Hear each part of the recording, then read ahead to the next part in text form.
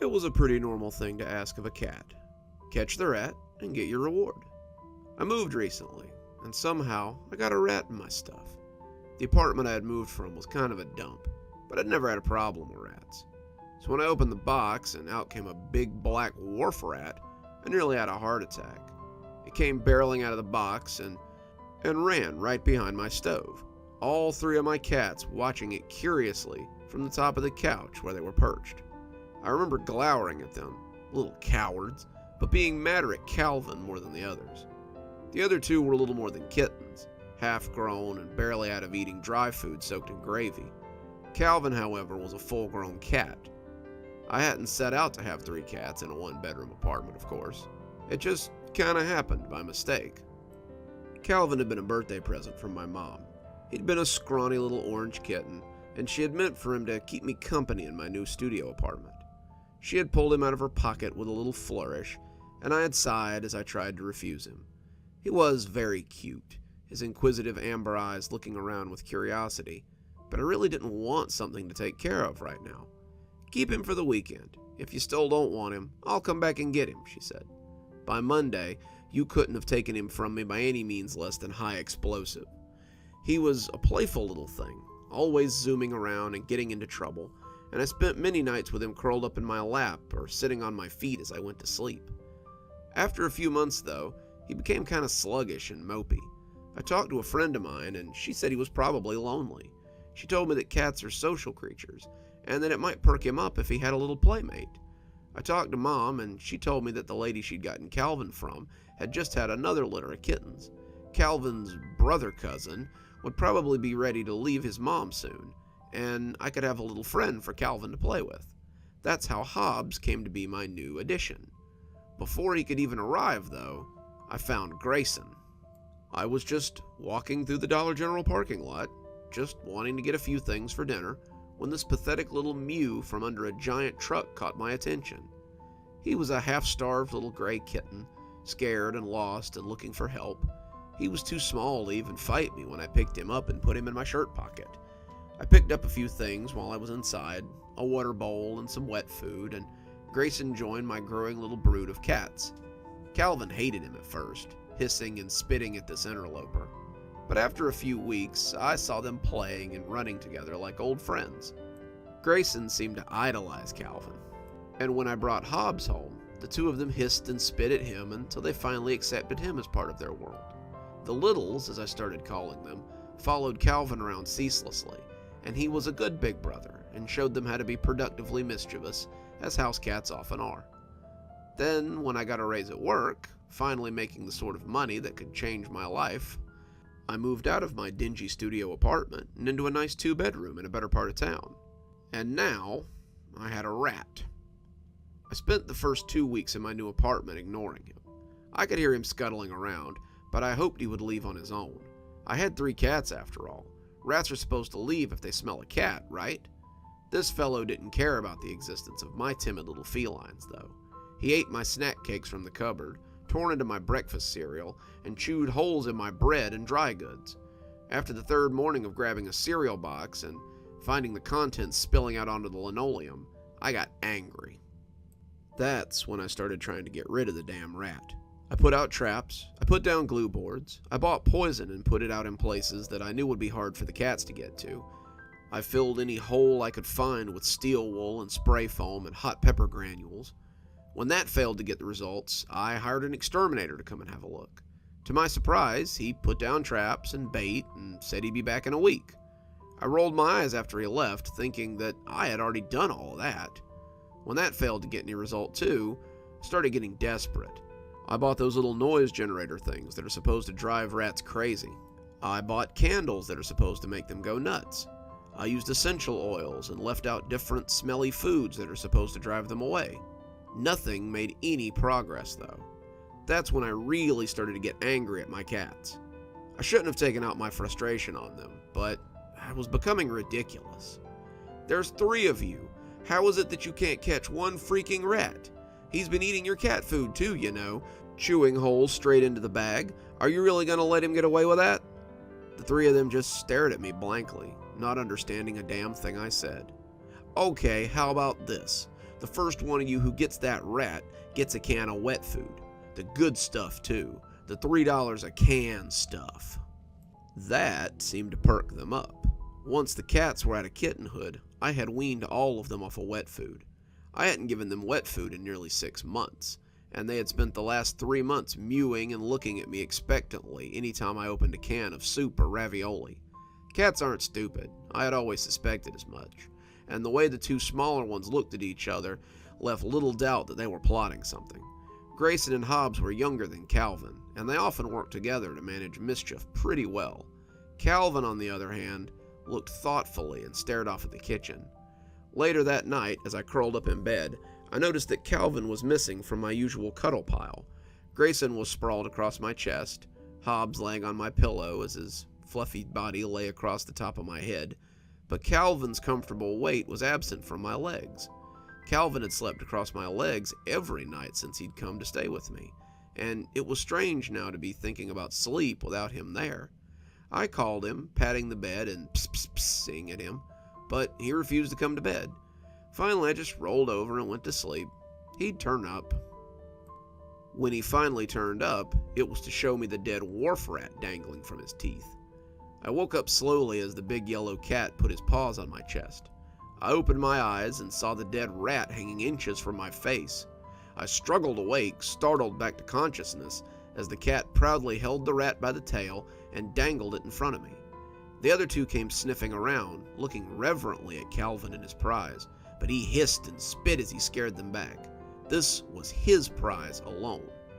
He followed me into the kitchen, the rat still swinging as I looked through the cabinets for any wet food we might have left over.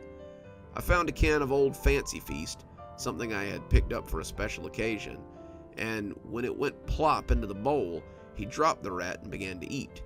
As he dipped his head to eat, I got my first look at the rat. It was unbloodied, its fur unruffled from a fight, and the way its body had curled made me think that Calvin had jumped on him and broken his back. I swept him into a dustpan and dumped him out onto the fire escape, leaving him out there for the scavengers to pick apart. I heard Calvin hiss at the littles as they came close, scattering them before he went back to eating. I reflected that it might have been a mistake to introduce Calvin to wet food again. Calvin had, after all, been the hardest to break. He had never really had it before the kittens came into the house, to my knowledge. He'd been big enough for dry food when Mom brought him to me. Until Grayson had come, he had never had a taste. Grayson had been small, much smaller than Calvin, and I had quickly learned that they could not eat anywhere near each other. Calvin would take Grayson's food without hesitation, snarfing up all the wet food as quickly as possible.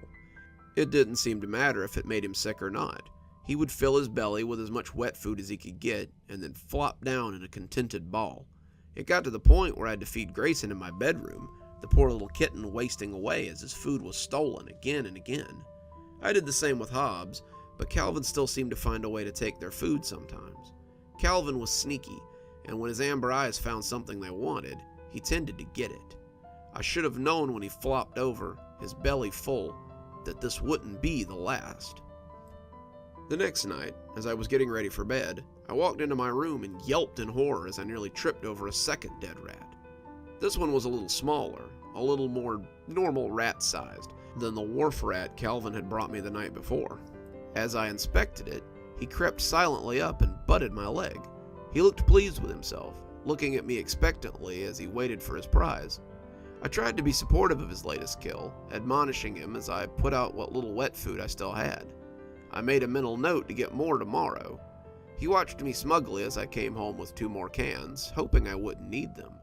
He took that night off, but the next night, 2 small mice were in front of my bedroom door.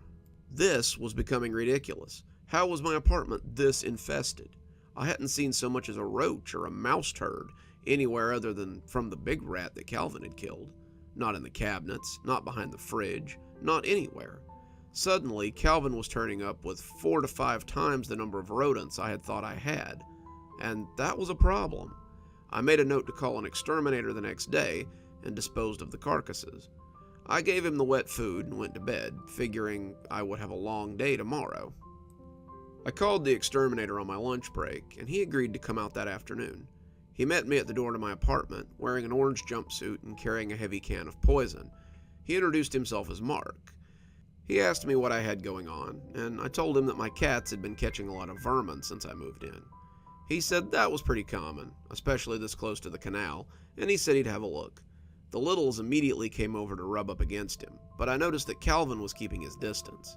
He looked at the exterminator distrustfully, keeping his perch atop the bookcase as his tail flicked unhappily. Mark set to work immediately, checking under the counters and shining his UV light around as he tried to find the rat's sign. He went through the kitchen, the bathroom, my bedroom, and finally checked the living room before making his way into my office. He said he hadn't found any rat sign, other than a small amount of scat under the sink. He said it looked like a single rat might have been here briefly, but that would explain the stowaway I found in my belongings. But what about the other three, I asked. Mark shrugged. No clue. I'll come back in a week and check the glue traps, but I don't think I'll find anything. I told him I'd call him if anything changed, and he left after a few more pets from the littles and a few more glowers from Calvin. That night, Calvin came up with another rat. I praised him again, but I was beginning to wonder where he was coming up with all these rats. By the end of the week, it was really starting to get out of hand. Calvin had brought me a total of 10 rats throughout the week, as well as 2 roaches and a grasshopper. He had eaten wet food every night that week, and the littles were clearly starting to feel some sort of way about it. They woofed down their dry food, but I could see a lot of hooded glances towards Calvin as he dined on canned food. I was tempted to give them all wet food, but that would only make it harder to break the cycle once the rats stopped appearing.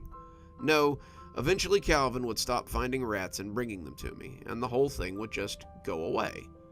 Then, Hobbs decided to change the game.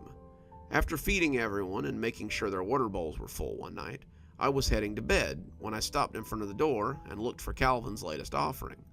Calvin had been leaving me offerings there since the first night he had brought me the giant rat, and tonight was the first night in a while that I hadn't almost stepped on a dead mouse or a rat on the way to bed.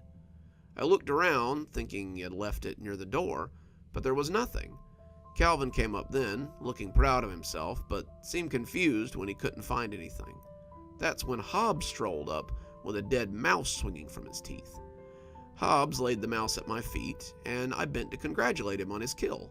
He accepted my pets, eyes straying to Calvin, and I could swear that Calvin stared hatefully at him.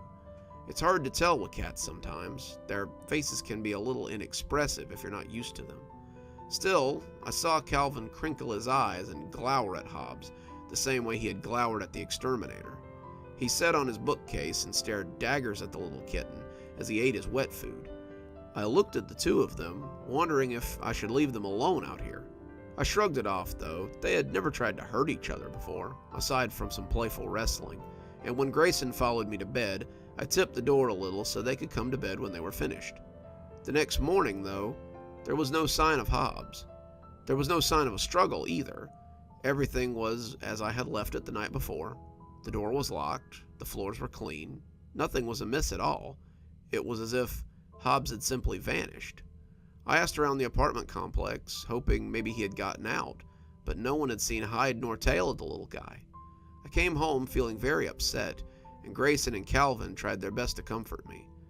I went to bed with Grayson curled up on my chest, missing the fluffy weight of Hobbs at my head. Calvin, however, stayed out in the living room. He seemed forever on the hunt these days. A week went by, and I still found myself filling Hobbs's bowl and calling for him at bedtime. Grayson was becoming standoffish towards Calvin. I usually came home to find them apart, staring at each other apprehensively. Calvin, on the other hand, pranced around like the lord of the house. There was at least one mouse or rat by the door of my room every night at bedtime, and Calvin was becoming larger than I thought a cat his size should be. He had been the size of a normal house cat a month ago, but now he was approaching the size of a small wild cat. I had chalked it up to all the wet food, but then the other rodents started showing up. On Monday, Calvin brought me a white rat. Calvin had started bringing them to me himself, lest we have another Hobbs incident where someone else took credit for his handiwork.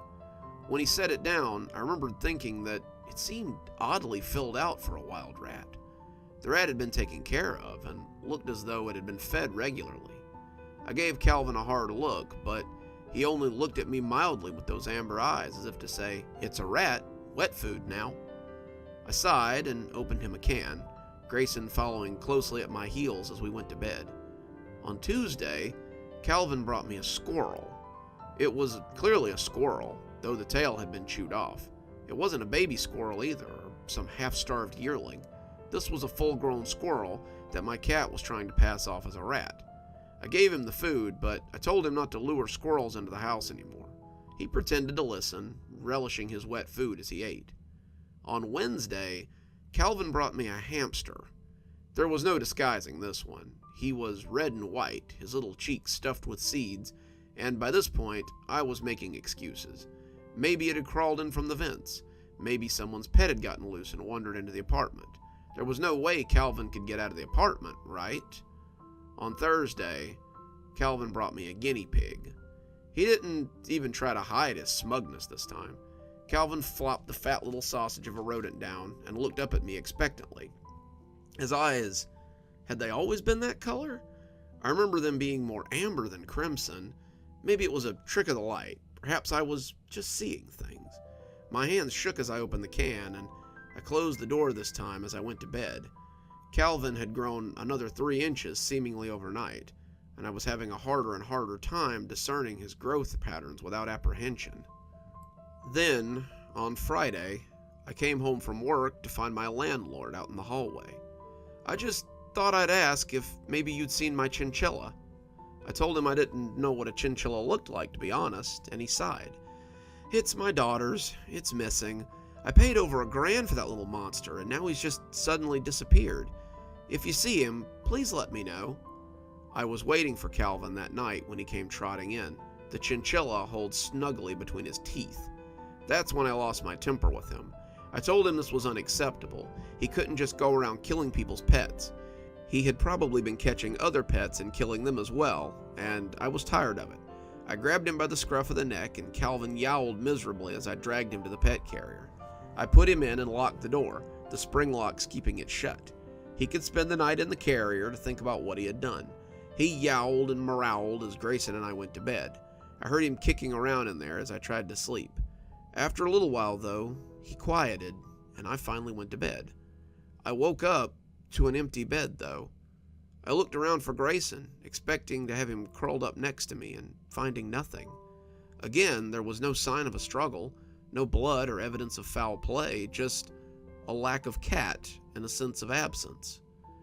I left the room, my eyes inevitably straying to the cat carrier in the corner as I searched the house for Grayson. Calvin and Hobbs had been like children to me, but Grayson had been special, even amongst my cats. I felt like I had saved him, like I had kept him from dying, and now he was gone. I had to halt my search to stop myself from sobbing more than once. After I'd checked every room in the house, every hiding place, every nook and cranny, I turned my attention back to the pet carrier. It had been silent the whole time, unmoving and seemingly empty. I moved in slowly, not sure what to expect. Was Calvin dead too? He had spent a lot of time last night yowling, and now he was as silent as the grave. I bent low, putting my face near the mesh and looking in to find nothing. The pet carrier was empty. I jumped when someone knocked on my door, their thumping sounding frantic. It was the landlord again, and he looked very pale. "Excuse me, I'm going door to door. Have you seen, I mean," he lost what little composure he had, and I felt his face press against my shoulder, his tears moistening my shirt. "My son's missing. Have you seen anyone who might have taken him? I put him to bed in his crib last night, and when I woke up this morning, he was just gone. His mother's nearly catatonic, and the police can't find any evidence of a break-in. I don't know what to do. I'm seeing if anyone has seen anything. It's all I know to do." I commiserated with him, telling him that I would let him know if I saw anything, but my guts were already a-roil with fear. Surely he hadn't. There was no way.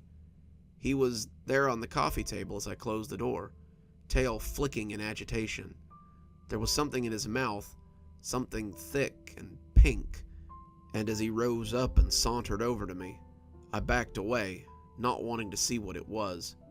He was leaving little red splotches on the floor in his wake as he carried the strange offering to me, and I was even more certain that I didn't want it anywhere near me. However, when my bottom came up hard against the door, I was out of room to retreat. He lay the offering at my feet, looking up coldly with none of his usual smugness, and staying put to watch as I pushed it over with the toe of my shoe. Even without the toes, I could tell it was a small, delicate foot that someone had unceremoniously detached from the owner. The foot of an infant, if I had to guess. He's out there now, eating his wet food as I lay in bed with the doors locked. I flushed the remains of the small foot down the toilet. It flushed surprisingly easy, but I saw Calvin watching me the whole time from the door. All he does now is watch me, and I'm frankly afraid to touch him. He's different, not really like a cat anymore, and when he tried to jump in my lap earlier, I pushed him away. I just can't stand to have him near me. However, I'll be giving him his wet food from now on, rat or no rat. I'm afraid of what might happen if I let him get too hungry.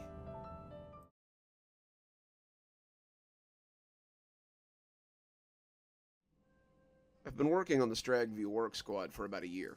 Working is the best way to make the time go by. At least that's what I thought. Before I'd been arrested for aggravated assault, I was a landscaper's assistant. I ran the mower, cut the bushes, moved mulch and sod in the hot sun for some fat cat client that had money to pay for landscapers, and if it hadn't been for the bar fight, I'd have probably gone right on doing that for the next 20 years until I finally blew my brains out. Now I get to do it for the next 5 years until I'm up for parole. If I live that long, I guess. Stragview's a big old prison that's been around since, I don't know, the turn of the century, I guess. It's split into two sections, the outer ward and the inner ward. The two are separated by a gate called the center gate, and the traffic between is heavily monitored. The inner ward is for housing. It holds 5 open bay dorms that look like big old summer camp cabins. They house around 100 guys and hold a series of bunk beds for them to sleep on. Next are the 2 big concrete block buildings that house the close management guys, 2-man cells and a series of 40-man quads. Amongst it all sits the foreboding concrete and steel edifice that hunkers behind the barbed wire fence and has the unfortunate luck of being Stragview's confinement unit, and also the J-Dorm death house.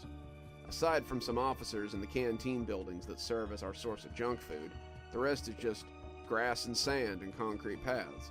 That's a lot of grass to cut in the summer, and a lot of places for snow to blow in the winter. The outer ward, which lies behind the center gate, are the buildings that often serve as job sites. The chow hall, the medical pavilion, the classrooms, the libraries, and the security buildings are mostly concrete sidewalks. They don't require much work from my squad. These are places that are frequented by admins and are usually best avoided if you can help it. The majority of our work takes place inside the center gate. We were all sitting on the north pavilion by Edan, drinking sodas and eating snacks, when the officer in charge of our squad came walking up. Sergeant Henderson was one of the best squad officers I'd ever had.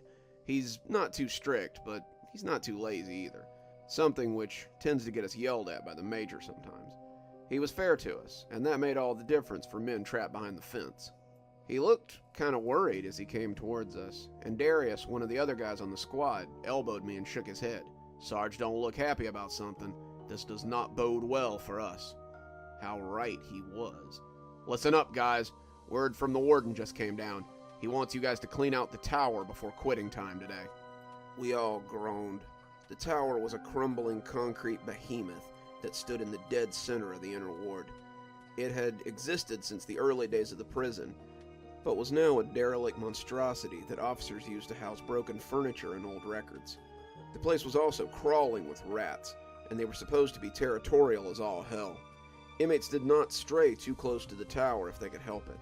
The rats would pop out and bite your ankles or chase you away if you lingered too long. There were stories of them killing people and dragging the bodies off to be eaten, but that was just talk. Every few months we spread poison around the base of the tower, or sprayed harsh chemicals to keep them from coming out. But that was about all the prison did to curb their advance. No one dared to go inside, and anything that needed to be stored in there was done so before sundown. None of us wanted to go to the tower, but the order had been given, and to refuse would be an easy way to get sent to confinement. We took all due precautions before going inside. The shed we kept our stuff in had thick rubber boots and gloves, ventilators, and leather smocks that we used when hacking down thick weeds or clearing brush that might have snakes in it. The get-up was like to be hot. The tower had no AC after all. By the time Henderson called it quits, we were sure to be covered in sweat and tired to the bone. But at least work squad paid well, $1 an hour up to 12 hours, and we'd be able to buy something nice at the canteen when we were done. The 6 of us trudged off to the tower just before lunch was called. The line of inmates walking to the chow hall jeered at us as we walked. They called us dead men walking and rat chow, as it was pretty obvious where we were going. They joked about us feeding the rats, but I could tell that they were relieved too. They were relieved that it wasn't them. They were relieved that they weren't the ones that were going to have to go into that spooky old tower. The tower held an almost legendary status in their minds, and it was definitely better us than them that had to go into it. Before we knew it, we were standing in its shadow. The tower stood about 5 stories tall, roughly 50 feet. It was really only a ground floor and a top deck for observation, but the inside was a tall expanse of empty space. From the top, I figured you could see the whole compound, but I'd never been up there. When the prison was founded, this is where the riflemen stood and watched all the ants on the ground for signs of trouble. Now it was just a relic, something that reminded people of the good old days, and a home for the multitude of rats that lived here. The darkness was heavy and oppressive when we walked inside. The sun fought to find its way through the dusty windows, but found itself unable to pierce the decades of caked-on grime. Sarge flipped a switch next to the door, and the overhead lights came on for a second with a single buzz. It shone for about maybe 20 seconds before exploding in a shower of sparks and glass. The room was once again bathed in darkness, and the light coming through the door seemed unwelcome in that menacing place.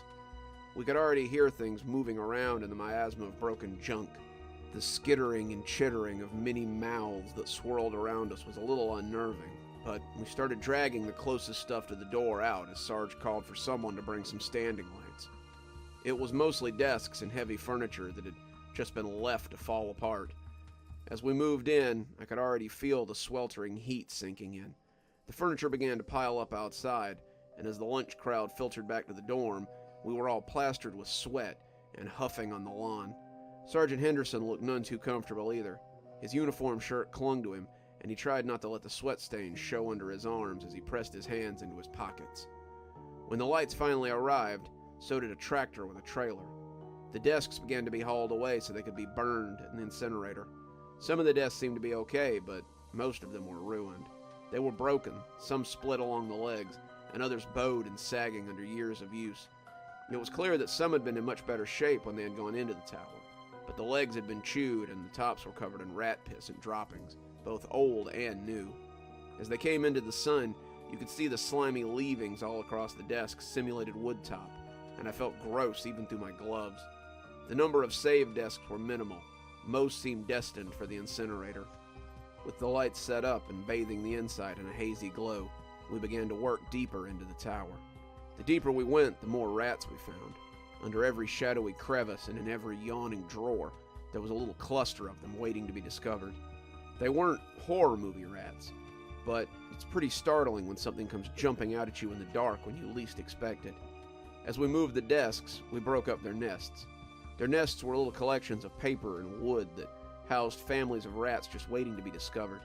They came hissing out at us and slapped across our aprons and ankles like furry bullets.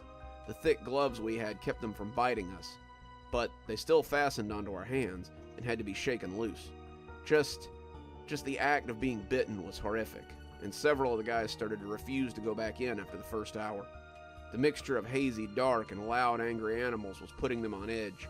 It took all of Henderson's interpersonal skills to keep us working. Even so, there were mutinous whispers the whole time. Slowly but surely, we got the floor cleared.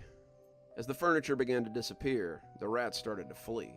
They ran out the front door and ran up the stairs to the top of the tower, even squeezing through the crumbling floorboards and disappearing into the foundation. After a particularly fat rat wiggled through the boards, I bent and peeked through the slats into the inky blackness. I couldn't see much. It was as black as pitch down there. What I thought I saw was something that reminded me of water. I heard the current of wrestling feet, and as I stood back up, I tried not to think about it as I moved soggy cartons and threw them onto the pile of trash. A river of rats, an ever-flowing stream of black-furred bodies, flowing where exactly? I wish I'd remained ignorant. It all started when Sam went missing. Sam was a big guy, simple but strong, and he'd been moving around like a tractor in low gear all day. The big blonde farm boy had been moving desks with ease, laughing when the rats had bitten at him and throwing them against the wall with relish. In prison for an assault, like I was, he had grown up on a farm. Rats were probably no more bother to him than a fly. I was moving a big old heavy desk made of genuine mahogany when Darius stepped on a rat. He yelped just as the rat squealed pitifully and he tripped backwards. When he went down, the leg of the desk snapped as it crashed against the floor, and the desk fell onto his leg. The crunch was audible, and he started screaming almost immediately. I tried to get the desk off him, and it took 3 of the others to finally get it to the side. His leg was a bruised mass of purple flesh, the bone clearly broken. Henderson came running over and swore loudly when he saw the leg. Medical was radioed, but no nurse would willingly set foot in the tower. In the end, Wilbur and Reggie lifted him onto an old canvas stretcher that had been pushed into the corner, and they took him to medical, Henderson already in tow. He stopped just long enough to lock the gate and told Clive and I to stay on the lawn until he returned. Then he huffed down the sidewalk as Darius screamed and the other 2 tried not to jounce him. That left Clive and me standing on the lawn in the tower's shadow, sweltering in the sun as we baked in our leather aprons and rubber gloves. That was when I realized that Sam was missing. "Hey, where'd Sam go?" I asked, no one in particular, looking around curiously. Clive only shrugged at my question, leaning against the tower and basking in the shade. He was an older guy, about 50, and he had been with the work squad the longest. He acted as a straw boss most of the time, something we let him get away with because of his age. Today, I really wished he had helped take Darius to medical and left someone else to sit here with me. The guy was worse than useless, and before my eyes, I watched him fall asleep in the warm shadow of the tower. I started looking for Sam, walking around the tower to see if maybe Sam had decided to nap somewhere outside as well. A quick trip around the base told me that he wasn't there. I turned to the front lawn, Clive still snoring comfortably, and looked at the gaping maw of the tower. He was still inside, but I didn't see how that was possible. He would have heard Henderson calling everyone out. He certainly hadn't decided to take a nap in there. That would have been a death sentence. The longer I stood there, the more I knew I'd have to go inside. I took a hesitant step, growing bolder as I approached the door. It yawned like a mouth, the darkness unaffected by the daylight that held sway outside. I stuck my head in first, looking around the now clear floor and seeing no one. I glanced up at the spiral staircase that led to the upper observation area. I doubted he had gone up there. That was out of bounds, and Sam wasn't prone to rule-breaking like that. That's when I saw the rubber boot silhouette in the harsh halogen lights. It was laid on its side, moving ever so slightly, the owner hidden behind a small collection of desks still to be moved. I couldn't believe it. Sam was sleeping in here with all these rats. I knew he was a big dumb farm kid, but that sounded like a great way to get chewed on. I walked over to the desk, ready to wake him up and drag him out onto the lawn, but I recoiled in horror as I looked over that desk. The green rubber boot had a leg in it that had been severed at the knee. I fell back against the wooden planks as I stumbled, and when my arm went through the rotted flooring, I felt wiry fur and then hard ground. Something bit my arm, and I pulled it free with a little jerk. The ground beneath the floor was dirty, covered in rat droppings and crunchy from old rat bodies. As I watched, I saw a flurry of rat bodies come scuttling past the opening. There wasn't much room beneath the boards, but the skittering masses didn't seem to need much. Then a dragging sound drew my attention back to the leg that was behind the desk. As I watched, I could see it disappear around the corner of the desk. I sprang up. The idea of rats dragging what was left of him down into the earth was appalling. I sprang over the desk to chase it away, coming over in a rush. What I found was an absolutely huge rat dragging the leg away. It reared up at me as big as a good-sized cat, and I backed away hesitantly as I assessed my stance. I reached for a broken-off 2x4, laid across the desk, and swung it at the bristling creature. It ran then, tail bobbing, dropping the leg as it ran for whatever hole it had come out of. That was when my cockiness got the better of me. I ran after the rat, brandishing the chunk of wood and chasing it as it fled in terror. I heard his smaller cousins running as well, and I swung the piece of wood around my head as I whooped and galloped around. They had been a constant terror this whole afternoon, and now I was getting some much-needed revenge. I should have counted my losses and went back outside. I would soon wish I had called in sick that day and just stayed in my bunk. When my foot sank into the wood this time, I tried to pull it out and give chase. Instead, it sank up to the thigh, and I was left squirming to try and get it loose. The big rat stopped running and turned to appraise me with its beady eyes. I swung the wood in his direction, but he was out of range, and he knew it. I squirmed and struggled, trying to get myself free, but when I heard the wood splintering, it didn't register right away. It wasn't until I was falling that it sank home how much trouble I was in. I was in free fall for a few seconds. The air dragged out of me as I plummeted into the darkness. When I hit the stone wall and some ancient chute, I felt my back being scraped as I smacked against it again and again. The wood tumbled out of my hand, and after 30 seconds of falling, I worried I would simply fall forever. Like Alice down the rabbit hole, I would fall until I found the floor. Unlike Alice, I would likely not survive the fall once the floor found me. I landed on something soft about 5 seconds later. It knocked all the wind out of me when I landed, and the sharp little spurs poked into my skin. I could feel blood oozing from the wounds, but they didn't seem to be too bad. My legs still worked, my arms too, and as whatever I had landed on began to wiggle, I rolled onto the floor. I assumed I had landed on a rat warren. The spiky barbs must be wood they had scavenged for their home, but when I rolled off, I quickly scrambled away when I saw what I had landed on. The light from above fell on a massive rat, as long as a sofa and just as big. It lay wheezing in its final moments, its body pulped and mushed. I had broken its bones when I landed on it, and its black and gray fur was riddled with bone spurs that had popped free. Its single piss-yellow eye rolled to meet mine, and I could see its profound confusion as it breathed its last ragged breaths. I took a shaky step back, still transfixed by its staring eyes, and that's when I started to hear the scuttling of many feet across the stone floor. I turned to the nearest tunnel and ran, not wanting to see what other horrors lived down here. I ran through the dark pretty much at random. The tunnels were pitch black as I put the light from the first room behind me. But I had a small lighter, and I used it to see my way. I had survived the fall somehow, and I held my hands in front of me as I ran to not put it out. I became aware of a strange scraping noise from up ahead. It sounded like hundreds of claws scrabbling on the stone, and I knew at once that I did not want to see what was making that noise. The tunnel left me few options, though, and I knew what lay behind me if I turned back. The sound got louder as I walked towards it. The floor became slippery the further I went, and my feet crunched as they came down on something brittle strewn across the floor. A flick of my lighter revealed small animal bones, probably rats, and some of the skulls were big enough to have been large dogs. As for the sudden wetness, I couldn't tell, but the terrible smell that accompanied it made me not want to investigate too closely. I came out of the tunnel and into a towering cave a moment later, and that was when I found the source. The lighter dropped out of my numb fingers, but I had seen all I needed to see in the flickering illumination. I crouched down, hands scrabbling, hoping beyond hope that whatever it was hadn't seen me. I knew it had, though. In that lightless place, I might as well have been carrying a bonfire. I could see its thousands of eyes glaring at me in the darkness. Their hate was enough to freeze me in my tracks. The Leviathan despised me, despised the intruder into its kingdom. As I searched for the lighter, I could hear it scrabbling on thousands of feet towards me as it moved its bulk across the floor. When I was little, I had an uncle who'd been an exterminator.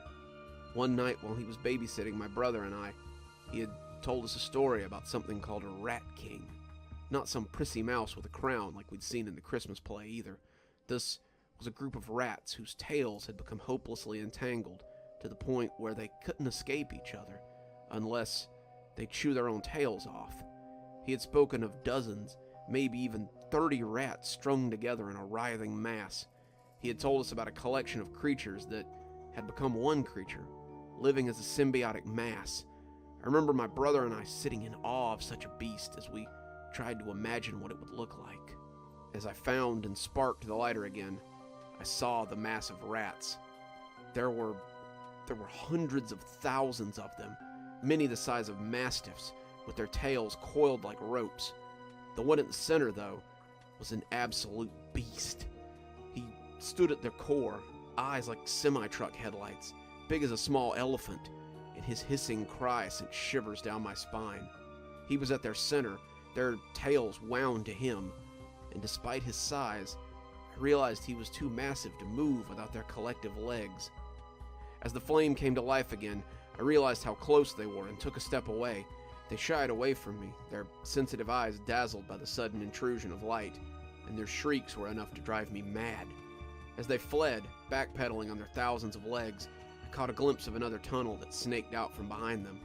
I didn't know if that tunnel led to freedom or to a fate worse than this, but I didn't care at that moment. As the massive Rat King floundered backwards, I sprinted for the tunnel and didn't look back as I ran through the blackness. I hit a wall, but just rolled and kept running. I knew what was behind me, and it had to be worse than what lay ahead.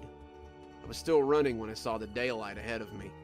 I had been running flat out for what felt like hours, and as my eyes registered the return of some kind of light, I kept right on running. The air became less oppressive, my eyes adjusting to the light's return, and I stopped suddenly as late afternoon greeted me from the mouth of a small cave. I moved out cautiously, and it was a good thing I did. I was soon looking out over a precipice that looked down into the old gravel pit the prison had operated at some time. I had to be a mile or more outside the fence, bruised and bloody and bone-tired. I considered sleeping there until morning. One look back made me think better of it, though. I climbed to the top of the pit, no easy feat, and walked back to the perimeter fence. A post vehicle stopped me, an old hatchet-faced sergeant pointing his gun at me as I tried to explain what had happened. He zip-tied my hands and put me in the bed of his truck, driving me back to the prison's front gate as he called in to find out some information from the control room. When I was pulled out by a couple of unhappy officers, they led me straight to the security building, saying someone wanted to talk to me. I had expected that I would be punished, that I would be charged with escape, that I would be transferred to another facility or sent to confinement. I never expected to be taken to the warden's office. It was well after dark when they sat me down, but the warden looked resplendent in his usual pinstripe suit and little gold-rimmed glasses. The guards unshackled me as they sat me down and then simply left me alone with him. He slid a cup of something hot to me, and I drank the coffee happily. It tasted heavenly after walking through the cold, and he let me get halfway through the cup before he spoke. The warden was one of the odder characters at Stragview. He had been the warden for as long as anyone could remember. He had a mysterious way about him that made inmates uncomfortable. No inmate wanted to speak with him, not even the new ones, and he had never once been attacked or accosted in the whole time he was with the department. "So, I understand you've had quite a trying day," he said with a smile. I nodded, still sipping at the coffee. "So how is it that you came to be outside the fence?" I told him about my fall through the floor of the tower, how I had seen the rats in the tunnel, how I had run through the tunnels to escape them. I felt my hands shake as I told him, and I was afraid that I might spill the coffee on his carpet. As I spoke, he leaned forward and stared at me over the rims of those gold little glasses. He was interested, very interested, and when I glanced over the part about the Rat King, he leaned back and seemed to look disappointed. "I could give you an extra 5 years for escaping. You know that. An extra 5 years can seem like a lifetime to a man inside." I saw a drop of coffee fall to the carpet and tried to steady my hands.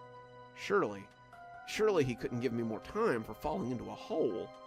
"But I'll spare you from such a thing if you answer one question for me. One question, and you may return back to your dorm and serve the rest of your sentence in peace." I looked into his eyes, those strange amber orbs that seemed like no eyes I'd ever seen, waiting for the question. He leaned across the desk, anticipation clear on his face. "Did you see him?" I didn't have to ask who he meant. I nodded. He smiled, and his shark's grin was more unsettling than the giant rat thing had ever been. They took me back to my dorm, and I dropped onto my bunk without a word. My fellow work squad members tried to get my attention, wanting to know where I had been, wanting to know what had happened to Sam, but I just lay there and pretended to sleep. I didn't want to talk to anybody. I didn't want to say anything to anybody. I Just wanted to try to forget the horrors I'd seen underground. I started writing this the next day after breakfast, and I'm going to try to get it to my people on the outside. There's something beneath the prison that has to be rooted out. Sam's belongings have been moved. His name no longer appears on the call-out or the work squad schedule. It's as though he never existed at all. What if I hadn't come back either? Would I simply be one more inmate that never existed? As I sit here writing, I could swear there's a rat on the windowsill watching me. He's just standing there, the rain beating on his whiskers as he stares at me through the day room window's murky glass. I've seen the guards watching me too. I've seen beady eyes watching me after lights out. Seen the way the dorm officer's eyes often track to me when he thinks I'm not looking. Just like the furry figures that stand outside the glass when they think I'm not paying attention.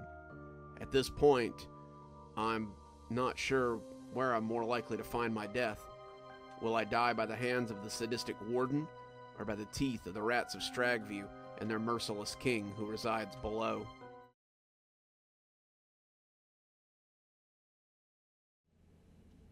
It all began with the closing of the Walmart. The Walmart was not the catalyst for the death of Edan, but it was the final death throes of a dying town. Edan had never been what you would call a bustling city, with a population that topped out at about 75,000 in the mid-'80s. The city had undoubtedly seen its heyday. The coal mine had finally panned out in '95. The calculator factory had likewise played out in 2002. The paper mill had lasted a while longer, shutting its doors in 2016. That had been the end of the major industry in Edan. The town had continued, of course. The downtown had done a fair bit of business with the summer people who came through. People from out of town always wanted to pick up a summer house or move to the outskirts to get away from it all. Despite the small spikes, the industry was going, and a lot of the people left when the paper mill closed down. Those who remained were the sort of people who couldn't have been blown out with dynamite. They were oldsters who had been there since they came back from World War II or Vietnam, dyed-in-the-wool capitalists who continued trying to bring industry to the area, and real estate people hoping to get one more dollar out of the dying town. Even some of those latter had to take a firm look at what they were trying to sell when the one seemingly solid job market finally closed up shop. The people of Edan didn't seem to mind, though. Quite the contrary. They were glad the last corporate giant was gone from the area. They talked longingly about getting back to the good old days, and how this would help the waning business on Main Street to thrive again, without big corporations keeping their boot on the throat of the little man. Greg did not agree. For one, he'd been working at the Walmart since he got back from college in 2009. It had been keeping food on the table and the lights on in the dingy apartment that he'd been renting over Abigail's drugs for the better part of a decade, and that's how he liked it. They got the majority of his paychecks, too, and they might as well have been a company store the way Greg looked at it. Even so, it was convenient to have everything within easy reach. The second thing was harder to quantify, but was something that the philosophy teachers at the hoity-toity college he'd dropped out of would have understood all too well. Corporate giant or not, Walmart did not pull out of a thriving town that they could still make money in, as a rule. Watching the semi-trucks with the Walmart logos on them drive for the outskirts of town was like watching the axe-wielding vehicles drive out of the remains of the forest at the end of the Lorax book his mother had read to him as a kid. They had sucked the land dry like a vampire, and now it was time to get out while the getting was good. "Decided where you're going to go work now?" Patty asked, coming up on Greg's side and startling him. I don't know," Greg said morosely. "Abby's been trying to get me to work at the drugstore since Rachel went to college, but she just doesn't pay enough for me to live and eat." "Well, since she's your landlady, maybe she'll give you a little discount if you work for her." Greg laughed at that. The thought of Abigail Worthy giving her own grandmother so much as a nickel off her rent was a laughable prospect. That old biddy would probably haggle with the undertaker when it came time to put her in the ground, and then lodge a complaint for me on the grave when he put too little dirt on top of her coffin. He and Patty chatted for a little bit, making small talk as they watched the town disperse in the now empty parking lot of the supercenter. As the crowd thinned out, Greg stuck his hands in his pockets and told Patty he'd see her around. He walked away from the Walmart, his car having long ago been sold due to lack of use. When you never left town, what good was a car? He'd come back from college a month before his dad died, and had still been there a year after when his mom had told him that she was going to live in Florida with his aunt.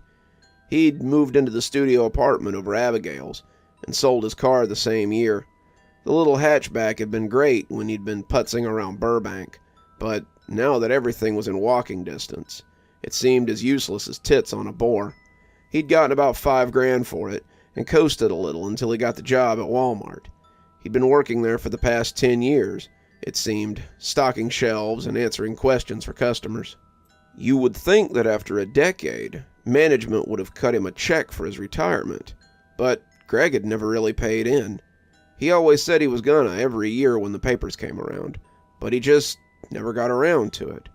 It always seemed that when you lived in Eden, you did things tomorrow instead of today. It seemed that when you lived in Eden, you always thought there would be more time. Stand up straight, Gregory. I'm not paying you to slouch.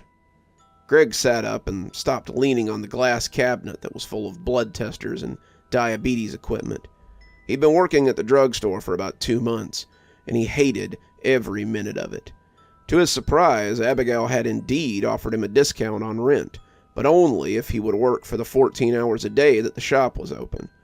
So, from 5 a.m. to 7 p.m., closed on Sundays, Greg stood behind the counter and helped old ladies pick out constipation medication or helped old gents find exactly the right size of Depends for their bony asses.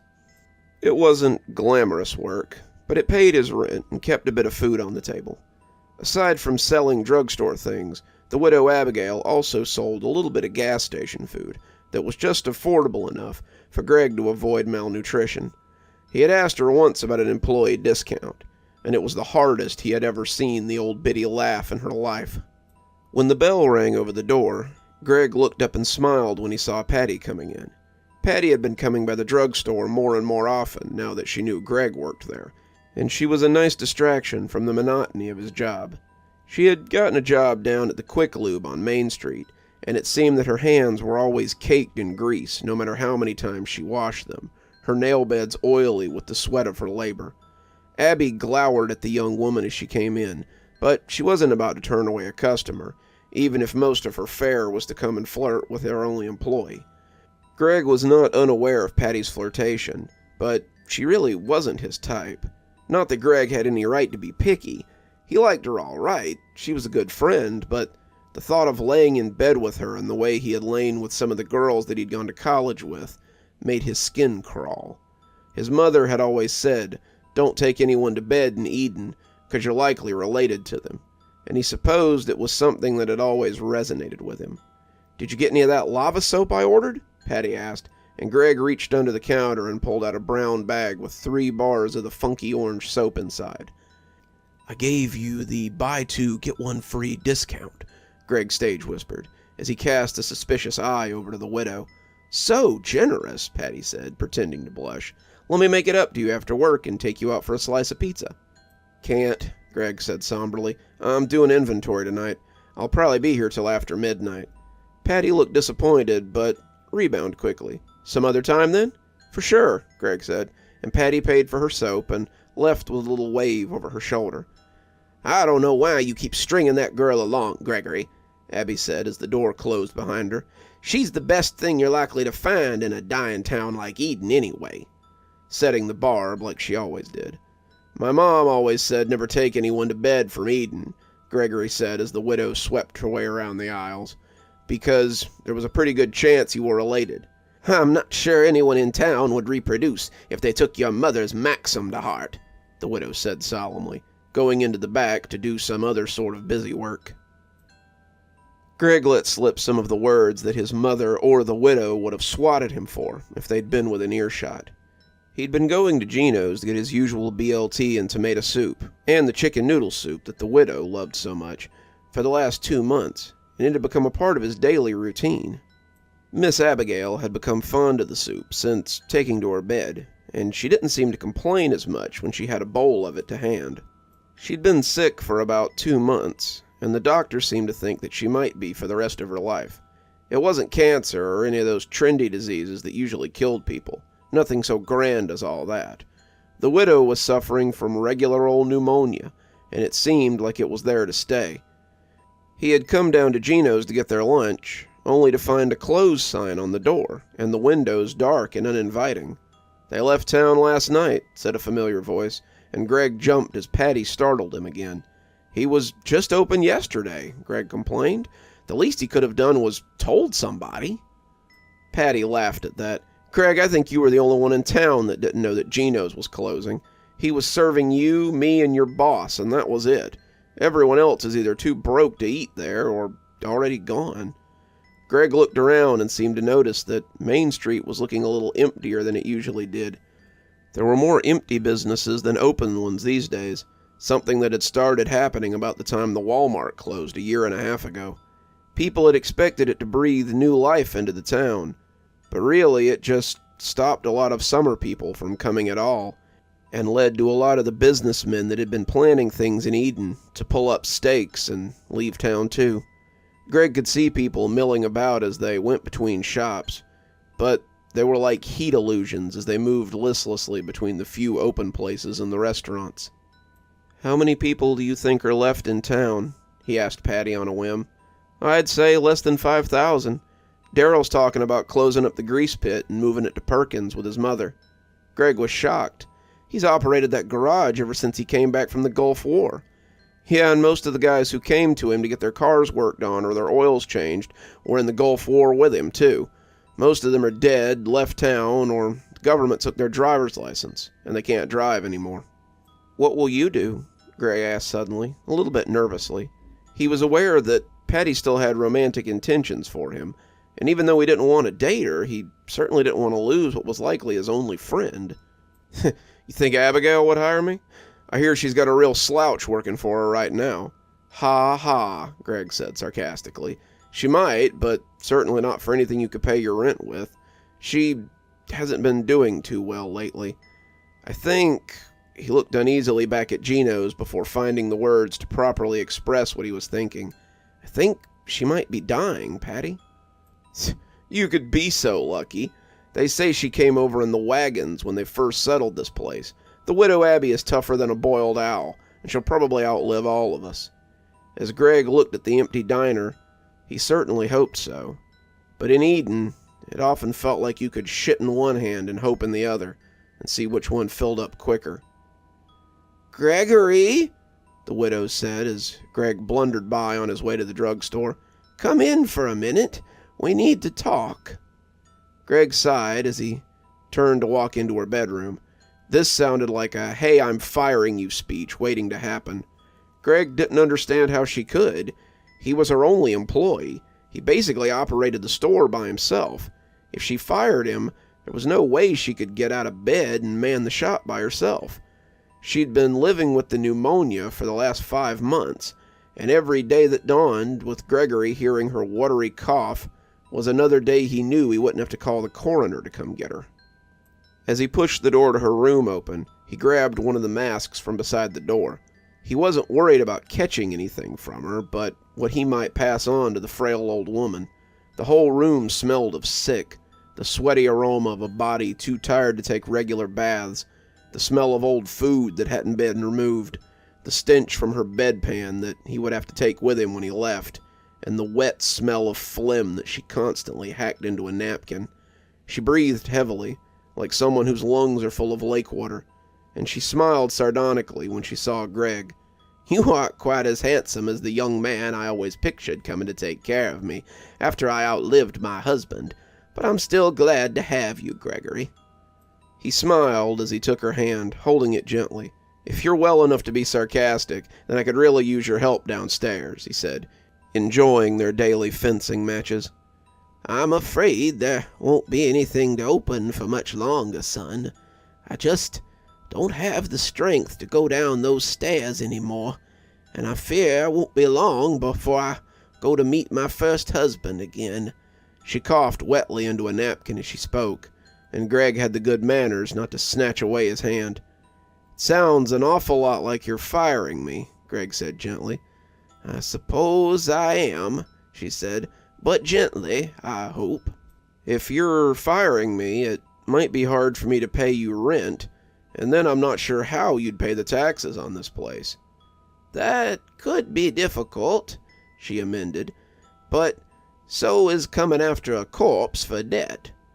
"How about this?" Greg said. "I'll run the drugstore and manage the accounts so you can keep paying for your medicine if you let me live here and take care of you. Then, when you're gone, you can fire me. How about that?" She laughed, the sound coming out fractured like ice on the cusp of breaking. "You? How could you possibly run the shop and balance the books and order enough product to keep up with the clientele?" "Well, I've been doing a pretty good job for the last 9 months, so I figure I'll just keep doing it until—" He stopped himself from saying it, realizing he'd become fond of the old woman in the time he'd been taking care of her. "Until you get better." She chuckled wetly, sounding like a frog, and looked up at him with her big wet eyes. "You're a good man, Gregory Boyle, no matter what your mother always said about you." "Keep talking like that," he said, rising up as the sun began to cresp the little window, "and I'll make you come downstairs and do some work." "Thanks, come again."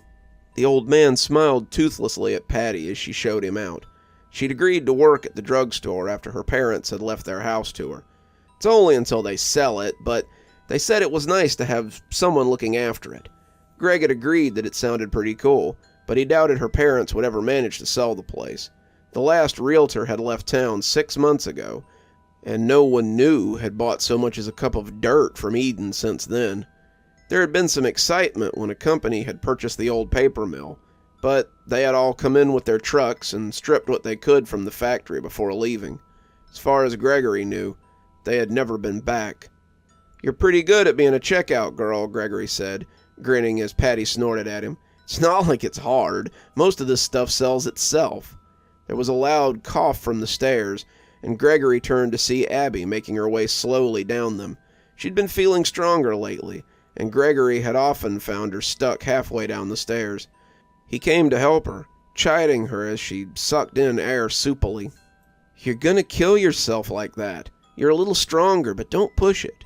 "Nonsense," she rasped. "This girl needs proper training. With you to teach her, she'll develop all sorts of bad habits." "I've got it, Miss Abby. Patty's no slouch. She knows how to do customer service." "It was basically all I did in the automotive department of Walmart," Patty added. The widow scoffed. "That place wouldn't know customer service if it bit 'em." But she began to cough more as she elaborated, and Greg had to hold her up as it racked her body.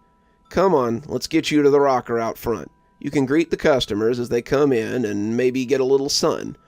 I don't want them to think I've got the Halloween decorations out early."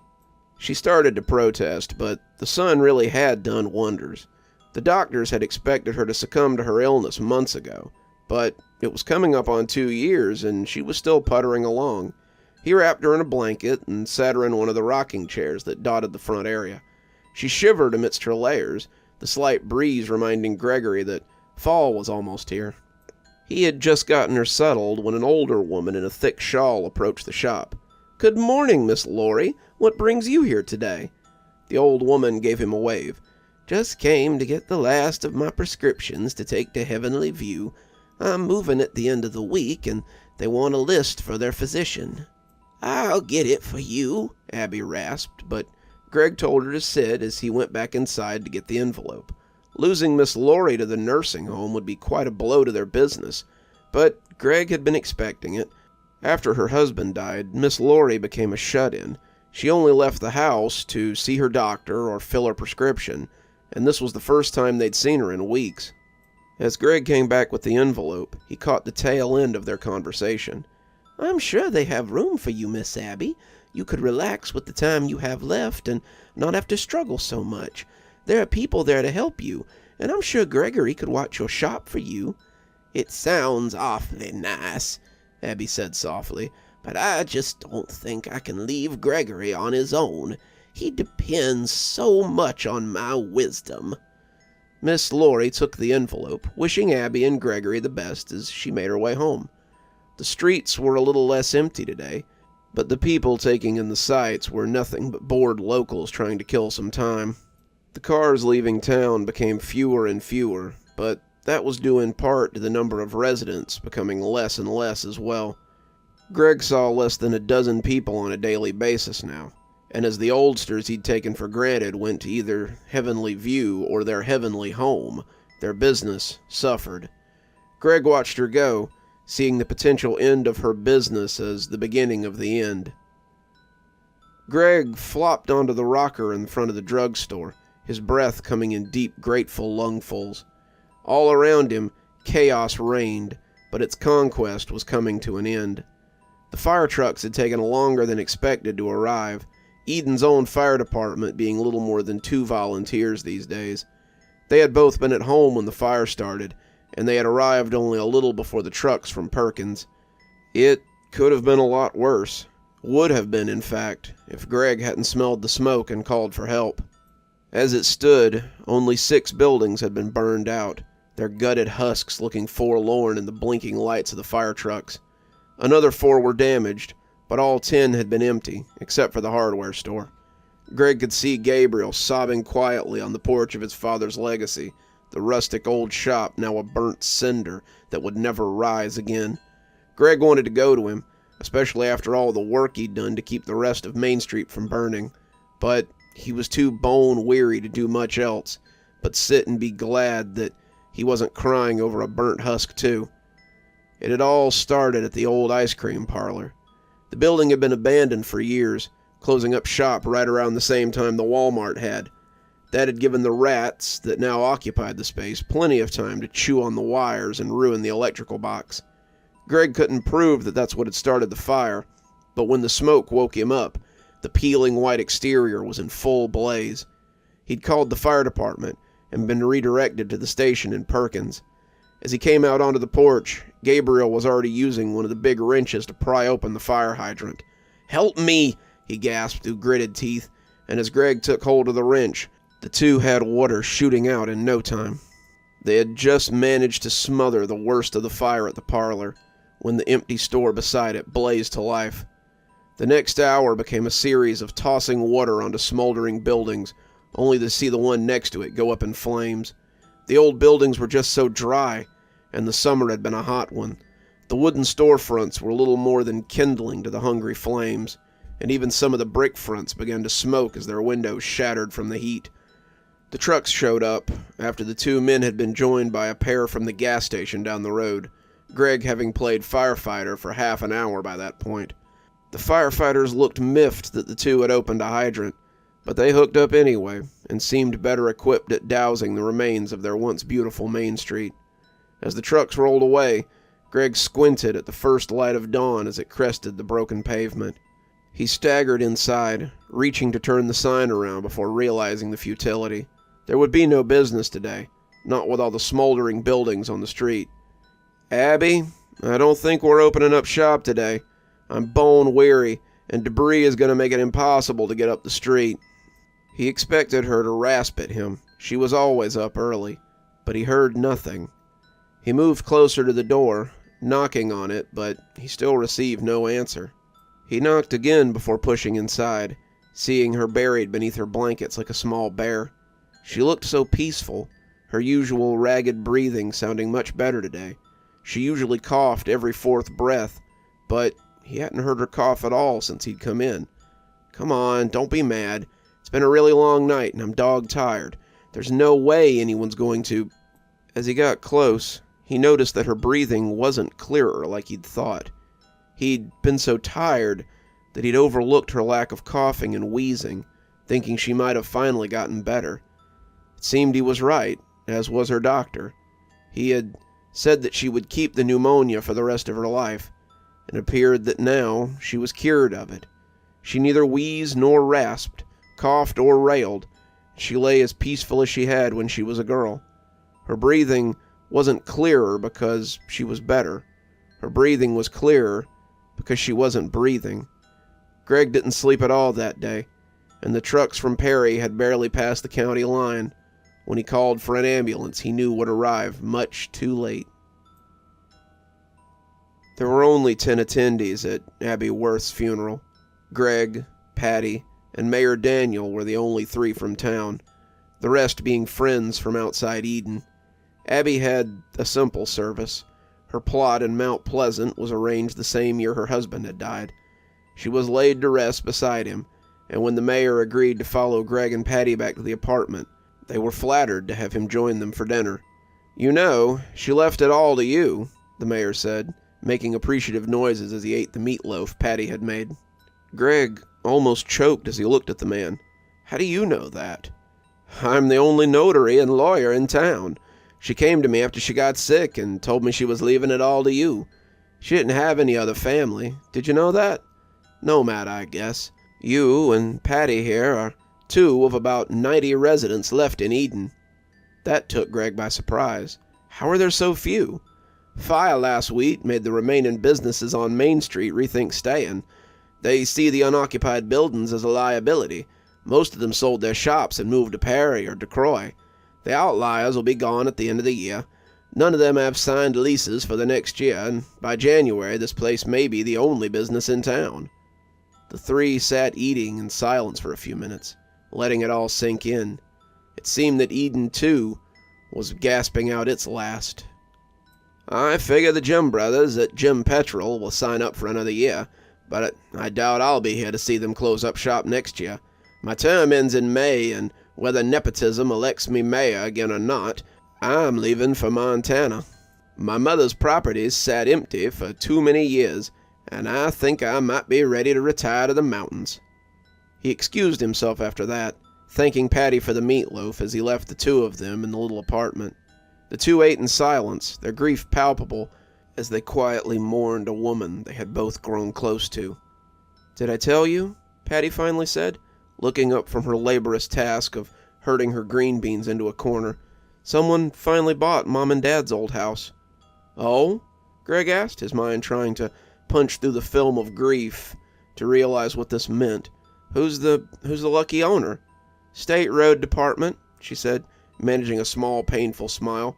"They bought most of the houses in that area. They're starting work on a highway project that will cut the time from Washington to California by hours. It's bad news for Perry. It'll cut a lot of the little roads out of the equation and give them a straight shot to the coast." What she didn't say was this would also be a huge detriment to Eden, but that hardly seemed to matter. Where will you go?"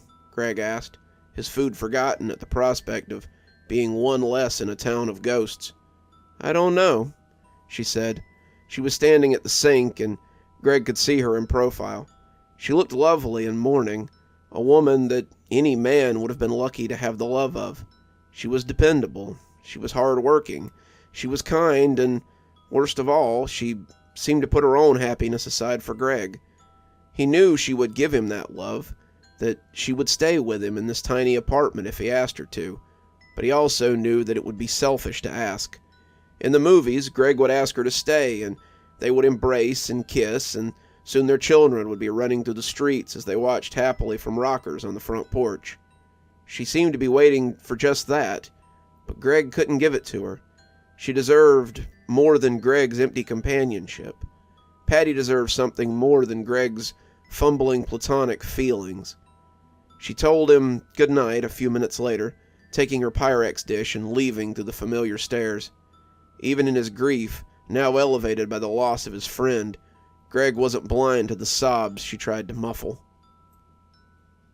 Greg came awake like a hibernating bear, the loud banging on the door enough to wake the dead. Someone was really walloping it, too, slamming their fist against it hard enough to rattle the glass, and Greg came tentatively out of bed. He was wearing only a shirt and jockey shorts, his mid-30s belly hanging over the waistband as he crept from the bedroom and into the living room.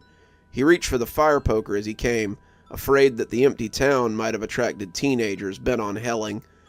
They would have seen the lights in the bathroom upstairs and decided to shake the cages a little, and Greg wished he'd thought to grab his shotgun before leaving the bedroom. He came down the stairs in a slow, jerky walk, the pounding not stopping in the least bit. Whoever it was calling his name, too, which was a little off-putting. Greg couldn't imagine anyone he knew in this town being out so late and banging on his door, but he quickened his pace a little, fearing someone was in trouble. Maybe Patty was hurt. Maybe there'd been another fire. Maybe it was something even worse. He'd been right about that, it seemed, and as the door came open, he found Patty leaning against the frame, grinning at him drunkenly. "There you are, Gregory," she trumpeted, stumbling into him as she slurred an apology. "Are you all right?" Greg asked, trying not to draw attention to her current state, but finding it very difficult. "Right with Eversharp," she said, her hands wrapping around him as she tried to pull him into her arms. "What's gotten into you, Patty?" Greg asked, though it was pretty clear what had gotten into her. As if in response, Patty pressed her lips against his, silencing his upcoming protests. Her tongue was warm and wet as it tried to invade his mouth, and Greg struggled as he tried to push her away. His skin was covered in goosebumps, and he was shuddering as she leaned closer to him. He could taste the alcohol on her breath, and it was making him gag. He didn't know what she'd been drinking, but it was stronger than anything he was familiar with. When she finally pulled away from him, her eyes were streaming tears, and they looked hurt and confused. "Why won't you kiss me back?" she wailed, as she stumbled backwards and bumped into the doorframe. Greg searched for the words, but he just couldn't find them. I just don't think of you that way," he finally blurted out. She sobbed, her eyes gushing as she looked at him blearily. She was drunk and confused, and clearly this had made more sense before she'd come to his home in the middle of the night. Now her hopes were falling to pieces, and she was left with nothing but the understanding that she was alone. He'd been honest with her, but that had hardly cut the sting. "Why won't you love me?" she bawled, her eyes accusatory even as they gushed tears. "I stayed in this corpse of a town for you, Greg. I worked at a place that barely paid for my groceries and lied to my parents when they wanted nothing but to send me back to college. And for what? I love you, Greg. I've loved you since we were kids. Why won't you love me back?" When he gripped her shoulder, it sobered her a little, and he saw the embarrassment starting to creep into her eyes. "I do love you, Patty. I love you too much to let you settle for someone who doesn't love you the same way you love them. You deserve someone who will love you as deeply as you love me, and I can't do that. Go. Let your parents send you to college. Live the life you deserve. Find someone who will care for you the way you care for me." It was morning before she sobered up enough to leave, and the two had a long talk. Patty cried a lot, Greg finding his eyes too dry for tears. She didn't sway as she left, the alcohol having been burned away by her despair. Greg watched her go, and went to bed as the sun filled the apartment with light. Tomorrow would be Sunday, the only day Abby let them close the store. He'd take tomorrow to mourn, and then open the store on Monday. It seemed appropriate somehow to take a day for himself before getting back to the only thing he was good at. Greg sat on the front porch of Abby's Drugs, the snow coming down as it coated the cracked and pitted streets of Eden. It had been 20 years since the widow Abby Worth had passed, and he was still living in Eden, if you could call it living. His hair was now the silver of falling snow, his eyes not as good as they had been, and his legs shook a little when he walked. That didn't stop him from tending the garden that he'd begun growing on 5th Street, or the other on 6th Street, that had borne corn every year since Patty had left. He had a letter from her somewhere upstairs, in the drawer where he kept his prized possessions. She had sent a few others, a wedding invitation, a birth announcement, and a few Christmas cards, but he hadn't received anything from her in 4 years. She would be old too now, and Greg wondered if she might have died. He coughed as he watched the snow, bending double into the rocker as he spat phlegm into it. It sounded as bad as the widow's had, and he didn't need a doctor to tell him that he was dying. It had started as a cough, just a dry thing that was better some days than others, but it had grown wet and rough, and now his breathing was soupy and worrisome. He supposed it would probably kill him, and he found that the idea didn't bother him all that much. He could feel the cold weight of the gold key he wore around his neck, and he smiled as he thought of the day Mayor Daniel had come to say goodbye. He had lasted longer in the town than he'd thought, outlasting the Jim brothers by a whole month. Their contract with Exxon had been canceled when they couldn't pay their gas bill, and without the gas, they had packed up shop and headed to parts unknown. By then, there had been about 60 people on the outskirts, and no one in the town proper.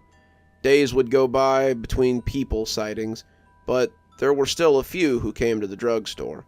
It wasn't until the outlying farms and lands began being annexed by the surrounding towns that Mayor Daniels had decided to leave. Greg had looked up when the bell rang and nodded when he saw Daniels walk in. "Something ailing you, Mayor?" he asked, but the graying man had shaken his head. "Not the mayor anymore. I'm heading out, I think. I'm not sure where, but I think Eden is all but played out." He tossed the key to Greg then, the one that would open most any door or any building or storefront that was still good.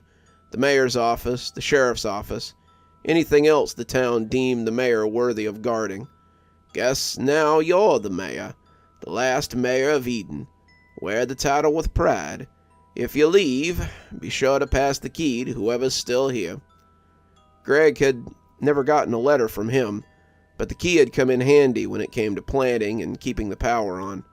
It also got him a small stipend from the state, which he used to keep the lights on Main Street burning, and some food in his fridge to keep him from starving. Greg hadn't seen anyone wander through Eden in years, save for a few cars that got lost on their way somewhere else. Sometimes ghost hunters or the curious came to visit, and Greg told them what town history he remembered as he tried to ignore their petty theft. They never took much. Anything worth anything was locked away behind one of those doors that his key opened. He supposed they would have it after he was gone, if they didn't mind a little grave robbing or corpse rifling. He coughed then, and when he took his hand away, his palms had red on them. As he looked down Main Street, he could see the collapsed remains of the old Walmart as it hunkered like a tired dog.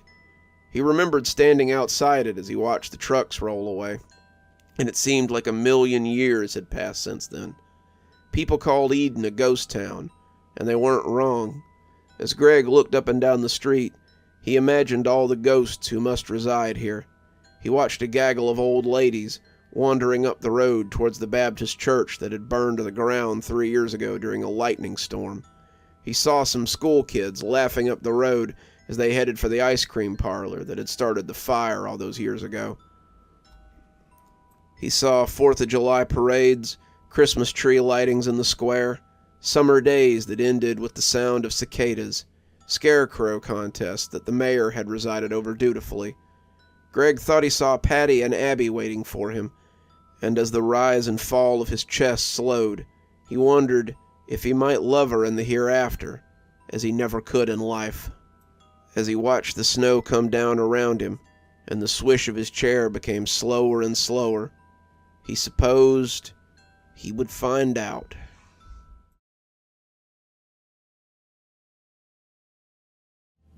"Mr. Carlson, they want you on stage, sir." Roger Carlson looked up from his reflection in the mirror and turned to look at the young woman in the doorway. "How do I look?" he asked, smiling hugely as he fixed her with his regard. She flushed a little. "You look great, Mr. Carlson. I was hoping I could get an autograph, if it's not too much to ask." The young woman looked flushed as she held out the paper. Roger grinned as he took it, scrolling his name across the front before handing it back to her. She took it shyly, sliding a lock of brown hair behind her ear. Another fan, of course, but Roger was used to them by now. He'd been signing autographs for the last 10 years, but this was the first one that he had actually earned. No more raunchy Roger, or audience of drunken frat boys. He was done with that now. All of that was behind him. Maybe now he could bask in the light of honest fans who weren't just here for the juvenile humor. Maybe now he could do some serious work, something they would take seriously. "So, what'd you think of the movie?" "Oh, it was okay. I've been a fan of you for a while, though. I used to love your stand-up." That took him back a little. The general consensus from female viewers had always been pretty negative. Raunchy Roger had been beloved by stoners and drunks, and his humor had followed suit pretty well. The character had been great when he'd been doing stand-up, and it had followed him through the last 7 years as the studio he worked for pumped out dumb movie after dumb movie. Raunchy Roger Goes to College, Raunchy Roger Private Eye, Raunchy Roger and the Booby Trap, on and on and on. He wasn't used to girls telling him they liked his work. She looked like she wanted to say more, but at that moment the band picked up and she flushed, looking a little flustered. "I think they're playing you on. Knock 'em dead," she said. Roger gave her a wink and walked towards the stage. The crowd erupted into applause as he came out, and Roger basked in the warm regard as he walked towards the couch. The manager had been adamant about him doing this talk show circuit. Guy David was his first stop, and if he made a good impression here, he could keep making the rounds and pumping his new movie. This was no Raunchy Roger flick either. He had starred in a serious movie for once, and he needed it to do well. He desperately needed to move out from under the shadow of Raunchy Roger. Guy came out to shake his hand, and as he sat, he heard a chorus of male voices yelling, "Raunchy Roger!" from the back row. He gave them a polite wave and turned his attention to Guy. "Here on my couch tonight, we have a real legend in the world of comedy. Raunchy Roger himself, Roger Carlson, everybody."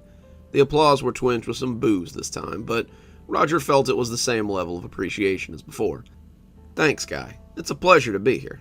"So you went from starring in a series of B-list movies that appealed to college kids and habitual drunks to starring in a major box office smash. What's that like, Roger?"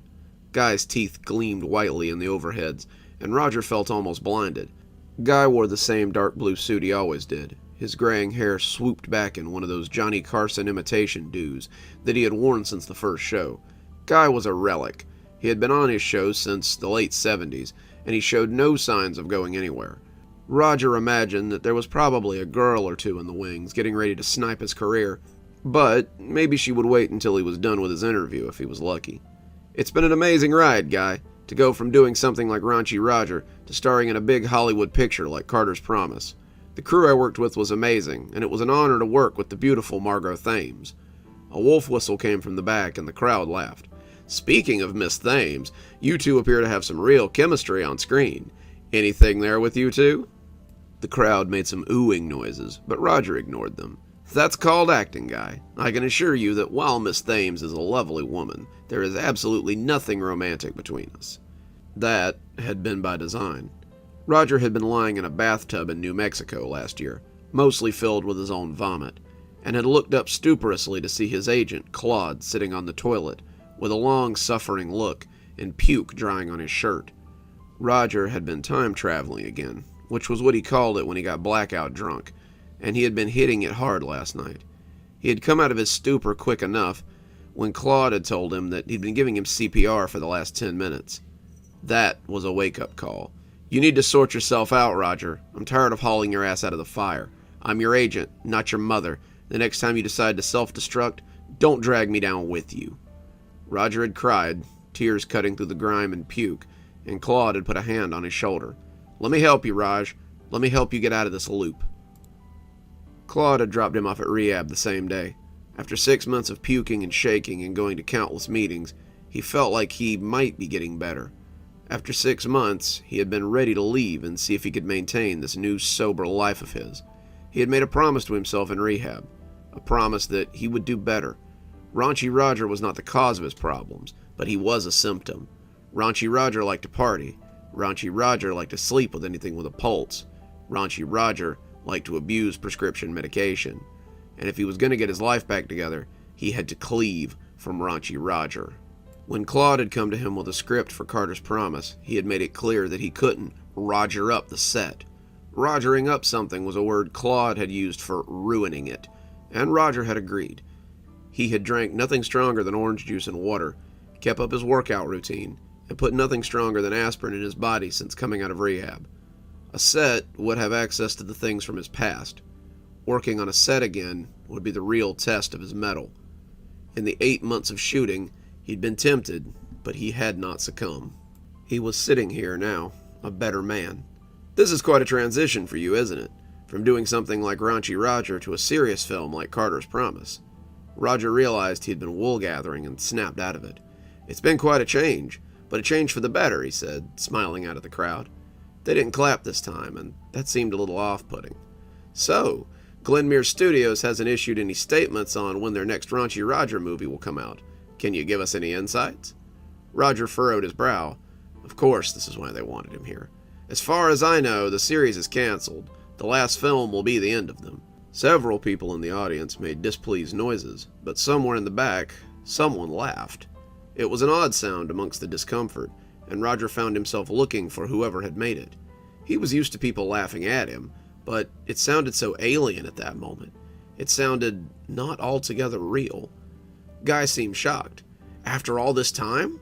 We're talking about a series that's been going on for 7 years. Yes, well, now I'm moving on. I think we can finally put the character to rest. In the low rumbles from the crowd, he heard that laughter again. It was subtle, maybe 1 or 2 people, but it rankled him. He searched again for the source, but couldn't see anything. The house lights were always down when someone was on stage, and it made a murky soup out of the audience.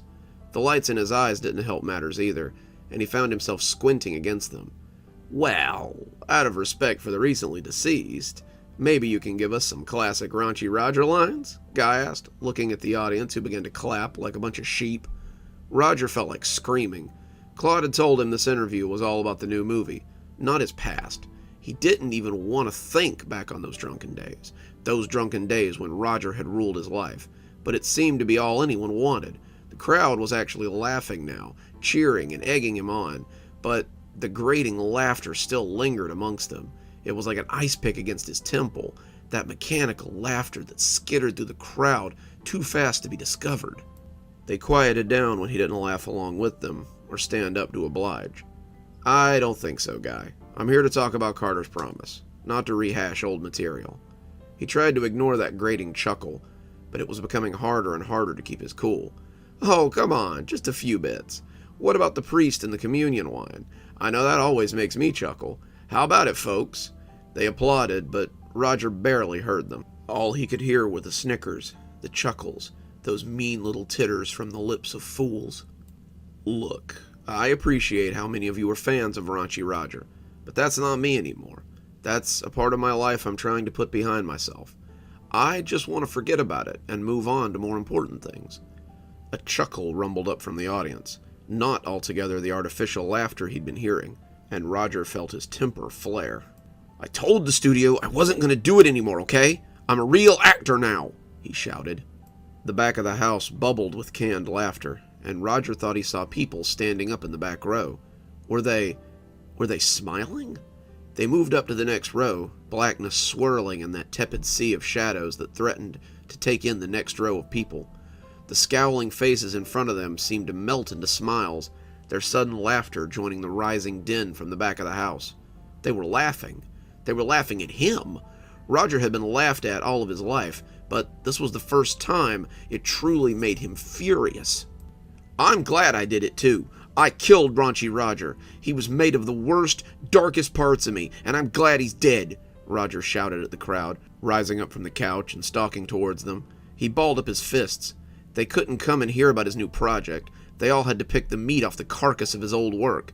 They wanted to hear the joke about the lesbian sisters, the nun who moonlighted as a dominatrix, the menacing priest he had barely escaped in his youth, and all those Raunchy Roger classics that had transcended his stand-up and made it onto screen. Roger, you maybe should calm down a little. I'm not doing it anymore. Do you hear me? I'm not dancing for your amusement. Raunchy Roger was a misogynistic prick, a cancer that had to be removed. I'm a better person now. The crowd erupted into a flurry of canned laughter. They were really laughing at him now. They were mocking his suffering. They were mocking his journey. He had escaped a life that meant to kill him, and these assholes were mocking him. They didn't have the slightest idea what it was like to live under the shadow of Raunchy Roger. They didn't have a clue what it felt like to step out from under that weight. I'm a real actor, he screamed, not some clown that struts about to make you laugh at his antics. I moved on. Maybe you should move on too. But the closer he got to the crowd, the more he noticed them change. The blackness tore through them like a disease, and what had begun in the back was now rioting through the middle and working its way to the stage. The crowd, buried in that hazy blackness, grinned at him with 2 wide smiles and 2 white teeth. They leered at him, jumping seats and coming forward in a horror movie shuffle of propelled bodies. Roger backed away a step, almost tripping on the rug that stretched over the stage. He could hear the canned laughter ripping through the whole studio, and one of the band members began to chortle even as Roger backed away. The chortler fell over suddenly, his drum set falling with him, and he convulsed as the laughter was ripped from him and became the same mirthless screech that ran through the crowd. Guy began to giggle behind his desk, the laughter bubbling up painfully as Roger turned to run. The tide of laughter oozed behind him, and he ran for the exit door as fast as he could. He bumped into the pretty receptionist who had wished him luck, already doubling over as her skin began to mottle and run, and Roger felt fear move his feet as he charged for the door. He hit it like a fullback, but bounced off as the door refused to open. He slammed into them again and again, but they wouldn't budge. He turned, running down the hall for the side door, but the laughter was already coming up that way too. He was trapped. He had nowhere to go. He had to get out of here, and he saw the broom closet and dived inside. He sat amongst the mops and cleaning implements, his back against the wall, with a mop handle stuck under the door to keep it shut.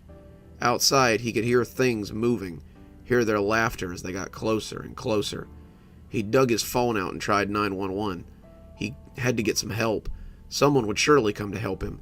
The number rang, and after 12 rings, Roger hung up. He called the police, called the fire department, and finally called his manager, Claude. Claude picked up on the third ring.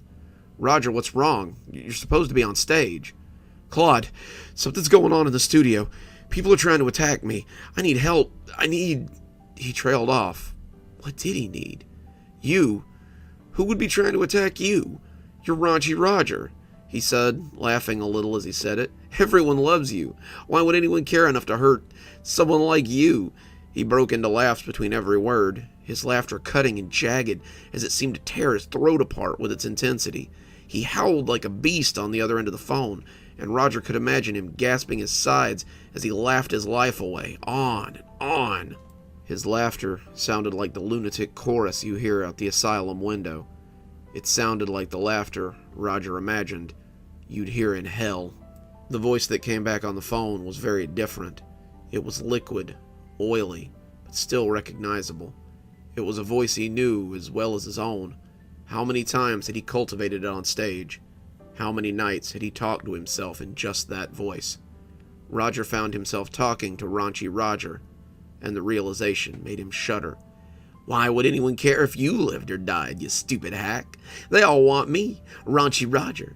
No one gives a crap about whatever little movie you're managing to spew out.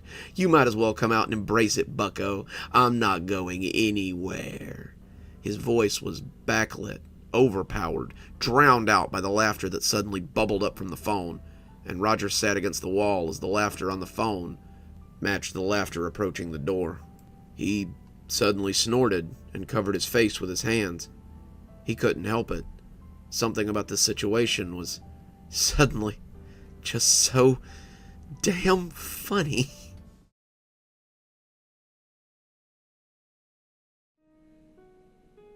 "Mr. Pate, how are you today?" The man sitting across from her looked like he was doing quite poorly. Calling him a man might have been generous, Dr. Winter saw. He was a large teen, probably still in high school, but his face bore the same look usually reserved for death row inmates. Though filled with melancholy, he had none of the trappings that usually accompanied children in their late teens. His arms bore none of the self-harm scars Winter usually found. He wasn't festooned in dark colors or piercings, and even his hair was unassuming. Still, something seemed to hang around him like a smog cloud, and Winter was curious to find out what it was. "I've had a pretty unique childhood, and there are some things I'd like to get rid of. I've talked to people who say you're legit. I'm hoping you can help me." Winter nodded, rising as she made him a cup of tea. Winter cherry, ginseng, and something known only to her created a heady brew in her nose as she filled the cup. When she handed it to him, some of his despair melted away. He took a careful sip, wincing as he burned himself a little, but smacking his lips appreciatively. You'll have to tell me where you get this when I'm done. I think this is the best tea I've ever had. It's a special blend, she said, picking up her notebook as she took up her own cup and had a sip. Now, why don't you start with what you'd like to forget? I guess it all started about 7 years ago, when I lived with my uncle on his estates. My uncle was kind of a weird guy. I lived with him for 2 years after CPS took me away from my parents. My parents were not what you would call reliable caregivers. They were more interested in pushing dope into their veins than caring for a child, so I was bounced around between family members after the state finally took action. Thankfully, I've got a pretty big family, and most of them are pretty reliable.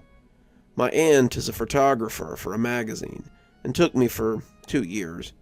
I was 4 and still young enough to accompany her when she left town for business, but she feared that I wouldn't get a consistent education living with her.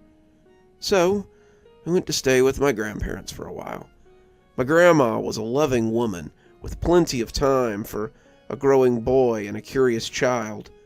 My grandfather, however, was a grouchy old man who didn't want some young kid running around and making a lot of noise. I stayed with them for a few years until Gramps had enough of it one day and asked my uncle if he would take me. He agreed, so I packed my things and went to stay with Uncle Mark. One thing you should know about my uncle is that he's loaded. I don't know exactly how much he's worth, but he had purchased a small estate outside our hometown with 10 acres and a manor home. I have no idea how he made his money, but that leads right into the second important thing about Uncle Mark. He's nuts. Everyone knew it. Everyone accepted it. He wasn't nuts in the traditional way, the kind that will get you put away forever. Uncle Mark just believed in some rather outlandish things. He believed heavily in the occult, especially their connection to important figures in the government.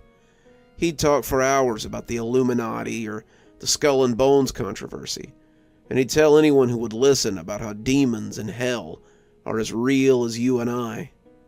So, when a big black sedan pulled up to Grandma and Grandpa's house, and a guy with greasy dark hair and a neat suit stepped out to get my door, I assumed he was just a fancy cab driver. The man identified himself as Cassius, and it turned out that he was Uncle Mark's right-hand man. The drive wasn't long, but it seemed to last longer since Cassius said nothing. We turned off the road, and I could see Uncle Mark's mansion as it rose above the trees. It had once belonged to a general in the Civil War, my uncle told me multiple times, and he had spent a fortune restoring it to its glory days. People were milling about when we pulled up, and I pressed my nose against the glass as I counted about 10 men and women in sand-colored robes going about their tasks. "Who are they?" I asked, nose still pressed against the glass. "They are your uncle's disciples. He's gotten quite a following in our community, and some people like to live close so they can receive his wisdom." I had about 1,000 questions, but Cassius was around the car and opening my door before I noticed he'd stopped it. He showed me inside, and the house looked more like a museum than a home. The more I saw, the more excited I became. It looked like a house from an old movie, everything being lacquered wood and old soft furniture. A fire was burning in the grate, and I could see more of the robed people as they cleaned. I'd thought maybe there were a few families here, 5 or 10 people at the most, but the more I saw, the more I realized that there were more people here than I'd imagined. We went upstairs, Uncle Mark wanting to have a look at me, and when Cassius pushed open the door to my uncle's library, I got my first look at Uncle Mark as he sat in his element. He smiled and welcomed me warmly to my new home. "It's good to see you, my boy. I'm glad we can finally speak candidly." I'd only met my Uncle Mark a handful of times, but I knew my dad was a little bit scared of him. He said Uncle Mark was always into weird stuff when they were growing up, And if a smack addict is afraid of you, there's got to be a pretty good reason. The few times I'd met him, he seemed like a nice enough guy. Uncle Mark always asked weird questions, like if I could read or if I could see strange things, but I always figured he was just having the same problems my parents were. Dad said all kinds of weird stuff when he was high, so I assumed these interactions were normal. Living with Uncle Mark showed me that these things were only normal for Uncle Mark. I tried to pay attention as my uncle told me about his home, but I couldn't stop looking around at the mountain of books that surrounded me. I'd taught myself to read, though my mom had helped a little. It gave me something to do while my parents lived in a warm haze. I loved books, and I was a voracious reader. I wanted to explore this place filled with so many new experiences, but I'd begun to notice that many of them looked strange. Quite a few were written in languages I couldn't read, but that made me want to learn all the more. "You like books, do you?" he said, and his laugh was rich and genuine. "Seems you and I share a similar desire for knowledge." I turned back to him, afraid of the coming slap or the yell that would ring through my head, but he just smiled at me, no clouds darkening his mood. I think I truly saw him for the first time then. He was dressed like a sultan, his white robes covered in strange symbols, and his pointy shoes were up on the ottoman. He was drinking something from a real glass and being attended to by people who wore the same brown robes the others did. He told me that he'd been looking forward to meeting me for years, and it was the first time I think someone other than my aunt or maybe my grandma had been genuinely happy to have me around. I told him we had met a few times before, but Uncle Mark said he'd been waiting to meet me properly. "Your father and I never really got along, but I could tell that you were a little brighter than your parents. They kept you from me because they were afraid I'd tell you the truth. I'm glad that you finally found your way to listen." That was the start of my education. Uncle Mark and I talked a lot that day, and he explained what he wanted for me. Uncle Mark had created a paradise for himself here, but it had come at a price. He could not have children and would have no one to carry on his legacy when he was gone. He wanted to teach me his ways, teach me the things that had brought him success, and in exchange, I would inherit his legacy when he passed on. But only if you learn the things I have to teach. I can make you better than you were, better than where you've come from, but you must be willing to learn. I told him I wanted to learn, not knowing what that terrible knowledge would be. I would learn in time. Uncle Mark took me out of school, deciding to homeschool me instead. I'd been a good student. I'd mostly received A's and B's, but Uncle Mark's lessons were a little different. He still taught me math and English, but the history lessons were more of an arcane variety. He taught me about witch trials, the beginnings of secret societies, practitioners of actual magic, as he called them, and many other things I'd never heard of. He taught me to read the books he kept in the library, too, and seemed happy when I took to languages like a sponge. They say kids will do that, but I look back now and see that some of the languages were so archaic that it should be impossible for anyone to read them. I never had to take any of the tests that I had to take back in school, and I think now that Uncle Mark must have been bribing someone to keep them from having a closer look at his curriculum. It wasn't like going to Hogwarts or anything. Uncle Mark told me that real capital M magic takes years to cultivate, and I needed to build a foundation before I was ready to do spell work. He believed I'd be ready in a few years, and my days were spent poring over old books and learning runes and sigils in languages I came to be very familiar with. This went on for years, and culminated one night when he called me to the basement.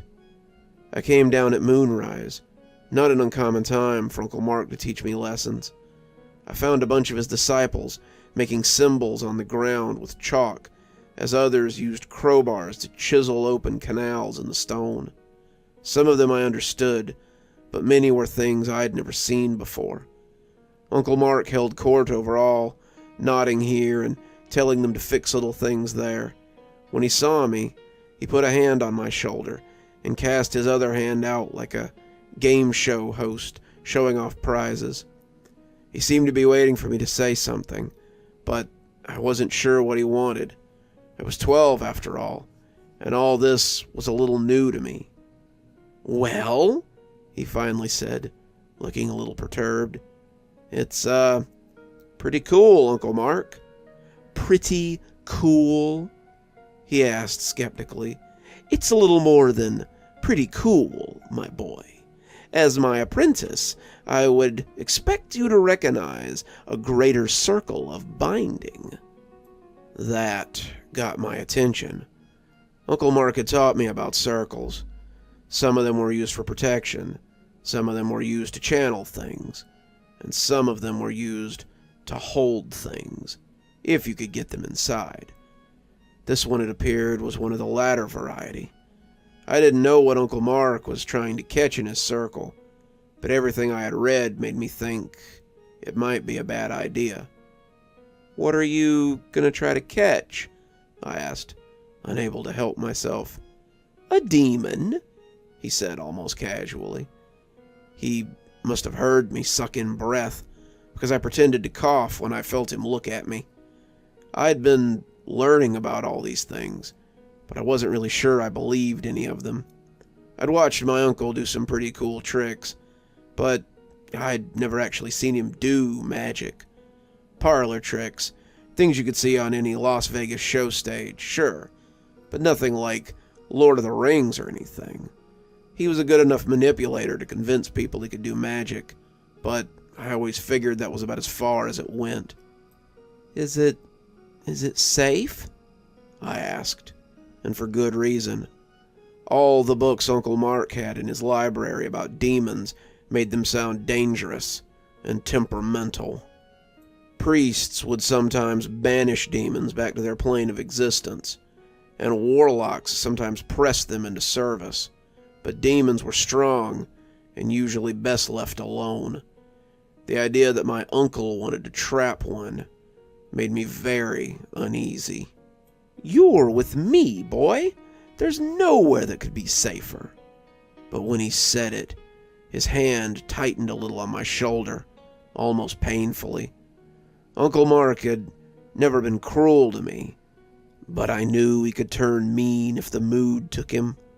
I'd seen him yell at some of his followers, even seen him hit a few of them, and I knew enough to know that I didn't want that anger turned on me. I shut my mouth, nodding along as I agreed with him. Uncle Mark had always been careful up to this point, but his sudden desire to show his power in some grand gesture was not what I was used to. Most of this probably had to do with Samuel. Samuel had been one of Uncle Mark's oldest followers, besides Cassius. He acted as the representative between my uncle and his followers, but lately something had changed. He'd begun to tell people that Uncle Mark was a charlatan, and they should follow him instead, since he had the real magic. Uncle Mark could have just thrown him out, but that might lend some credence to Samuel's lies. My uncle lived comfortably here with his servants, and losing them might cut into some of that comfort. Thus, Uncle Mark would have to prove his powers. I watched as his disciples worked, observing in silence as Uncle Mark corrected their labors.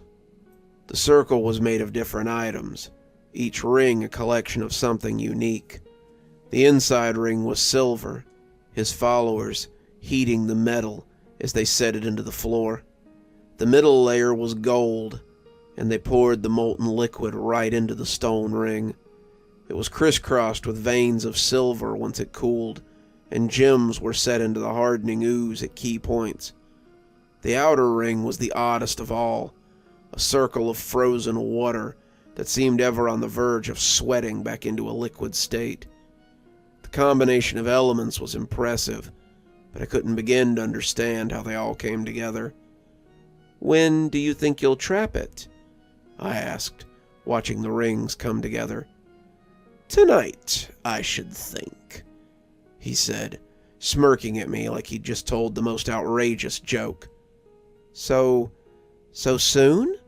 I asked, hoping I had misheard. Uncle Mark's face grew stern as he watched them at their work.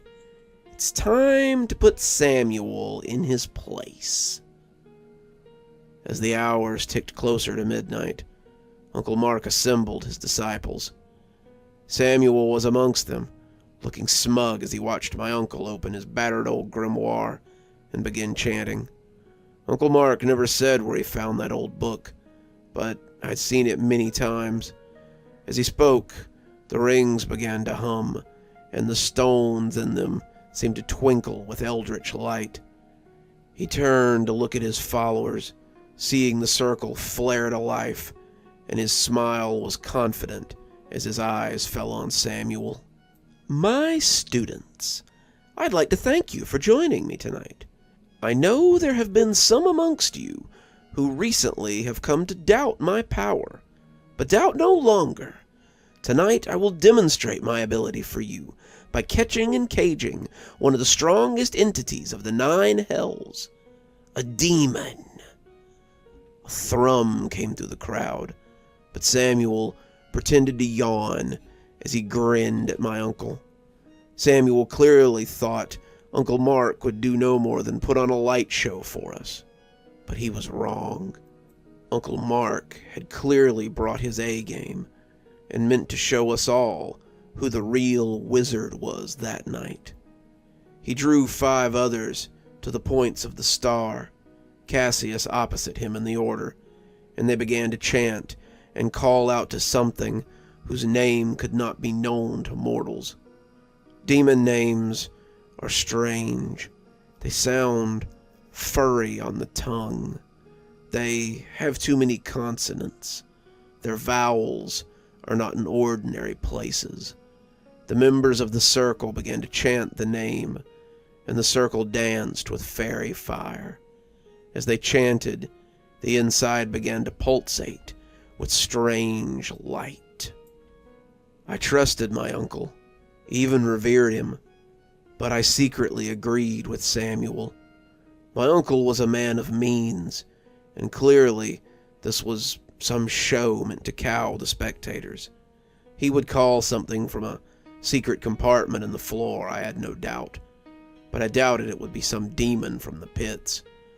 Most likely it would be someone in a costume, some convincing bit of prosthesis that, in the dancing firelight and the moody shadows of the basement, would seem very real and very devilish. The chanting and light show went on for the better part of half an hour, and many of his disciples had begun to fidget nervously. They had become slightly bored by it, and some of them might have even begun to think that Samuel was right. My uncle had meant for this to prove his power, but all it was doing was cementing in their minds that he was a fake. Samuel seemed unbothered by any of this. He stood with his arms crossed across his chest, smirking at my uncle as he dared him to do something besides stand there and embarrass himself. That was when Uncle Mark obliged him. The chanting stopped suddenly, and my uncle raised his head and uttered a single guttural word that the rest had been chanting constantly. It fell confidently from his mouth, and there was no slur or hiccup in his pronunciation.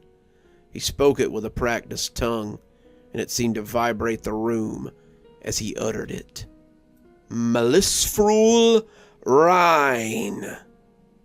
Suddenly, and without warning, an unearthly scream echoed across the chamber. In the center of the circle, a creature that defied logic had appeared. It was man-shaped, but bestial formed. Its head appeared to be that of a bulldog, but there was no happy lapping face on this one. Its body was something like Arnold Schwarzenegger in his prime, set onto the torso of a silverback gorilla. It had 4 massive arms, 3 huge legs, and a set of wings that seemed to crackle against the invisible dome as they attempted to unfurl. It was the color of molten cheese baked into a cheap pan, and its skin seemed to undulate like a living sore. That's the closest I can come to describing it. Its dimensions and form were not of this world, and to try would be to do it a disservice. As the creature loosed another of those unearthly screams, the disciples fell to their knees and began to pray to my uncle to save them from this abomination.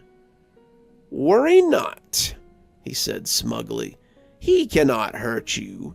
I have trapped him inside a greater circle, and he is mine to command." The demon flexed his arms, ready to test this, but as I watched, its eyes seemed to dart around the room as if it were counting. The demon relaxed when it saw how many were assembled, glaring at my uncle as if he were the most audacious thing he had ever seen. I didn't trust its sudden helplessness, and wanted nothing so much as to tell my uncle to release it before something terrible happened. I wish now that I had, despite the beating it would have likely earned me. "Are ye he who is known as Marcus Pate?" The demon's voice was deep and dark, and my uncle had to steel himself to avoid the shudder that tried to ripple up him. "Do you see? Even the demons of hell know of me." Whether the creature agreed with this statement or not, it remained quiet. It sat in the circle, folding its legs as it hunkered in the circle's confines, glowering at my uncle. Its dog face was filled with rage, and I sensed a quiet patience in it. The demon was a being of the burning hells, an immortal creature of another plane. It could wait for my uncle to die if it needed to, and I think it knew that. As I turned to ask my uncle something, I was suddenly aware that a small throng of disciples were around him.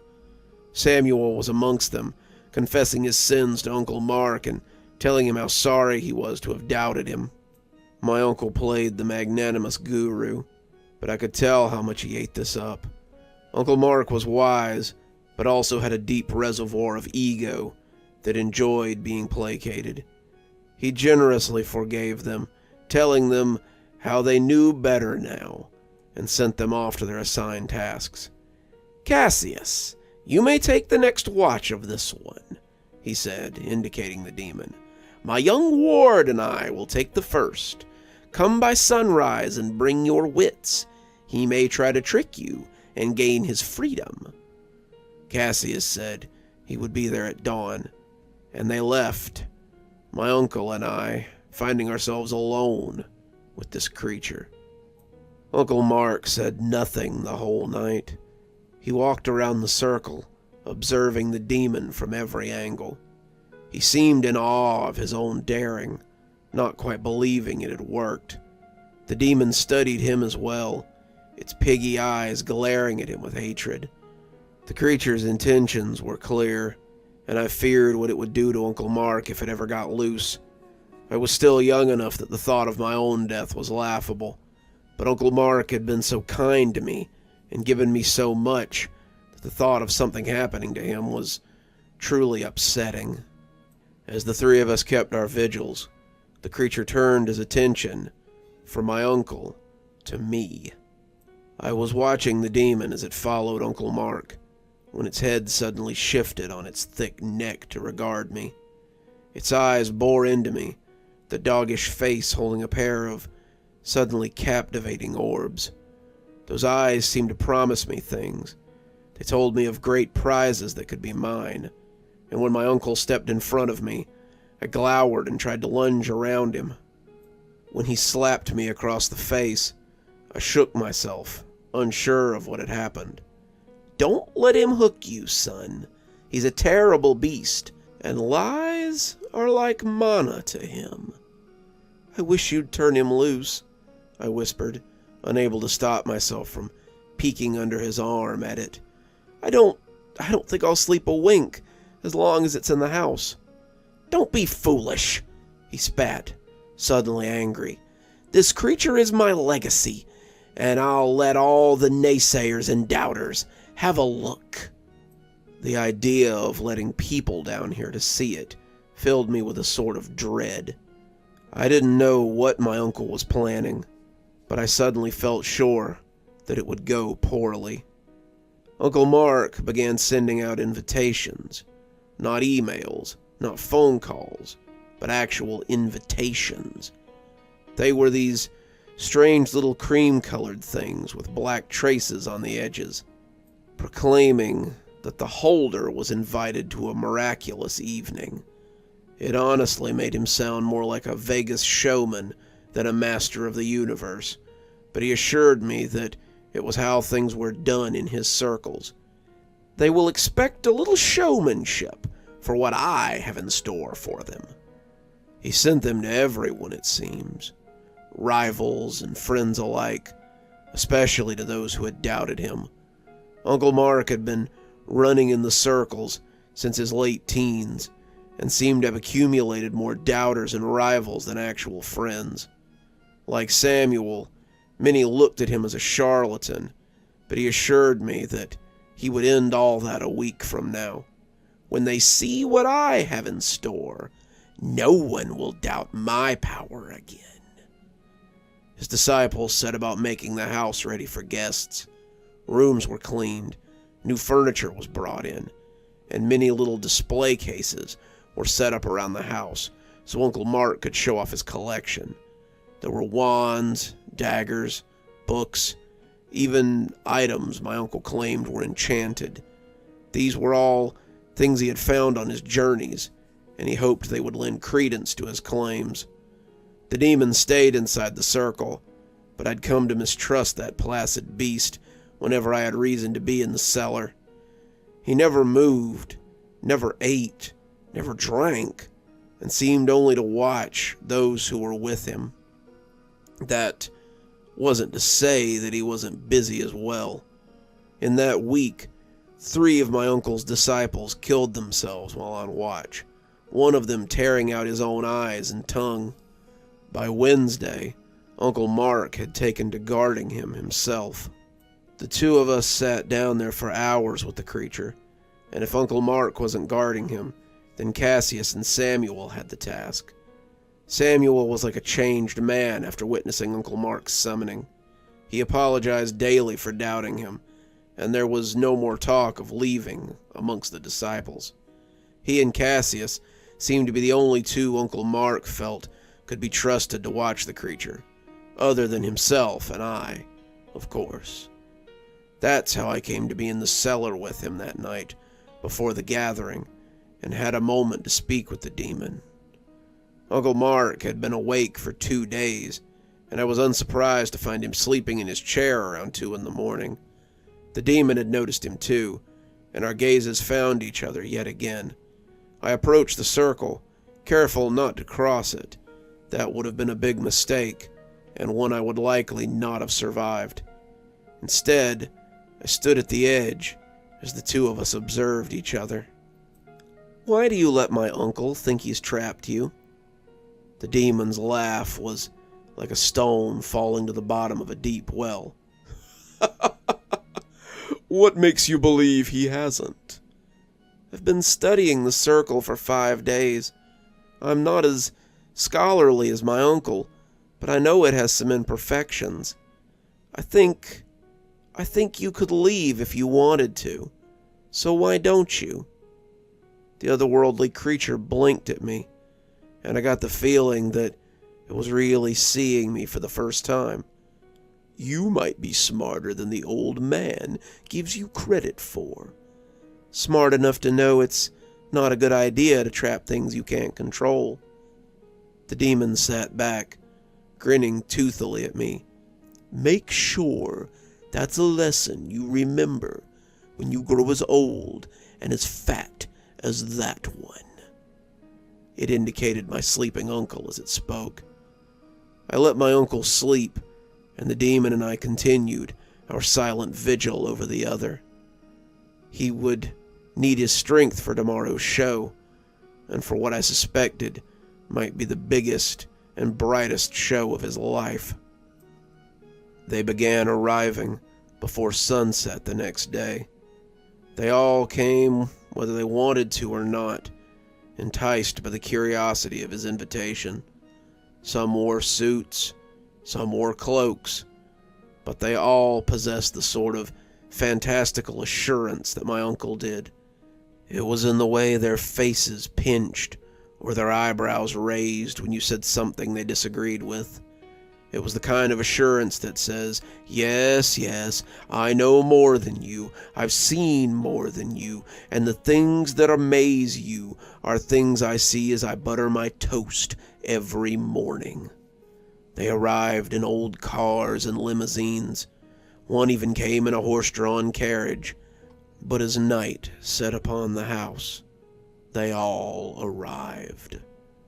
With the spectators in attendance, my uncle came down the grand staircase of his manor house like the belle of the ball. He was dressed in a long white cloak, stars and swirls emblazoned upon it, in a new crushed velvet suit that must have cost him more than some of the cars in front of his house. He shook hands, greeted all of them by name, and as his disciples walked around with drinks and food, he told some of them about the wonders he had under glass. Some of them were impressed, some of them simply nodded and smiled politely, treating the items on display like you might a stack of knickknacks at a garage sale. They undoubtedly had their own collection of strange antiquities, and his were nothing to write home about. No, they had come for nothing less than the show he had promised them. He let them mingle until the grandfather clock struck midnight. Then he ushered everyone down to the basement for what he promised would be the event of a lifetime. They all pressed into the small space, crowding around the curtain that Uncle Mark had hung around the circle.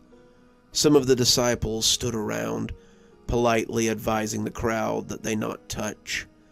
When everyone was downstairs, my uncle stood before the opening and rolled his sleeves with a practiced flip. Like a magician at a child's birthday party, he pulled the curtain to reveal his grand finale. They all gasped appreciatively.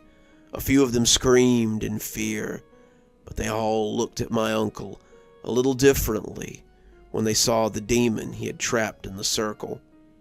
I would later realize that even the people he had called friends had considered him a faker. They all thought he was charismatic, a real Jim Jones type, or maybe even another Herschel Applewhite. But when it came to magic, he was a little more than a convincing performer. What they saw now convinced them that they had been wrong, and my uncle was the real deal. Immediately, the questions came. How had he done it? Where had he gotten the knowledge? How had he constructed his circle? They gathered around him like a flock of birds, their incessant questions increasing as my uncle told them that all would be explained. They wanted to see his grimoire, where they had found the name of the creature. They wanted to inspect the circle so they might duplicate it in their own environments. They wanted to inspect the demon so that they might have a better idea of his makeup. Could my uncle contain him so they could get a closer look? Could he destroy it while maintaining the body so they might inspect it further? All their questions inflated my uncle's ego, but that ego died as quickly as their questions when the lights suddenly went out. My uncle turned, trying to see if someone had bumped the lights, but when a glow rose up in the room, he knew it had been no accident. The glow came from the creature as he hunkered in the circle, and when he stood and unfurled his wings, the barrier did not repel him. Many in the crowd took a cautionary step backwards, but they were trapped in the basement, and all the space allotted would not have saved them. The demon's voice sounded huge in that small space, and every word he said will forever and indelibly be etched into my memory. Perhaps I can answer some of your burning questions, it said as it stepped over the first ring of the circle. This man has constructed no circle that will hold me. This man has constructed nothing that would hold the likes of me. This man is a charlatan, just like the rest of you. You all play at magic. That's why you call it practice. None of you can grasp an iota of the divine that is stored in my smallest finger, let alone muster the power to travel from your pitiful little dimension into mine. As he spoke, he attempted to step across the middle ring. To my surprise, and my uncle's credit, his foot stopped in the air for a count of 4. It was a minute thing, no more than an eye blink, but the ring had stopped him momentarily. As his foot came down on the other side, however, I knew that it had only been a piddling thing. The only thing he's done correctly was to call me by name, and I will give him credit where credit is due. His pronunciation of that abyssal tone was precise and enlightening. Truly, it gives me hope for your species, though not a lot. He stood between the middle and the final rings for what felt like an eternity, and I imagined that everyone in the basement was holding their breath. And why did I stay inside the circle of an underwhelming caster for so long? Well, it's quite simple. Everyone, above and below, knows of the deep insecurities and deeper pride of Marcus Pate. I can assure you, you fumbling pretenders, I wanted nothing more than to rip him apart and drink the squirt of mana that he and your little flock have. But I realized that if I stayed and made you think I was powerless, you would draw bigger fish for my dinner. Fish with more than a splash of mana. You are all pretenders, all bumbling apprentices before the power I was weaned to. But you were also, all of you, churning with stolen power, and I will feast well tonight. He stepped over the final ring, shattering whatever protection may have existed within it. The rest is, thankfully, a blur.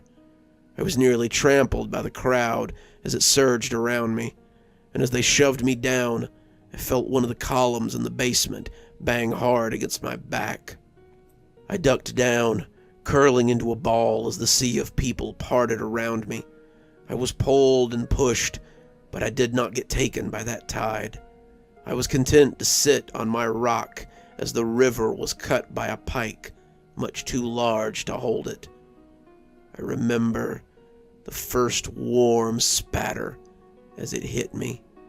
My hair was suddenly damp, and as a loud roar cut through the cacophony, I put my hands against my ears and felt my skull vibrate dully. I cowered through almost all the carnage.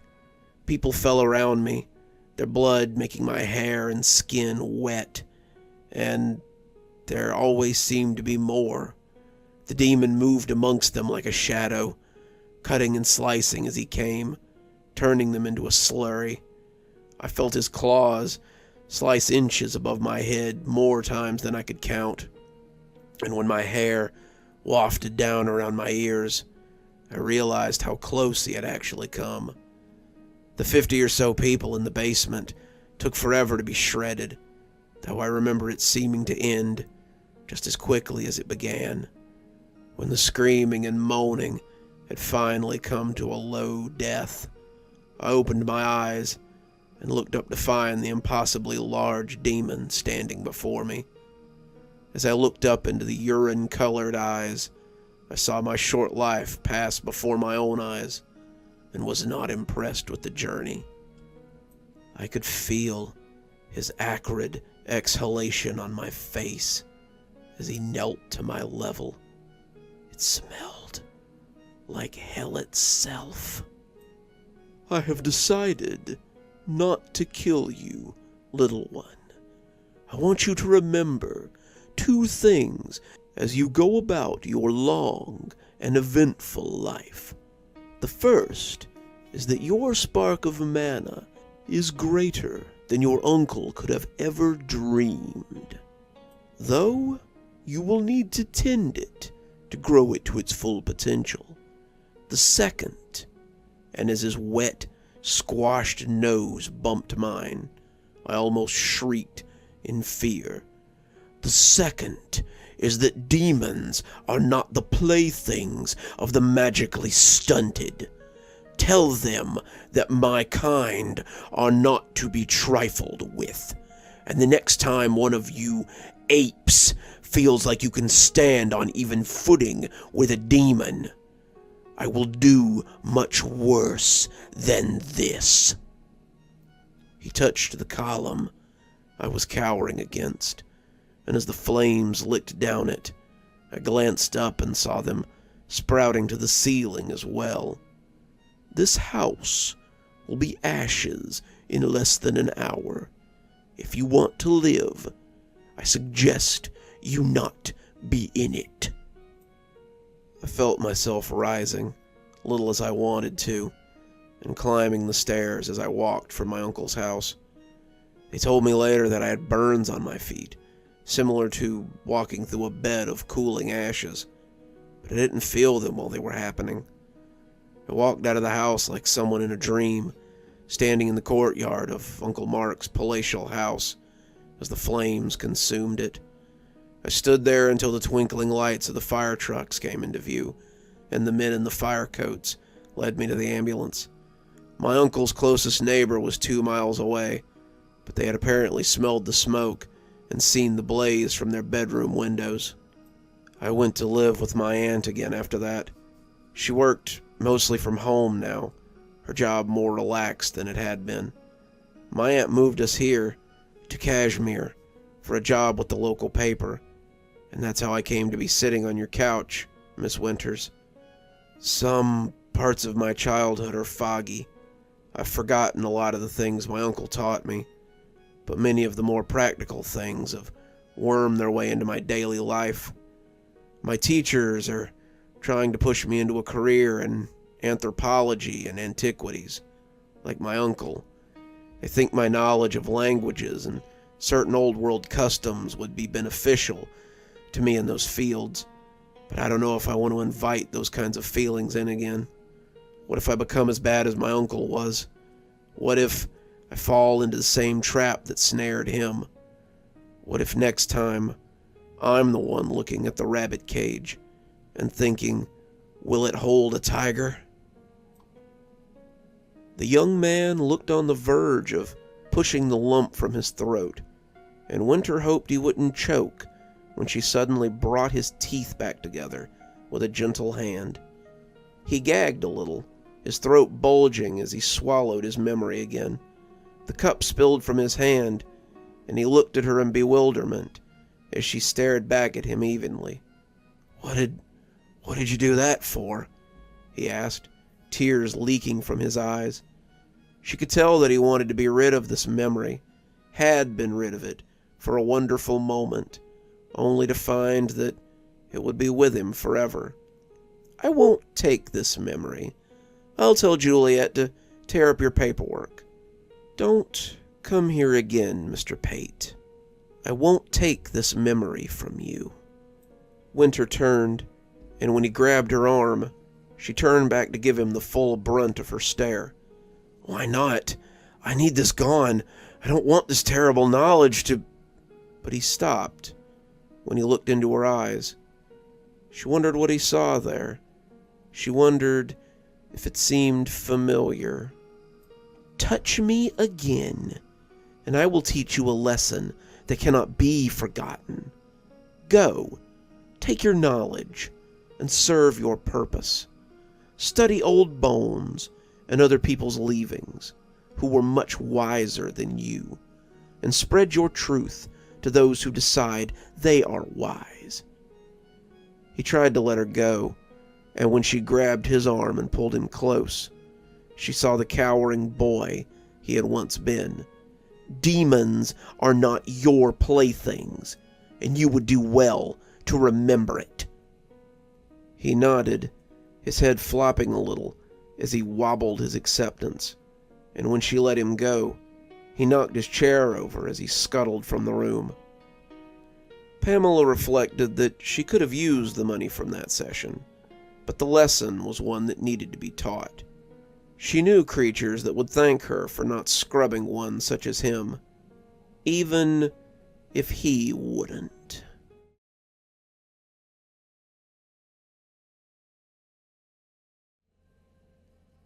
Harold would never forget the strange house in the middle of the cul-de-sac. There were all sorts of rumors about that house, but most were just the stories children made up to explain strange things. The local kids said that the woman who lived there was a witch. They said that she kidnapped and ate children. They said that if you went by that house at night, you could see strange lights coming from the basement, and sometimes you could hear screams after dark. They claimed that she had lived there for years and years, and that the old woman had existed there for generations. When Harold asked his mother about these things, she said that Mrs. Renfro was just a lonely old lady who lived all alone. However, his friend Davy Parker insisted that she was a witch. If she's just a normal old lady, how come animals won't go into her house? On that, he was right. Not all animals, Harold supposed.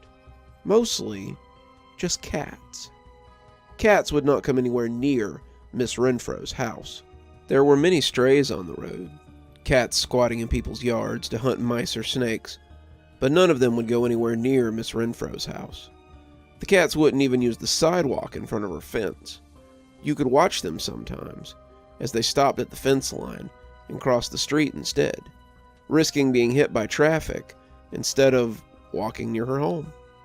It was as if there was a magnetic pulse around the place that repelled members of the feline race. She owned cats, of course.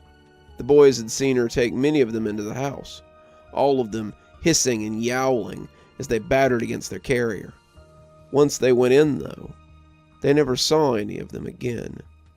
There was talk around town that the local animal shelter wouldn't give her cats anymore. They said that she'd been housing about 4 to 5 a year for as long as anyone could remember. But when a well check found that none of the cats were on the premises, they had stopped letting her foster them. That didn't stop her from getting them, though. She had traps that she set up around town and worked out a deal with the local dog catcher to bring her cats when he found them. Mr. Barley was not what you would call a nice guy. He was mean enough to dogs, and most people would believe that he would trap cats for her. His son Thomas was a big brute, known for throwing bags of animals into the local river for entertainment. He'd been picked up by the police a time or two for hurting people's pets, and that kind of behavior was usually learned from somewhere. Harold and his friends, Ralph, Stephen, and Davy, had been watching the house for as long as they could remember. Mrs. Renfro never decorated for holidays.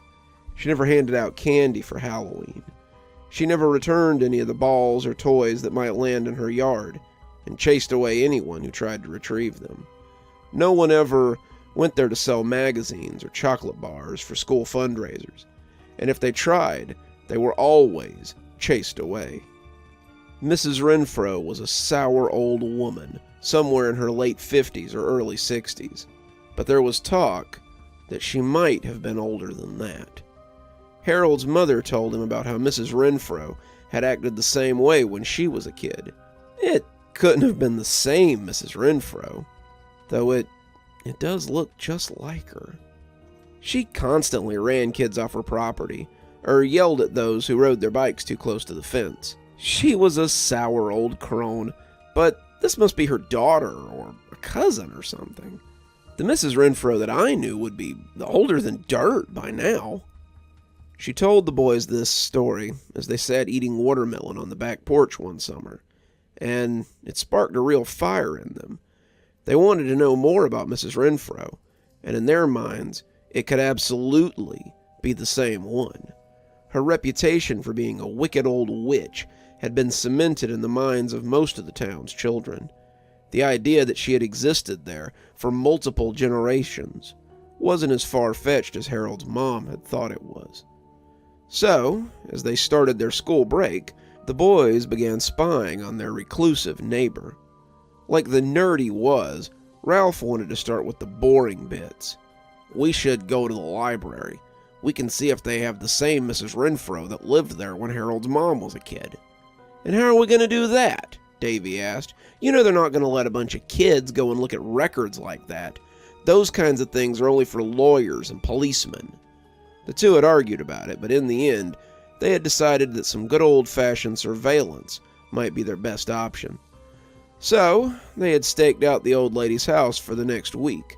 The boys left on their bikes around daybreak and got a good spot on Davy's front porch. Davy's house was right across from hers on the cul-de-sac and had the best view of her front yard. They stayed and watched the house until the streetlights came on, all of them racing for home before they got into trouble. The streetlights meant it was dinner time, and missing dinner would make their mothers into bigger monsters than that mean old witch, Mrs. Renfro. After 5 days, the boys hadn't seen much, besides Mrs. Renfro coming home with a new cat in a carrier. Davy was getting frustrated as the sun set on Friday afternoon. "This is stupid," he said as he threw his binoculars against the grass. "We've given up 2 perfectly good baseball games, a bike race with Mark Hollister, and a chance to go to the movies on Thursday, just to watch this old lady's house." "Well, how else do you think we're going to find anything out?" Harold asked. Davy thought about it for a minute, and then he got an idea. He went inside, and the other 3 boys heard him talking to his mother. He was using his pleading voice, the voice he put on when he was trying to convince her to give him some money or let him do something.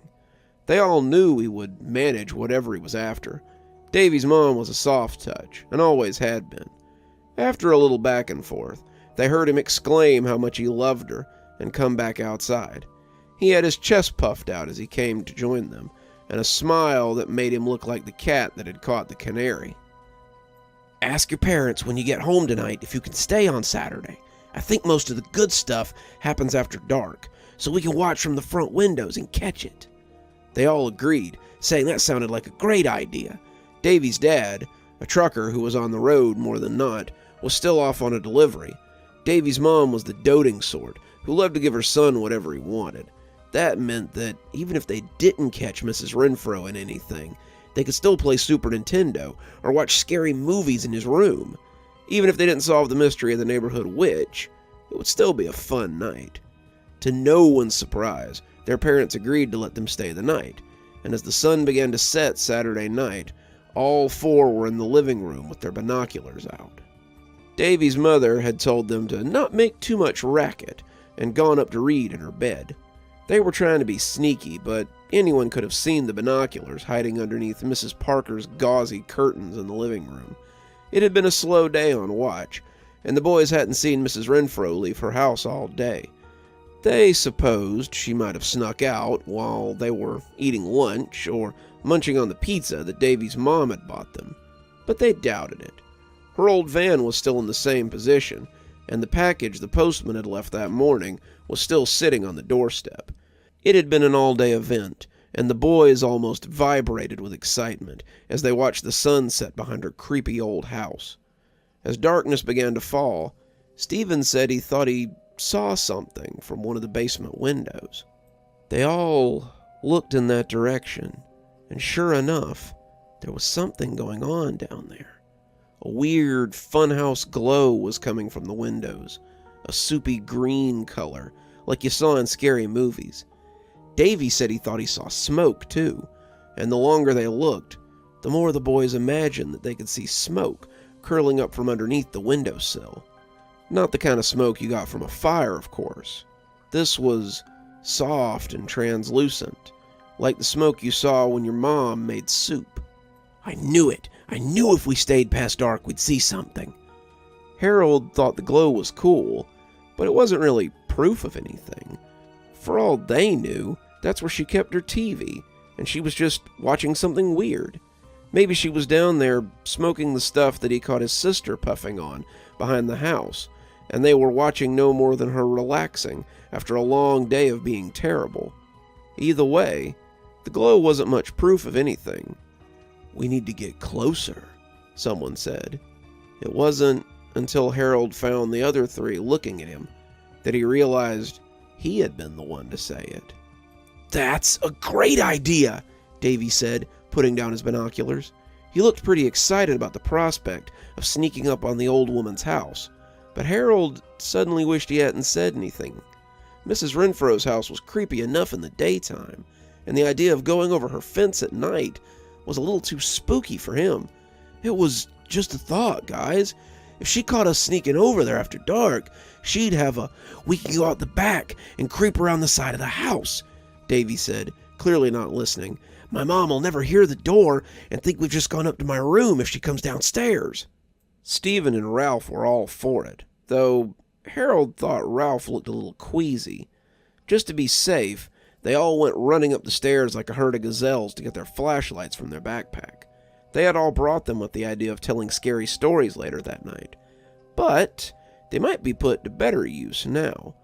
Once they had them, they snuck back downstairs as quietly as they could and managed to make their way out the back door.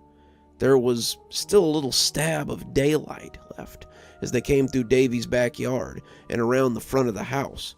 As they crossed the street in a mad hustle, it dipped below the horizon and left them in darkness, at least until the street lights came on in a small flurry of snapping bulbs.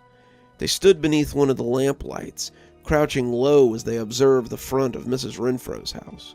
The front lawn was covered in tall grass and weeds, children's toys dotting it like pirate treasure. From behind all the tall grass, they could see the green glow as it came from the small windows. The boys hopped the low fence as they snuck through the hip-high grass and up to the windows. As they lay on their bellies and looked down through those slats, Harold could see that Mrs. Renfro was not, in fact, watching TV and relaxing after a long day. What they saw seemed to be better proof that she was a witch. The basement looked identical to the one in Harold's house. A single steep staircase ran down into a concrete room with shelves and hooks on the wall. The floor, a flat sheet of concrete.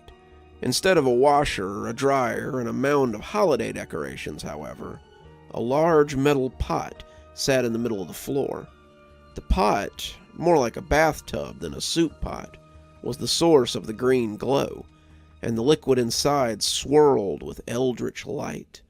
Mrs. Renfro was stirring it with a long spoon or maybe a broom handle, and though her mouth was moving, none of them could tell what she was saying.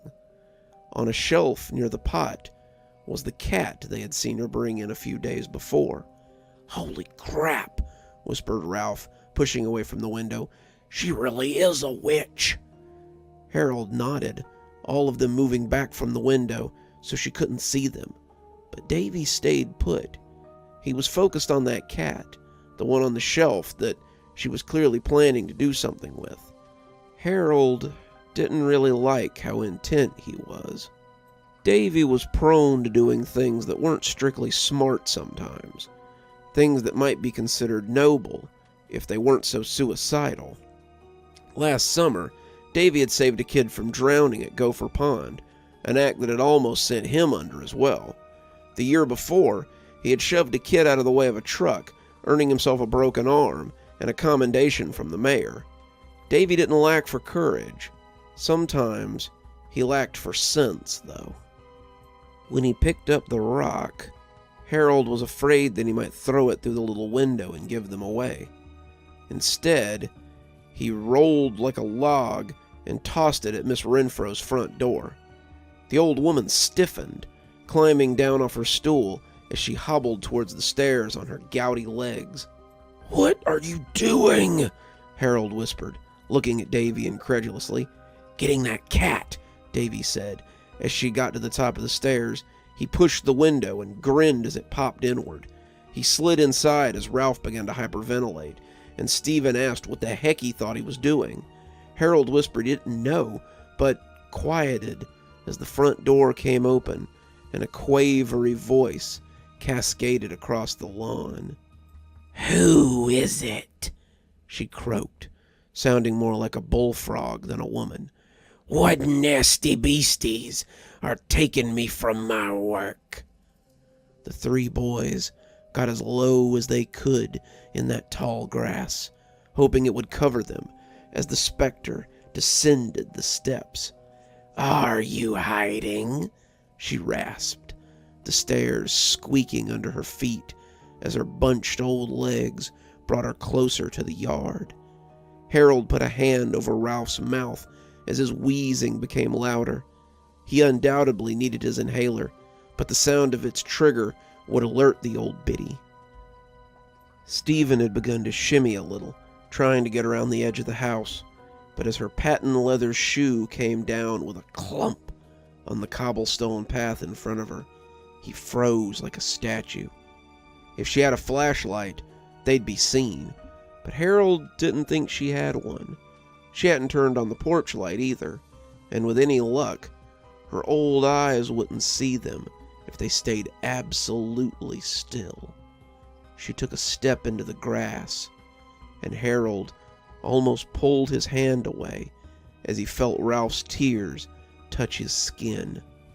She took another, and Harold thought she might be casting a spell before he realized it was just Stephen, quietly praying.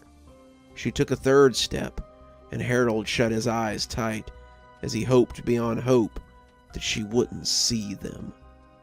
The seconds slipped on for an indeterminate time, but finally she turned and hobbled back up the stairs. When the door closed, they all breathed a sigh of relief before pulling back to the window to see if Davy had been caught. Not only had Davy not been caught, but as they caught sight of him, he was lifting the cat carrier off the shelf. He had taken the stepladder that the witch had been standing on and was reaching on tiptoes to grasp the side of the cat carrier. None of them could hear if the cat was cooperating, but it didn't look as if Davy was going to manage to get the cage off the shelf without dropping it. Harold had just shimmied to go help him when the croak of the witch brought him up short and sealed Davy's fate. "What in the hell do you think you're doing?" she screeched, and Davy must have jumped because he was suddenly falling towards the tub of glowing liquid. The cat carrier fell to the concrete with a smack, and a small white animal shot out like a cannonball as it tore off towards the upstairs. It ran right between the startled legs of the crone, but she was more interested in the boy that was now bobbing in her cauldron. They both began to scream simultaneously. Mrs. Renfro doubled over, falling down the stairs as she clutched at her stomach. She was still when she came to rest on the concrete, but Harold could see her twitching as whatever was happening took effect. The tub could not have been deeper than a foot or two, but Davy was suddenly splashing like a drowning man. He was shrinking, his skin growing taut and spotted, his hair growing gray and brittle. His teeth fell out, floating in the soup before dissolving into nothing. His eyes joined them, his skeletal hands still grasping at hope. As they watched, their friend shuddered out a last few moments of his life, his body dissolving as he sank into the tub. They ran screaming from the yard, thundering into Davy's house as they went to find the closest adult they could. The police were there before they could finish telling it all, and the 4 squad cars lit up the cul-de-sac like a Christmas light show. Harold's father was amongst them, being one of the deputies for their little town, which was how Harold found out more than he strictly wanted to the next day. Harold had gone home with his mother, Mrs. Parker, speaking with the police as she begged them to find her son. He had gone to sleep on the couch under the scratchy afghan his mother had crocheted, and dreamed about the pool of liquid in Mrs. Renfro's basement. In the dream, Davy's skeleton had burst out of it as he stood beside the cauldron, grabbing him and trying to drag him in. It screamed and screamed, his ears ringing with it, and when he tossed and turned his way off the couch, he awoke to find his mother and father talking in the kitchen.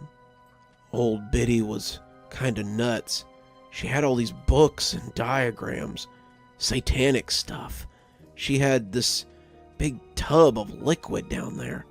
The coroner thinks it's acid or something, but they aren't really sure. He paused, and Harold almost heard the shudder in his father's voice. They found bone fragments at the bottom of the tub. They aren't sure, but they think they might be human. Did they find any sign of Davy? His mother asked. Not really. They can't be sure that the bone fragments are his, but if the boy's story's right, I guess they'd have to be. I hope that terrible woman rots in prison, his mother half whispered, expressing more venom in her words than Harold had ever heard from her before. Not unless we find her, he said unhappily. She was gone when we arrived. How far could she have gotten? She'd have to be pushing 100. I don't know, but the journals I found will stick with me for a long time. He shuddered a little, and Harold peeked around the corner of the couch to snoop on his parents. She was killing cats. She talked about how she would drown them in that tub and steal their lives. Steal their lives? Cats are supposed to have 9 lives. She was stealing their lives to stay alive. She was so delusional. She thought the cats were keeping her from dying.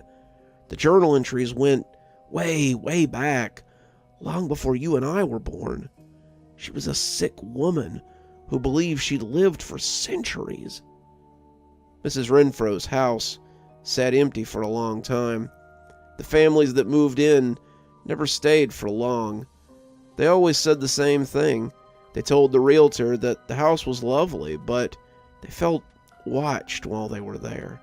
The toys disappeared from the yard, reclaimed by their owners, but Harold and his friends never returned to that house again. Davy's family moved away a few months after his disappearance. His mother couldn't deal with the loss of her son, and his house was soon occupied by a new family. Time went on. Harold and his friends returned to school. People forgot about Davy and Mrs. Renfro. A news story began to circulate, though, as the stories always do. Kids claimed to see a young woman walking the streets at night. She would lure children away, singing to them and telling them how she wanted to play. She was said to be luring more than a few teens away as well, though Harold doubted she had offered to play with them. There were reports of people missing, but never enough to spark much panic. They could be chalked up to runaways or kids lost in the woods, and the town continued. Harold knew that they were more than stories, though. He saw the woman outside his window most nights, he and Stephen and Ralph. She called to them, telling them to come and play. She told them that Davy missed them, and they could see him again if they wanted. When they refused her or ignored her, she would go into the woods behind their houses, disappearing into the shadows. Sometimes they could see a strange green glow from the woods late at night. Harold wondered how many years Mrs. Renfro had gotten from Davy, and how many more she would get before the town finally put an end to her.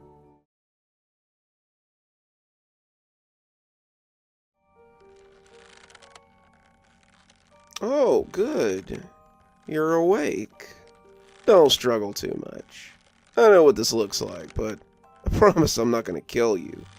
Your rope's too tight? I can loosen them a little. Sadly, the gag has to stay on.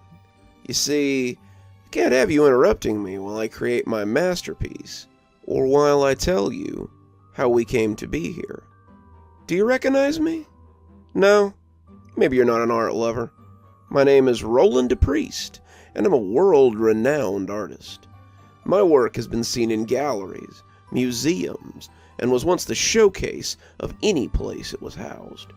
The critics said my eye for color and my ability to capture the human condition in a simple brushstroke was astonishing, even peerless.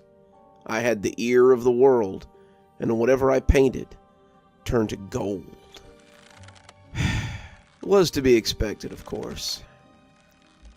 Are you sure your hands aren't too tight? I can loosen them a little. Well, all right, if you're sure. I'd offer you something to drink, but all I have is wine, and I dare say it might react badly to the sedatives I gave you earlier. Come on, don't act upset. I told you I'm not going to hurt you. Where was I? Ah, my rise to fame. My genius was to be expected, after all. From a young age, I showed sublime talent with the brush. I had an eye for detail, and a notable presence on the canvas. I was soon invited to study at some of the greatest art schools in the world, where my talent was honed and molded by some of the greatest artistic minds of our time. I debuted my first serious piece when I was 13 years old. By the time I was 14, I had my first gallery showing, and for my 18th birthday, I was honored to have one of my paintings hung in the Metropolitan Museum of Art, alongside the greatest works of our time. It didn't stop there, though. My work was hung in the Louvre in France, the Acropolis Museum in Greece, and even the Prada in Madrid. Every serious art critic said they wished they could see in my mind, so they might glimpse my genius firsthand. For several years, I was the toast of the art world. Sadly, though, it only made my fall more spectacular. What? What's wrong? Why do you look so scared? Oh, but of course, I guess it's a little disconcerting to see a man who's kidnapped you holding a gun. Don't weep so. Tonight, this gun is my brush, and the walls of this basement are my canvas. For the love of God, stop struggling. Tonight, you're going to be part of history, and you're shaking and flailing like I'm a wild animal. Now you've made me lose my train of thought. Where was I? Ah, yes, my fall from grace. Wasn't a lapse in my talent, you understand. My genius never wavered. But these Philistines grew bored with my work. The critics, men who had once praised me as a genius, now saw my art as overdone, reminiscent of earlier works. They wrote articles about how I had peaked at 20, about how I should be proud of my accomplishments, how I should cease to embarrass myself by continuing this sad campaign. They, again, wrote how they wished they could get a look inside my head, the mind of the artist, so they could see where it all went so wrong. I tried modern art, living art, interpretive art, but it all amounted to the same thing. The loving eye of the public had turned from me. And now, it's come to this. Why do you continue to struggle and weep? I've already told you that I'm not going to hurt you. No. Your job is to tell the world about my latest work. You're the herald of my genius, and you must tell the art world what I cannot. Listen to the sound the cylinder makes when I spin it. Such a smooth sound, isn't it? You see, my friend, I've decided to give the art community just what it always wanted. If they want to see what's inside the mind of an artist so badly, then they're going to love my last piece. Ah, there they are. I can hear the sirens outside now. I called the police 10 minutes ago. Told them where to find us.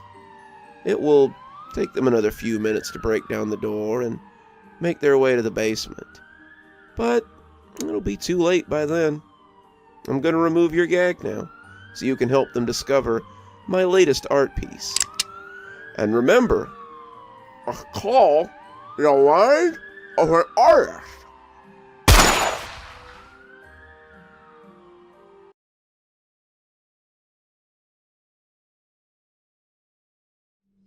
I was a little surprised when we went to get Josie Slayton in the middle of the night.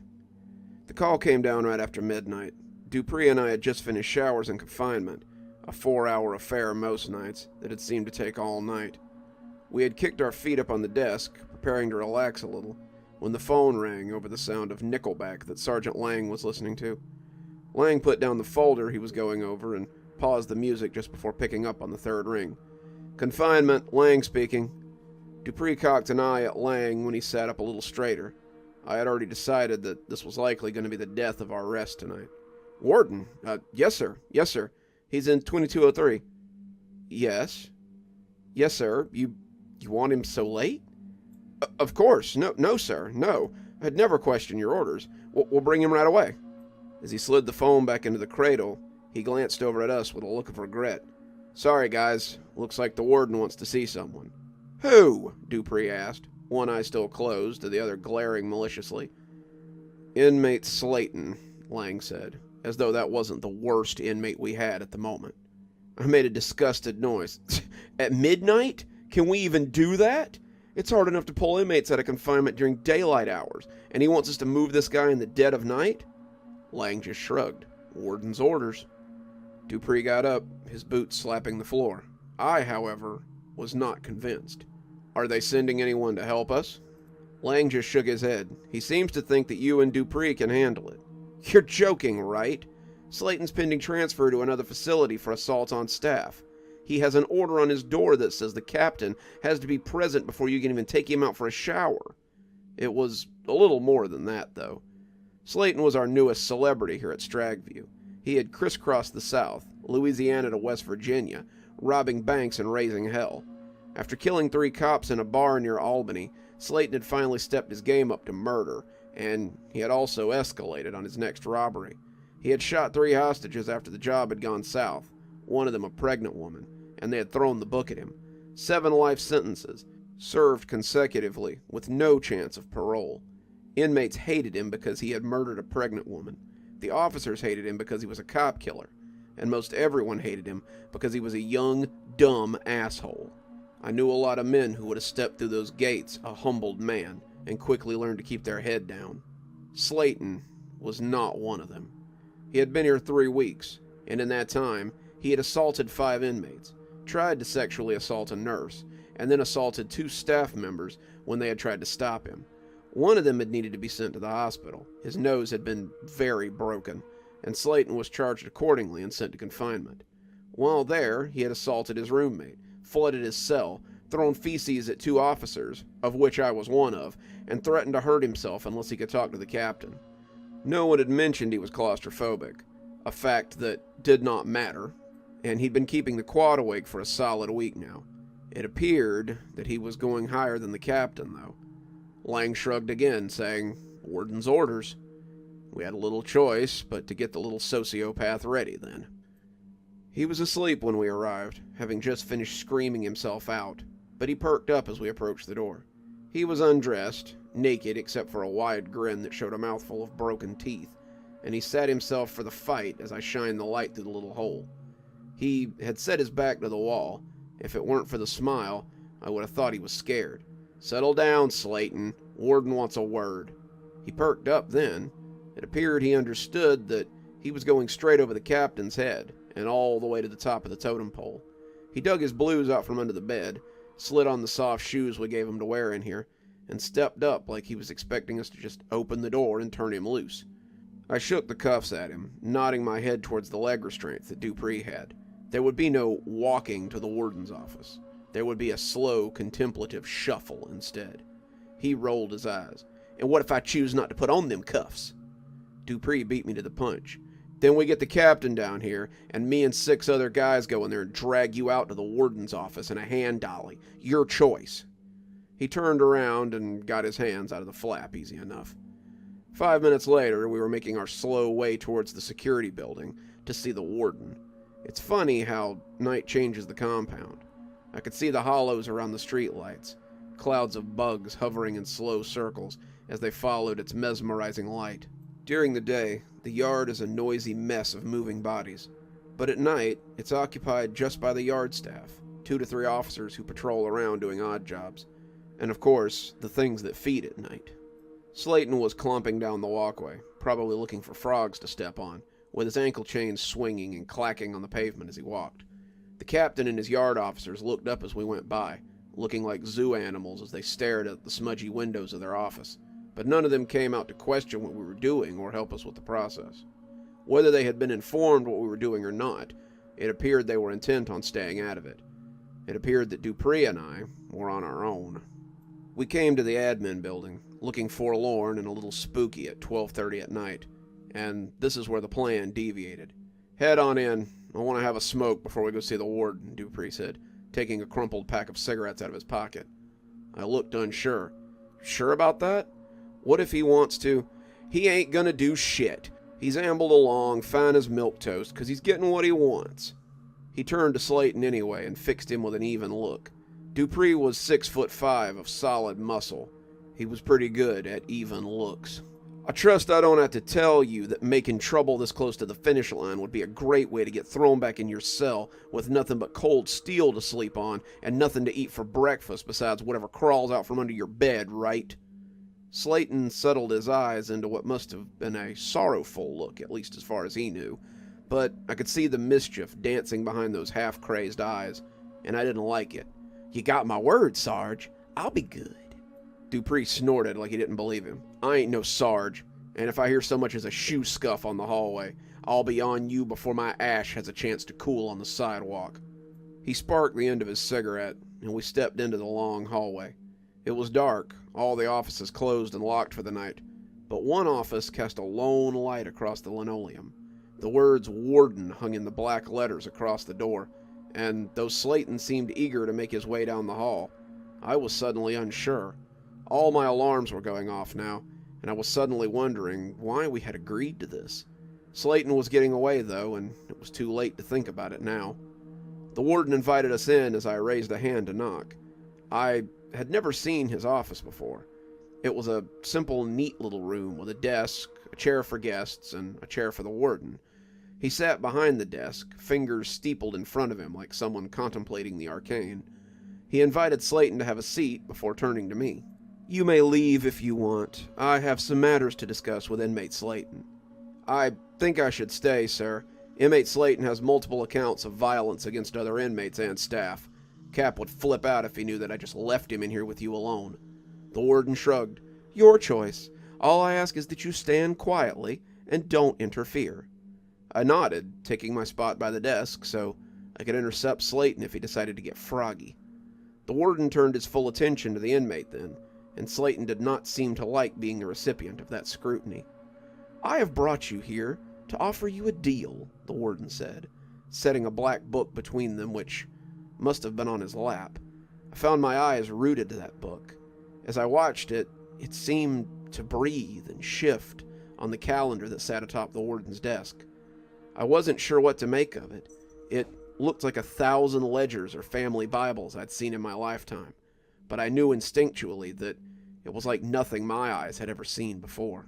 It was wrong somehow. It didn't belong here, any more than Slayton belonged in this office. "It has come to my attention that you have decided to make life difficult for my staff and for yourself. You have caused more trouble in the short time you've been here than most inmates have caused during their whole stay." "That's 'cause I don't want to be here," Slayton cut in. "I told my damn lawyer that I wanted to be in the facility near Alto, not this spook house. I ain't no death row inmate, so I want to transfer to Alderdine State Prison, and I'm prepared to spend the next 7 lifetimes making life hell for you and your boys." The warden smiled like Slayton had just offered him something lovely. "Oh, no need to make threats. I've decided to commute your sentence to time served, and release you from this place this very night." Slayton looked like, of all the things he had expected, this was the one contingency he hadn't counted on. You're fooling me.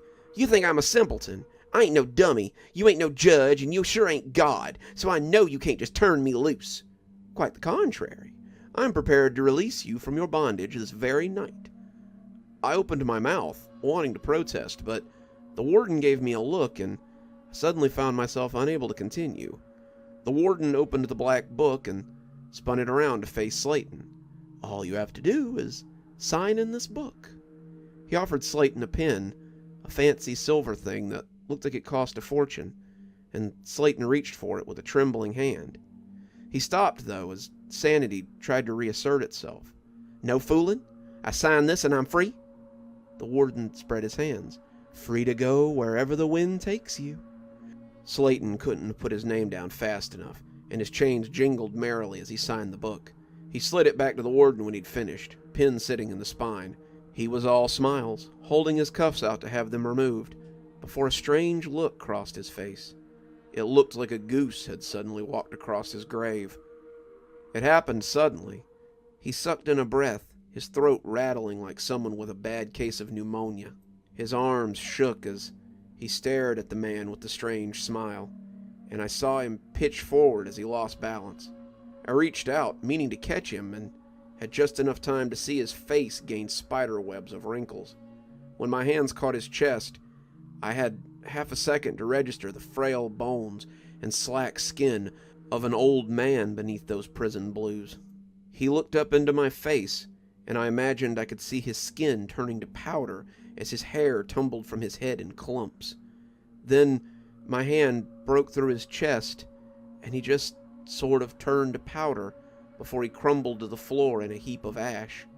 His chains made an angry clunk as they hit the ground a half second before his close. Then, true to the warden's word, Slayton was free to go where the wind took him. I stood over the pile for a few seconds as I tried to process what had just happened. I was currently standing in the warden's office with the remains of a deceased inmate, and no one but the warden and his creepy book to say that I hadn't had a hand in it. I was going to be in a lot of trouble when I didn't come back with Slayton. What was I going to tell Sarge? What was I going to tell the captain? "Relax," the warden said as he closed the book and slid it into his desk. "The paperwork says day shift found him dead in his cell 2 days ago. You have nothing to worry about." He indicated the chair that still had bits of powder from Slayton in it, but I declined. What in the hell was that?" I stuttered. The warden only shrugged. His sentence was commuted. His time was served. You told him you would release him." "And I did. Slayton served 7 life sentences in a matter of seconds. Funny what that does to a body." I could feel myself getting ready to hyperventilate. The sight of all the dust wafting around making my head light. That dust had been a person. It had been a living person, and the warden had taken his life from him. He'd taken more than that, I supposed. He'd taken his humanity, too. The warden once again indicated the chair, but I shook my head, and he shrugged. "I have a promotional opportunity for you if you're interested. The work camp needs a new sergeant, and I think you'd be perfect for the job. That is, if you know where your loyalties lie," he added the last bit with a big cartoon grin. I had only to look at the pile of man-bits wafting across the floor to have my answer. Can I talk it over with my captain before I abandon my shift?" "You may." I moved towards the door, picking up the cuffs and trying not to shudder as my hand touched the pile of dust. He called my name, though, and brought me up short. It goes without saying that if I ever hear Slayton's name spoken again, your name will be going into that book next. I nodded, leaving his office for the last time.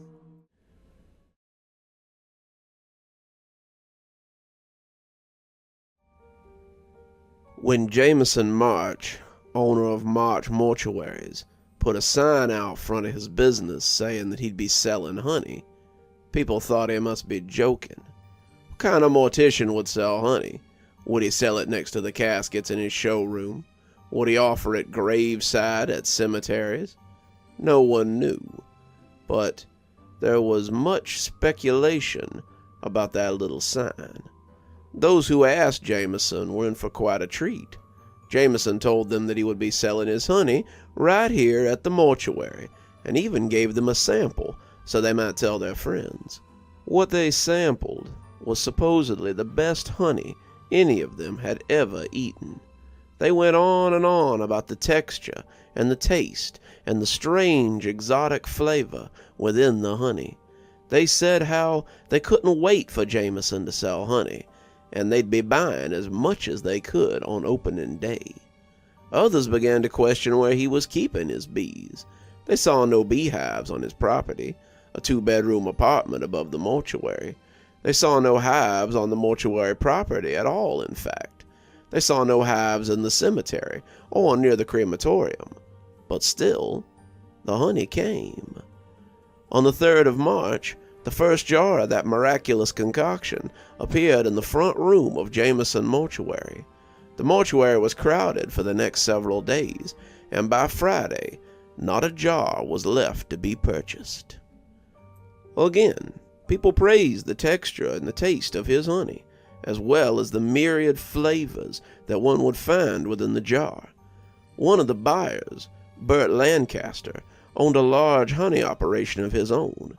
It is said that when he tasted Jameson's honey, he proclaimed that no bee in his field had ever produced anything so sweet. Some would tell you that he burned his beehives that very afternoon, but that's little more than town gossip. For that summer back in '86, no one could get enough of Jameson's honey. They say Helen Price used that honey to defeat her rival Linda Moore in that summer's 4th of July bake-off. They say Bert Cavell put that honey in his mead and could not make enough of it to satiate the local drunks.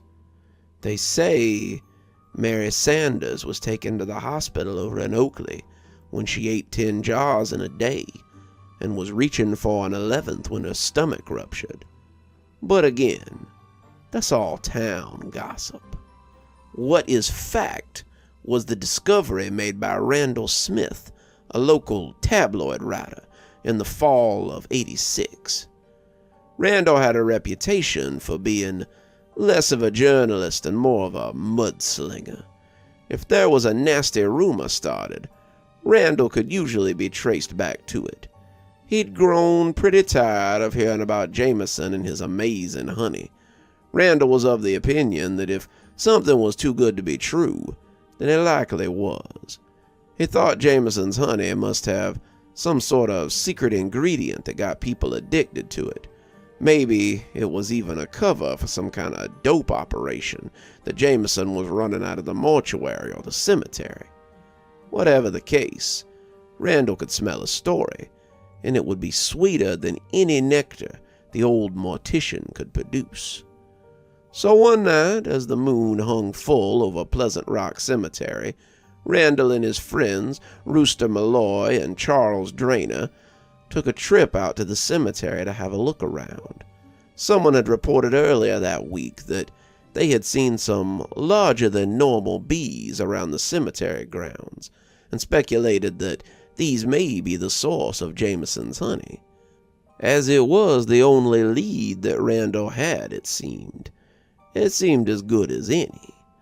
So after a couple of drinks at the Legion Hall, the 3 men piled into Rooster's old Chevy and headed down to do some late-night snooping.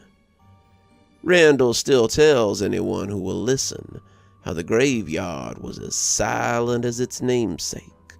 The gate was locked, sporting a brand new Academy security lock, one of the big thick gold ones that graced the sheds and fences of discerning security buffs in town.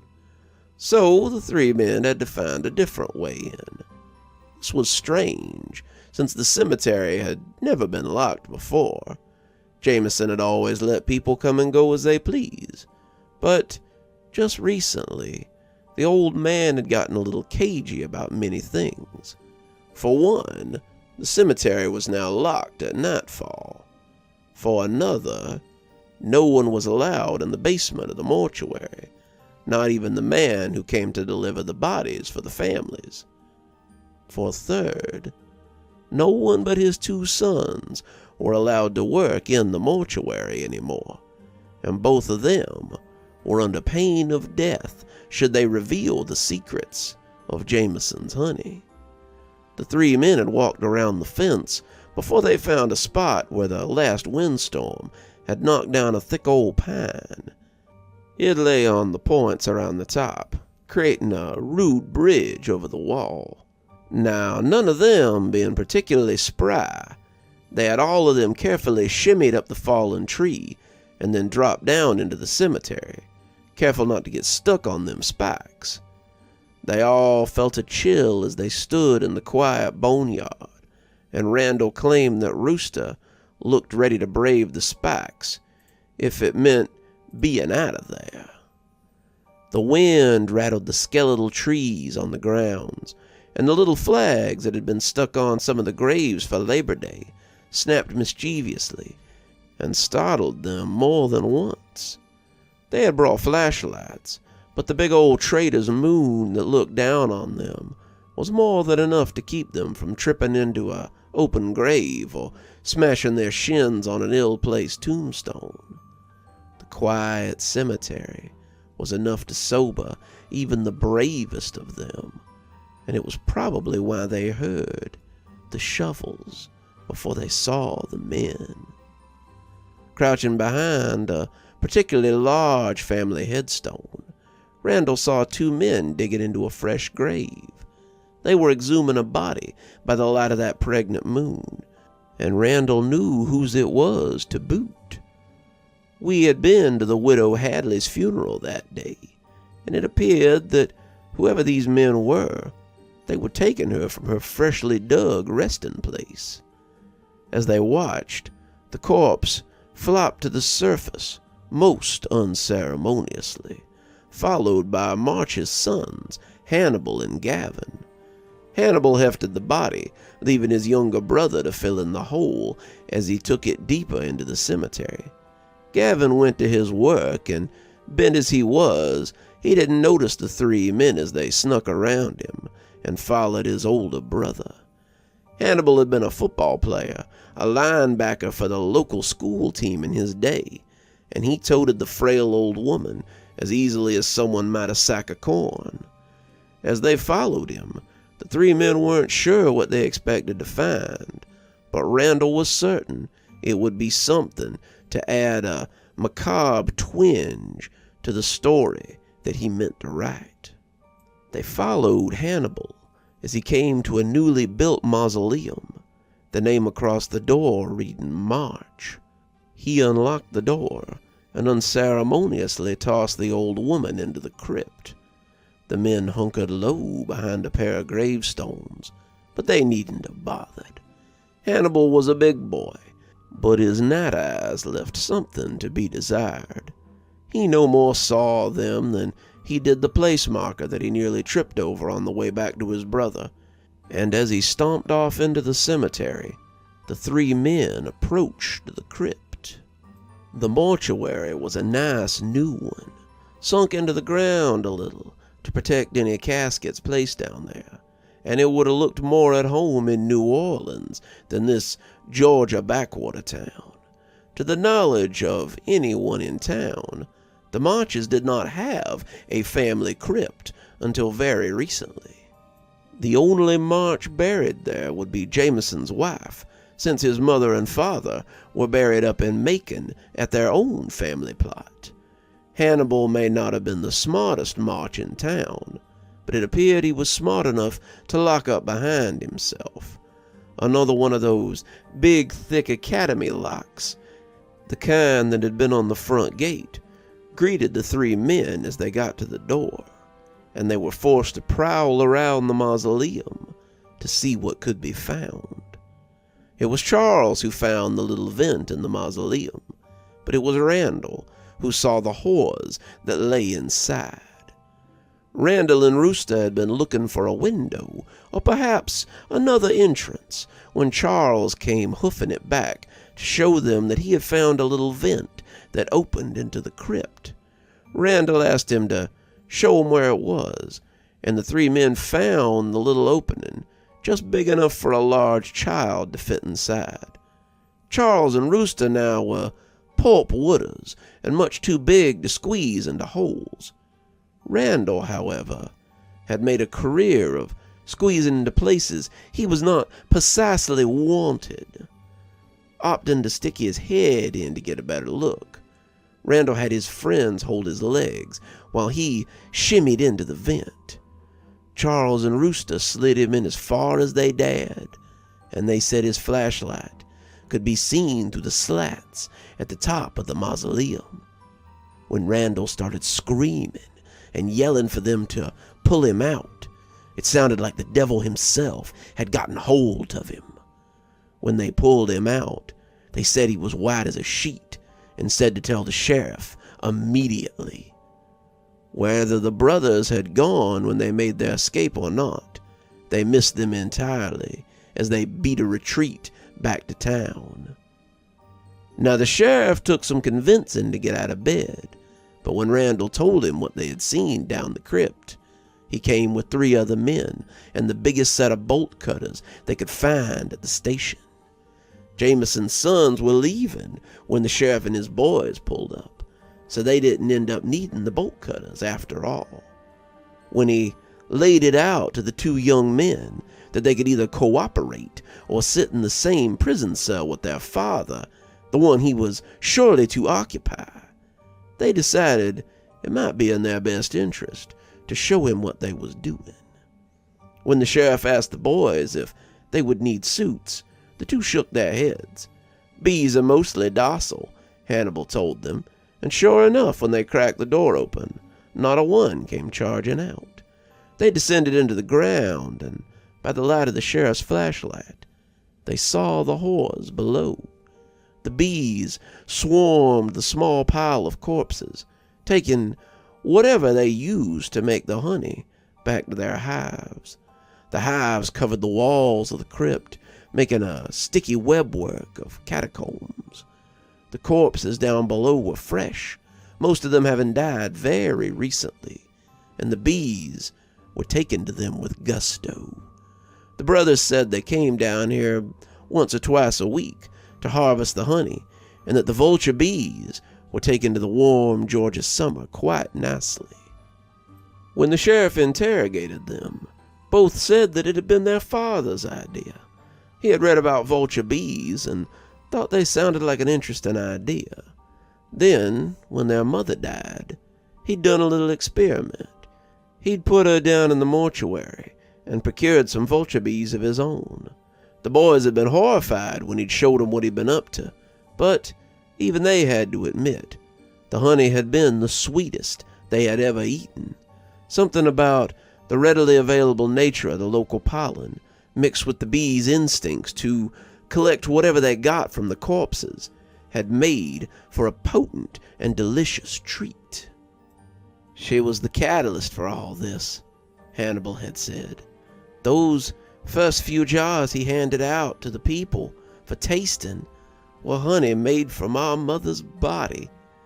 He began to cry then, but the sheriff had all the evidence he needed to proceed. He arrested Jameson March that very night, but there seemed to be some confusion on what to charge him with. Couldn't really get him for murder because he hadn't killed anybody. Couldn't really get him for fraud because he buried them bodies just like he said he would. In the end, they got him on simple corpse desecration and a little misdemeanor fraud for not telling the families what he intended to do with them their bodies. He got less than 5 years in prison. I hear the warden let him keep the beehives in the prison garden. Seems like his talents didn't go to waste, not even behind bars. He left town when his time was served, he and his boys. The funeral home's been empty ever since. The police found the beginnings of his beekeeping operation in the basement. That, and a secondary hive with a swarm of agitated vulture bees. Jameson tried to sell the mortuary, but nobody seemed to want a place with that sort of reputation. It collapsed under a late February snow back in 2012, and they destroyed the mausoleum they found all them bodies in about a year after Jameson went to prison. And that's the sordid tale of Jameson March and his bees. I have no idea what they did with those bees after they turned them out of the March mausoleum.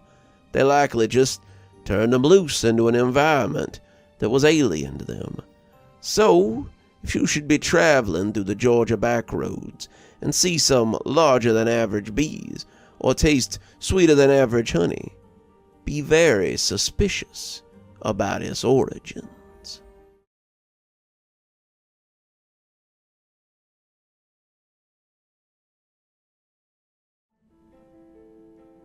"They're ready for you, Doctor," Nurse Chastain said as she stuck her head through the double doors.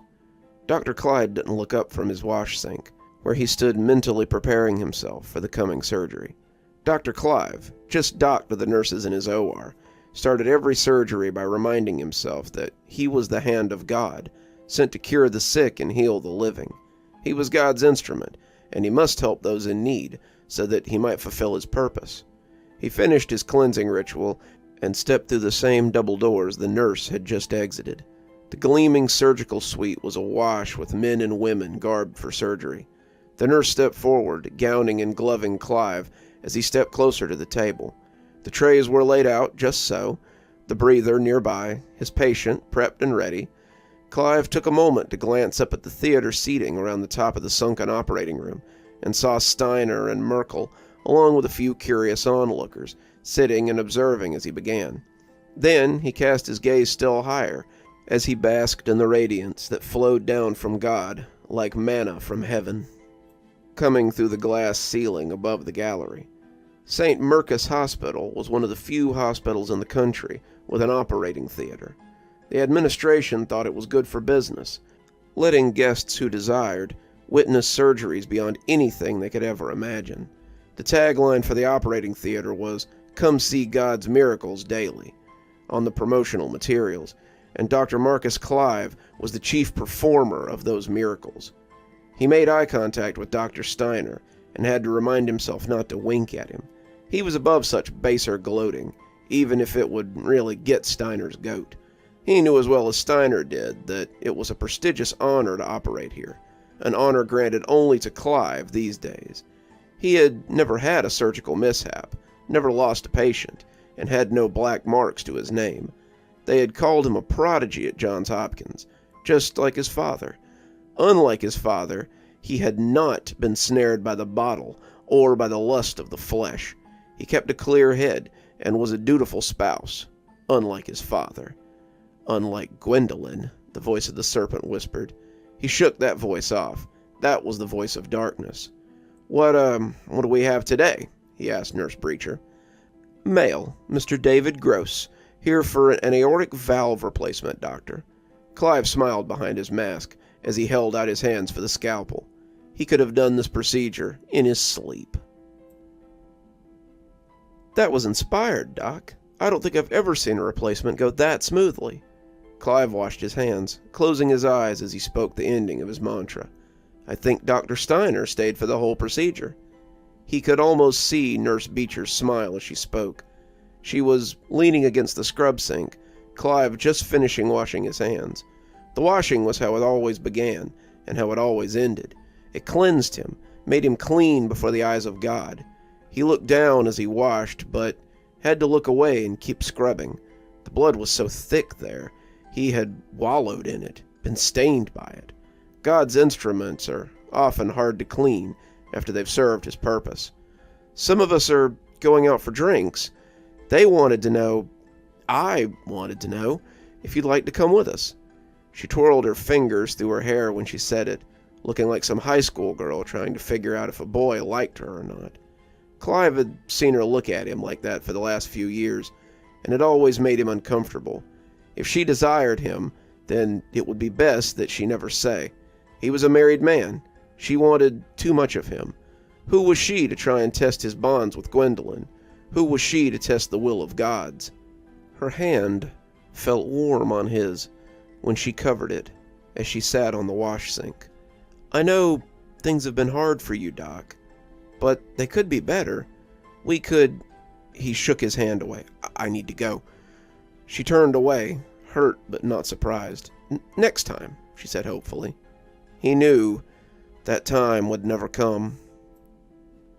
Steiner was waiting by the elevator, almost as if he were waiting for Clive. Great show today, Doc. Really, great show, he said, flashing that huge toothpaste commercial smile of his. Clive had always been unnerved by that smile. Steiner looked like a doctor from a soap opera. Swooped back blonde hair, chiseled jawline, body by Bowflex, crammed under a white coat. Many of the nurses lusted after him. Some of them had followed him to bed, but Clive had always felt uneasy around him. That mouth was too wide, his jaw threatening to unhinge like a snake when he talked. A mouth like that would swallow you whole, and he suspected that might be Steiner's plan for replacing him. Just swallow him whole, bones and all. Clive said nothing. He just pushed the down button as he prepared to leave for the day. I talked to the board today, Clive. Mr. Mason doesn't think it's fair that you get to use the theater and no one else does. Mason's a godless fool, a Darwin worshipper who has no place inside these walls. Steiner smiled that too wide grin, and Clive had to stop himself from shuddering. I'll be sure to tell him that. The door opened and Clive stepped inside, Steiner following after him. The door closed, locking the two of them inside this falling coffin. Regardless, he's given me time in the theater next week. I've got a tricky bit of brain surgery that he thinks the public might like to see. It looks like you're not the star of the theater anymore. Clive scoffed, turning his stoic face into the oncoming leer. I wish you well of it. May your efforts be to please and glorify God, and not simply to prop up your own damaged ego.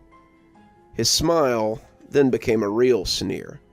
That creepy, holier-than-thou-are bullcrap you spew isn't going to win you any favors here anymore. Daughtry and Morris are stepping down in a few months, and Simons will be gone by the end of the year. Clements is a weak-willed snail, and Mason will be free to move in some individuals with a less narrow outlook. Your days are numbered, Marcus. Clive didn't flinch from the sneer. Daniel never flinched within the lion's den, and certainly Steiner was no lion. He and Merkel could hover over him as he worked, but they'd gain nothing for their efforts. Clive was above the judgment of man. He answered only to God, and God's will would be done. If that is the will of God, then I shall bow to it. Steiner scoffed. You can use your God as a veil for your pompousness, but the rest of us can see what it really is. Pride cometh before a fall, Doc, and your fall will be long indeed from atop your high horse. When the doors opened, Steiner pushed past him and skulked out into the hospital at large. Clive let him get a dozen paces away before leaving for the parking garage. It was late afternoon, and the autumn leaves scuttled across the parking deck like skeletal rats. He walked through the rows of cars to the service elevator and took it down to the sub-basement.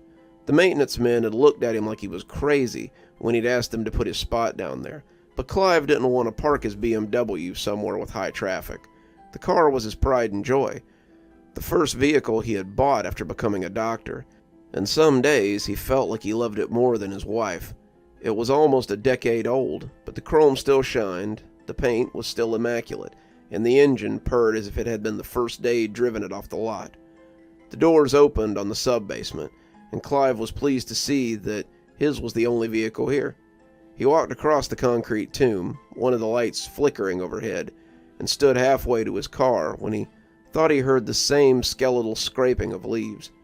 He glanced around. Surely there were no leaves down here.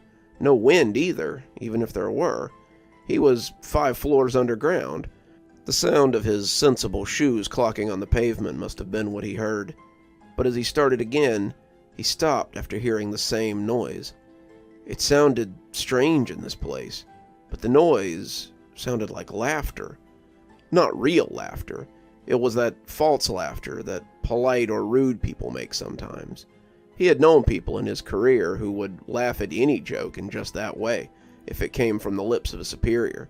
It was false, a lie, and Clive had never stooped to such since becoming a man. He was still convinced that it must have been his shoes. The clump of his heels somehow making that sound as it bounced off the shadowy corners of the garage. But as he approached the car, he became less sure of it. As he approached his comfortable BMW, he could almost feel someone's eyes on him. That scuttling, skittering laughter blew like a wind across the pavement. He clicked the key fob as it got closer and closer, seeing the lights blink and hearing the cheery horn toot. He took a step towards the car, meaning to get in, then turned suddenly to confront whatever prankster thought they were funny. No one would scare him, whether it be in the light of day or the darkest tomb. He was God's instrument, an extension of his love and mercy, and he would not stand for being hounded by some cat's paw of Steiner's or Mercer or Mr. Mason himself. He turned and found no one behind him, just an empty garage and his uneasy breathing. He closed the door behind him as he climbed behind the wheel of his car. He felt comfortable behind the wheel. He felt in control again, and he pulled out his phone to check his messages before driving away. He had asked Gwendolyn if she intended to come to Mass with him tonight before going to wash for surgery. She hadn't gone to Wednesday Mass since the miscarriage. That had been a dark day for Clive, a dark day for both of them, but he had seen it as a sign that it wasn't time for him to have a child. When the time was right, God would bless him with one. Gwendolyn had taken it very differently, having a lapse of faith and a general stagnation of her relationship with God and the church. That had been a year ago, though, and it was time to get back in the Lord's good graces.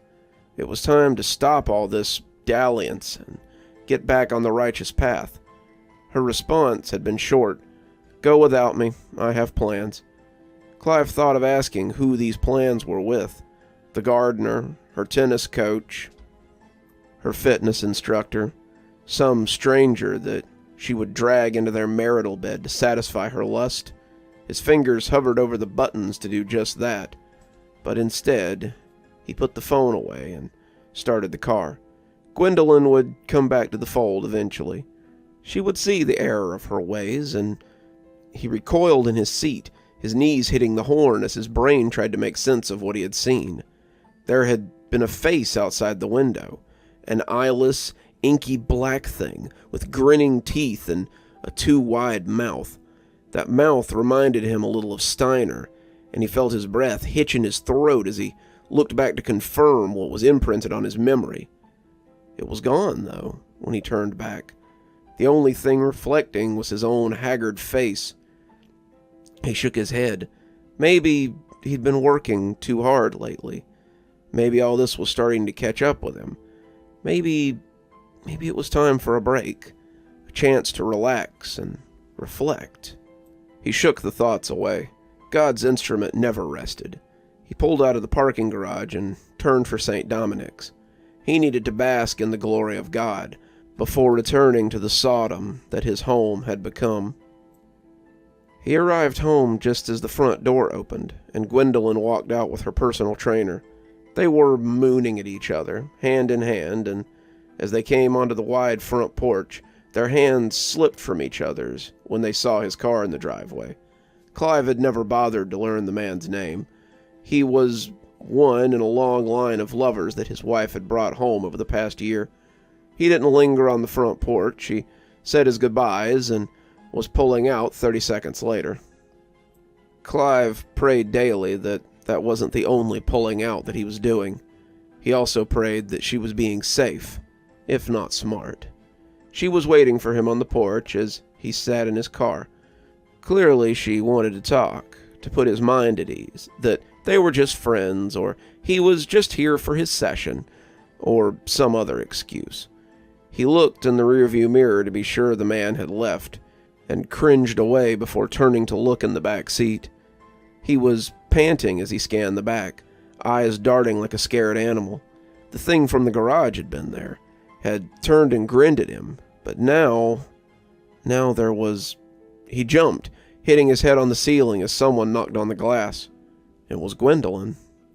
"Are you okay?" she asked, her voice muffled by the glass. "It looked like something startled you." He killed the engine and stepped out of the car, sending his wife stepping back so the door didn't hit her. "I'm fine. I see your plans went well." She followed in his wake as he walked towards the house, timid and unsure. "Randy came over for a private session, since it's hard for me to make it to the gym these days." "Mm-hmm," Clive commented as he walked into the house. "You're home early," she said awkwardly, as the two of them stepped into the grand old house that had once been Clive's childhood home. "Service ended at 8. It's now 8:30. I'm home exactly when I should be," Clive said icily. "You're the one who's late in sending your plans home," was what he wanted to say. She had made him a cuckold, and all he could manage was passive aggression with her. He paused in the entryway, looking into the living room where his father's chair still sat. He had allowed her to redecorate every room except for this one. The couches, the old photos, that canary yellow rug his mother had loved so much, and of course the tan leather chair that his father had sat in every evening and nursed his tumblers of whiskey. How many nights had he played on that awful rug, careful to avoid his father as he drank and read his medical journals? How many evenings had he come home from school to find his father right there and already drunk as he pretended he could see straight enough to read the Evening Post? He could almost see his father's ghost slumped in that chair now as it turned its head to regard him, its lips peeled back in a too-wide grin. Clive buried the shutter so Gwendolyn wouldn't see it and think less of him. "Are you hungry? I've got dinner ready if you'd like to eat with—" "Not tonight," he said as he gave her a pointed look. "Something's turned my stomach, I'm afraid. I'll be in my study." He walked across the hall, leaving her standing there like a guest who's unsure of where to go. He was operating. His scalpel was a gleaming silver sword as he cut the cheeks of his patient.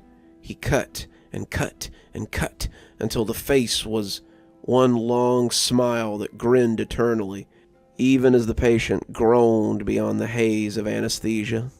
He looked up when he was finished, raising his arm to the gallery and finding it filled with the eyeless, smiling creatures. They clapped and capered like Satan's imps, and when he drew off his surgical mask, he could see that he too had a wide, carved grin that dribbled blood onto the sterile floor of his theater. The monstrosities clapped, and their laughter rang out hollowly through the theater, devoid of all mirth or joy. They laughed without knowing joy, and he reveled in their regard. The thunder outside woke him suddenly, and he sat up in bed. He was breathing heavily, the dream having rattled him, and the rain had started coming down some time after he'd gone to bed. He had kissed Gwendolyn dutifully good night, and gone to what had once been his marital bed.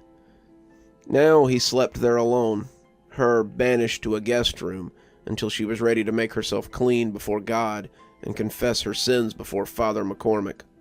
She said she wouldn't. It was no one's business but hers and God's, and Clive had rejected her, frankly, secular outlook on what was a shameful practice. The lightning made him jump, and when he looked at the window, he nearly screamed. Outside was one of the grinning abominations, clawed hands splayed against the glass, and rain dripping down his eyeless face. Clive stared at it, his heart feeling ready to leap up out of his chest, and the creature stared eyelessly back at him. The two stood in silence for a count of 30, before a bright flash of lightning dispelled it. When his eyes adjusted, it was as though it had never been there. Clive looked a mess as he came into the hospital the next morning. His scrubs were immaculate as always, but he hadn't had time to press his lab coat. His graying hair sprang up in cowlicks, and he was jumpy after a night spent with the eyeless creatures gazing at him.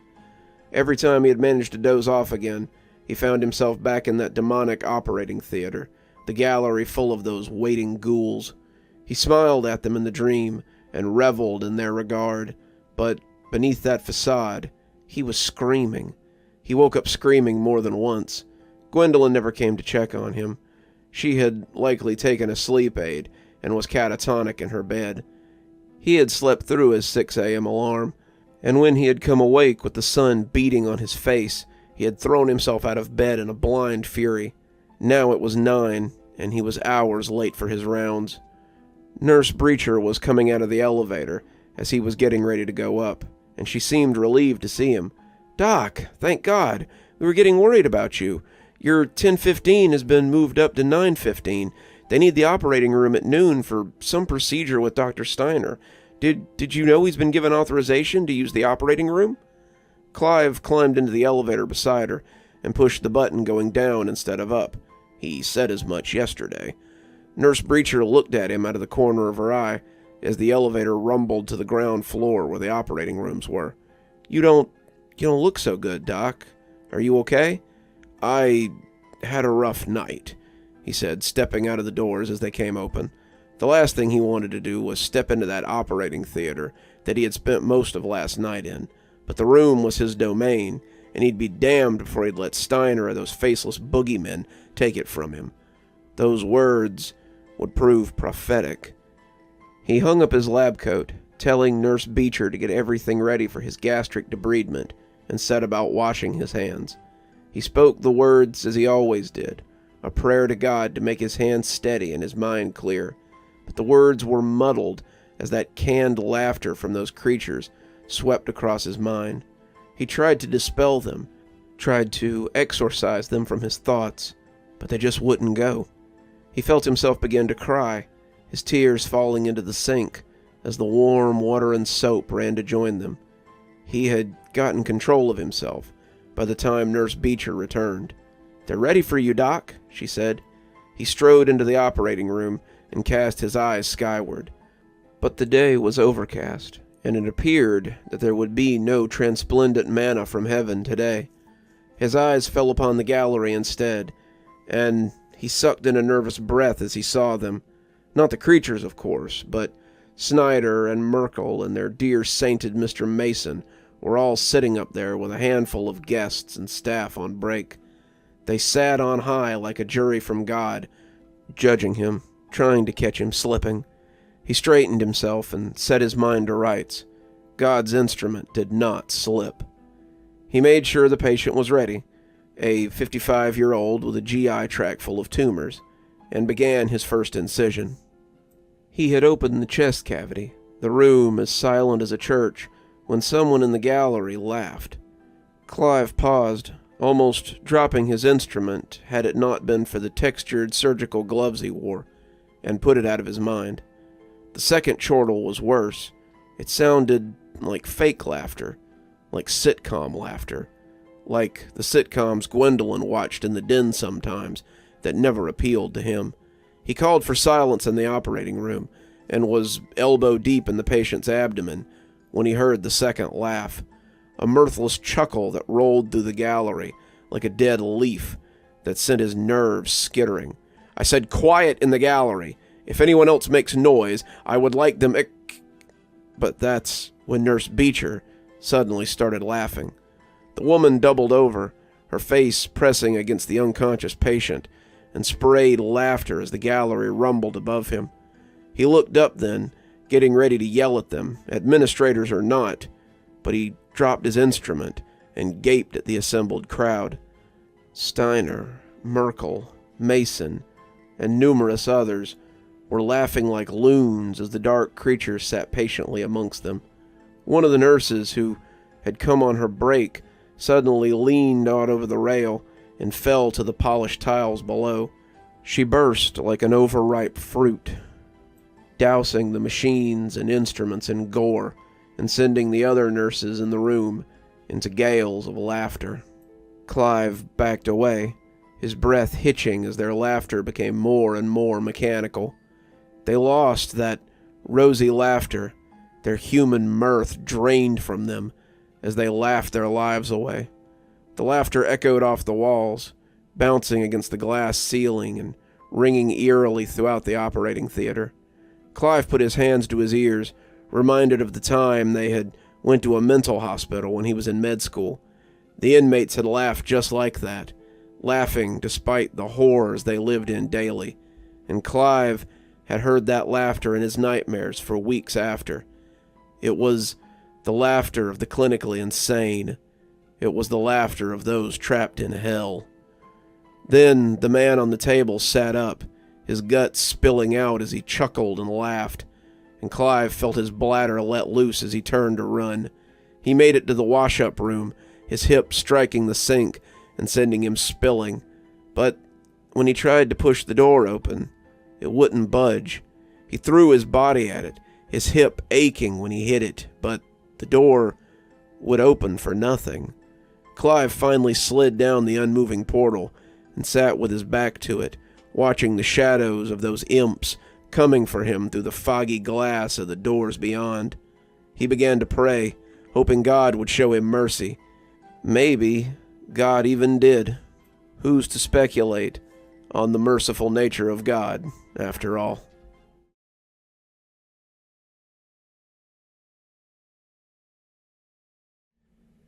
I can't get it out of my head. I don't know what to do.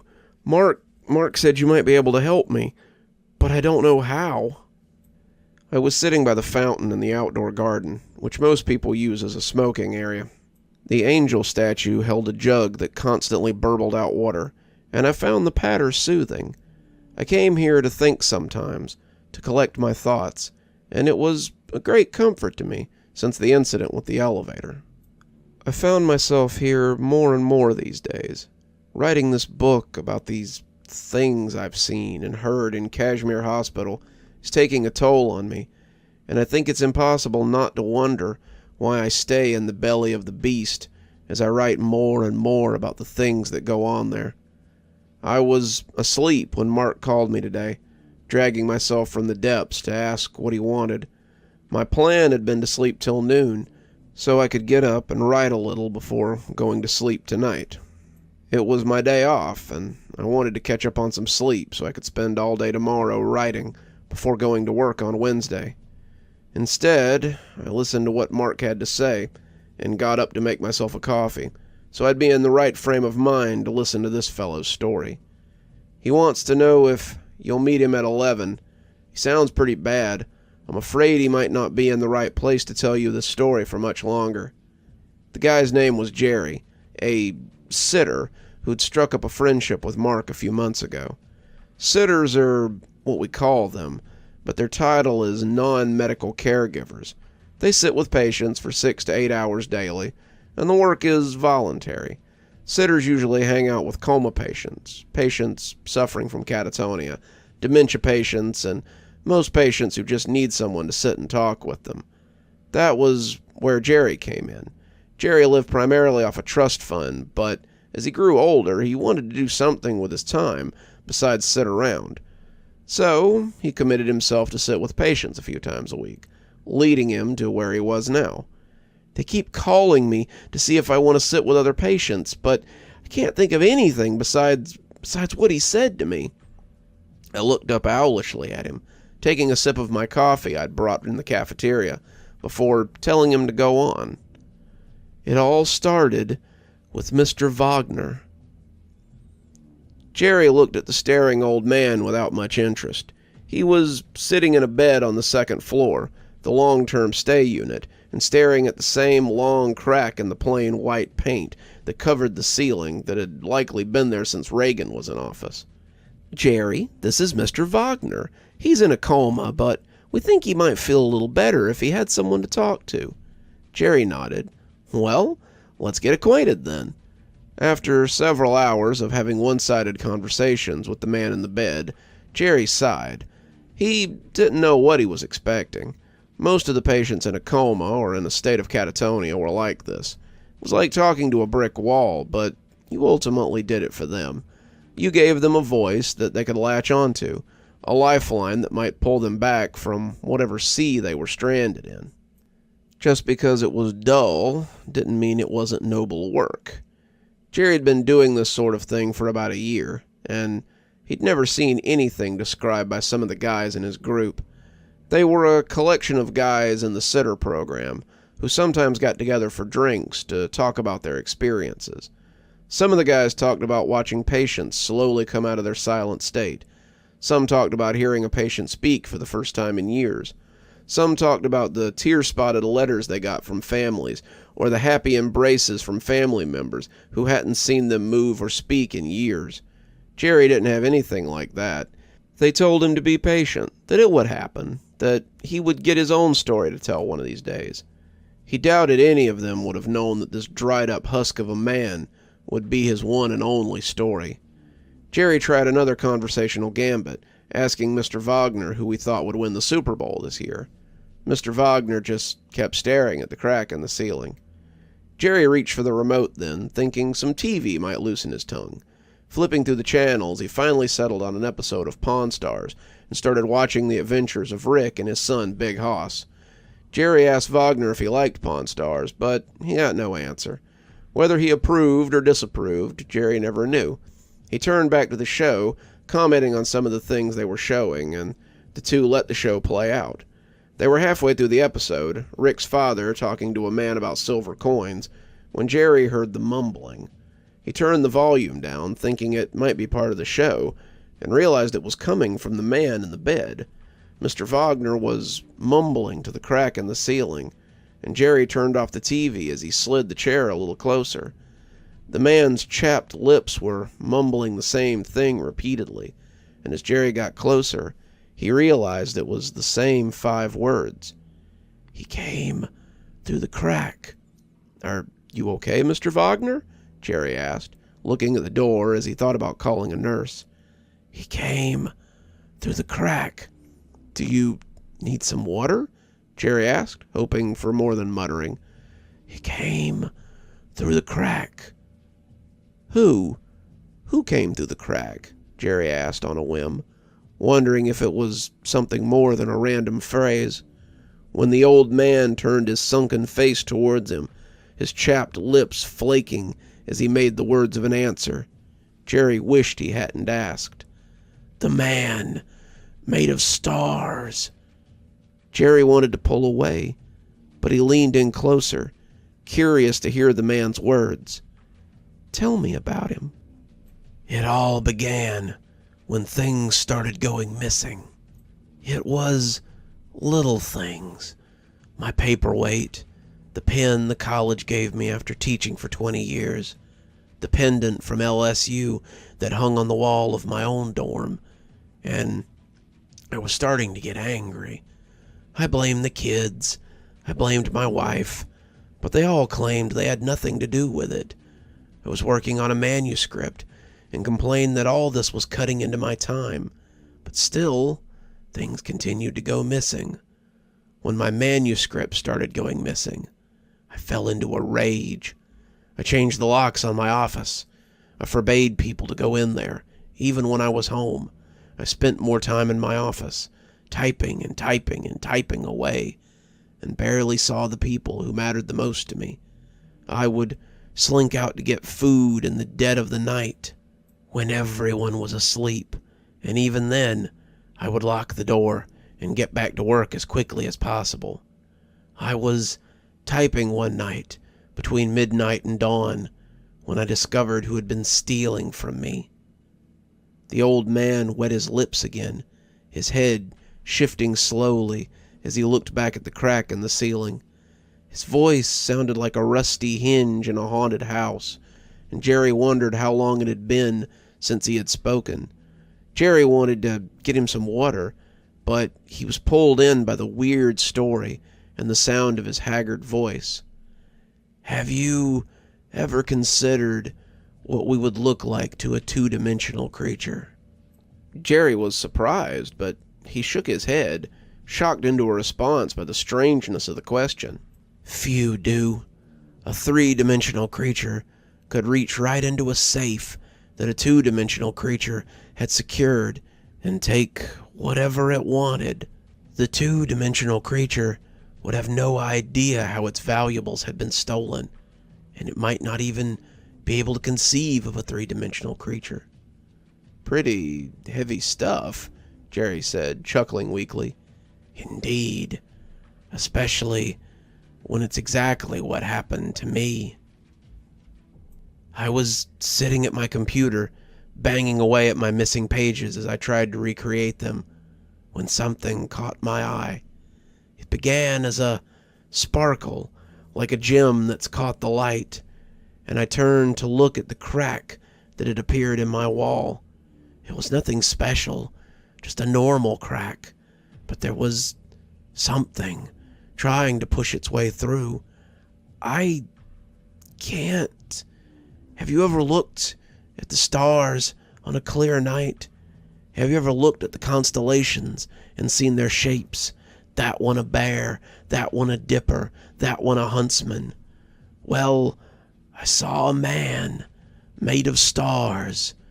That's as close as I can describe him, but it looked like a constellation stepped out of my wall. I was speechless. Was this the thing that had been stealing from me? I was like a statue as it moved across the room. It's hard to describe how it moved. It almost seemed to vanish and reappear with each step. It was, then suddenly it wasn't. Then it was again.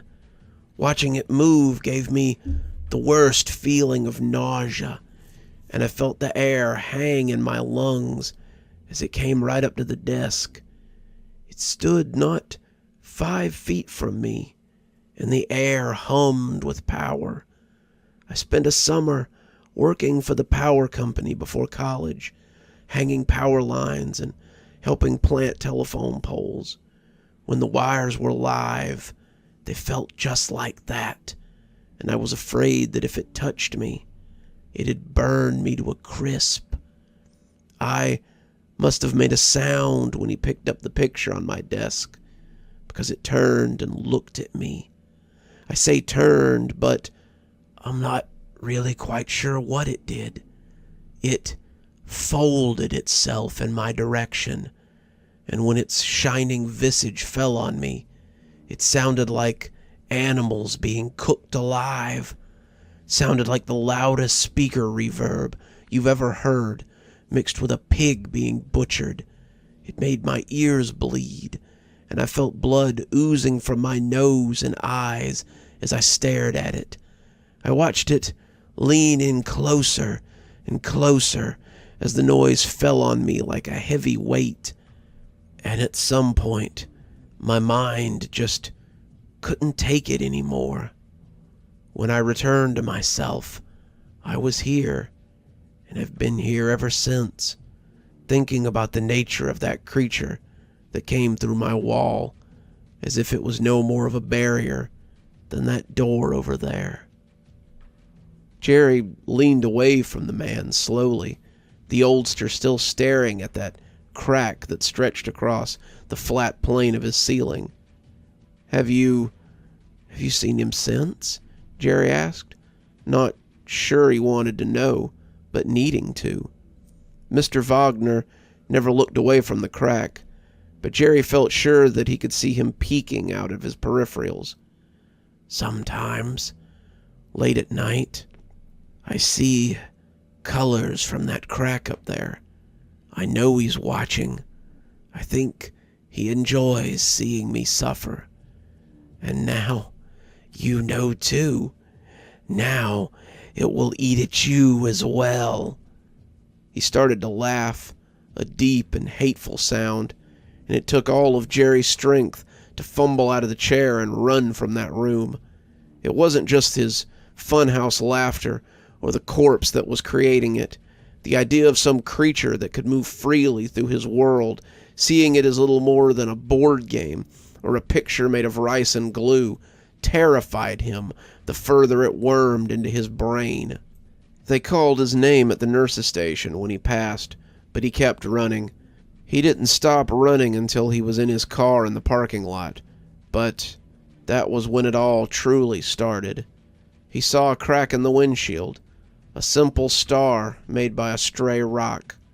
He had thought he might be done shaking, but it seemed he had a little more in him as he fell out of his car and scrambled through the parking lot, leaving his vehicle open and abandoned in the parking spot. I haven't gone back to check on it since. I assume security has either towed it or secured it for me. I spent the last 2 weeks spackling every crack in my house. I never realized there were so many until I started. Then I looked at the corners, wondering if they could get in there, too.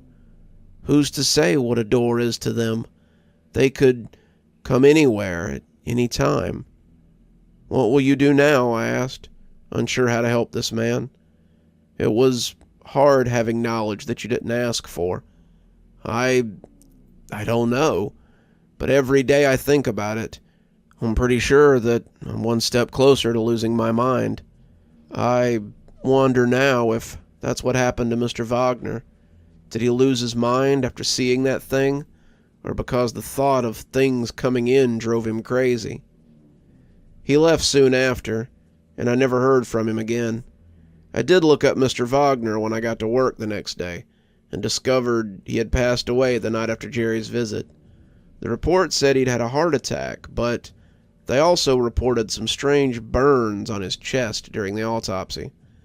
It was written off as an allergic reaction or some odd occurrence, but I can't help but wonder if the strange creature he spoke of finally came back to get him.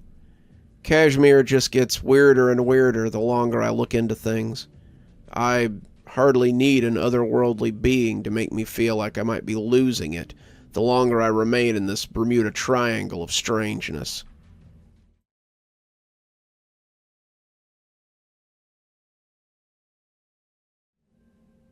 The mirror showed Dominic reflections that weren't his own. The mirror was an oddity, but an oddity that he would come to rely on. The hell is this thing? Dominic had been browsing for things he could sell at his local thrift store, and the mirror had caught his eye. It stood out because this shop didn't usually put trash out with their junk. The mirror was fractured in 7 places, and it looked like someone had punched it in the center and sent spider cracks through the glass. At first he thought it was some kind of joke mirror, because when he looked at it, he saw 7 different reflections, and only 2 of them were his. The 2 that were him were on the top right and the bottom left. The left one showed a much younger Dominic as he shuddered on a metal frame bed in Clarence County Prison. At first, he thought it was just some inmate. Everyone kind of looked the same with a bald head and stripes on. But he would never forget that cell. It had the swastikas carved on the wall behind it, the legend that stated "cops are bastards" below it, and the picture of his then wife that he had stuck up with toothpaste to add some color to the cell. It was him all right, but the one across from it was much more interesting. The top right showed Dominic picking up a painting in the art section, a painting with a price tag on it that read $2,000 in your pocket. Dominic was no fool. He wanted to make sure this wasn't some kind of weird trick first. He'd grown up in gangs and living rough, and he knew a hustle when he saw one. It was an impressive hustle, to be sure, but it still smelled like a hustle to him. Dominic went to the little section they had for art, and sure enough, there was a weird picture of women sitting on a balcony, their faces seeming to grin and scream all at once. The price tag on the front was not for $2,000, however, and was for a much more reasonable $10. Dominic thought it over, pulling out his phone as he snapped a picture, and looked to see what it was worth. He found a page for some artist named Roland DePriest, and it just so happened that a lot of his paintings were going for big bucks since he'd recently offed himself. A quick look told Dominic that this was indeed a DePriest, and the going price for it was about $2,000 as of this afternoon. He picked up the painting and the mirror, deciding to take both home with him. "What you want that ratty old mirror for?" asked Mr. Drussel, looking at the broken glass without much interest. Clearly, he couldn't see what Dominic saw in it, and that might be for the better. "I like the frame," Dominic lied. "Think I might use it for something." Mr. Drussel looked at the painting in a precursory way, but shrugged as he tapped it all up on his calculator. $10, he said, holding his wrinkly hand out with expectation. Mr. Drussel did business in cash, and did not truck with the little plastic card machines. "What about the mirror?" Dominic asked, not wanting to get scammed after the fact. Take it. I can't sell a broken mirror, and the frame looks ugly anyway. If you want it, then by all means, take it off my hands. Just don't cut yourself on the glass. I'd hate for you to try to sue me after I gave you such a great deal on it." Dominic nodded, thanking Mr. Drusel as he left the little shop, with a tinkle of the bell overhead. The painting sold for the proposed $2,000 to a scalper friend of his, and the mirror Dominic hung in his bedroom. For a week, the mirror did little more than show him going about mundane tasks, and Dominic began to wonder if he really had been had. The little inmate still stayed in his cell, sometimes going out for chow, but mostly just staying and looking sad. That tracked, Dominic had spent a lot of his time being sad about one thing or another. Sad that he was stuck in prison for 5 years at first, then sad that his wife had left him towards the end. He tried to figure out what the other spots meant, but they were kind of mysterious. The middle two showed awful things he didn't like to think about. He was a tough guy. He'd been in his fair share of scrapes and seen people get killed in his lifetime, but this stuff was so much worse. People beating kids, people killing their wives, people hurting animals, and everything in between. The one next to it wasn't much better. He could see mothers tucking in starving kids, homeless people crying as they used the last of their money for a bottle of cheap alcohol, even little kids huddled together as they hid from someone. Some of what that mirror showed him was terrible, but some of it was as helpful as the painting had been. The top left panel showed a woman he knew all too well as she went about her daily life. He should know her. She was his ex-wife.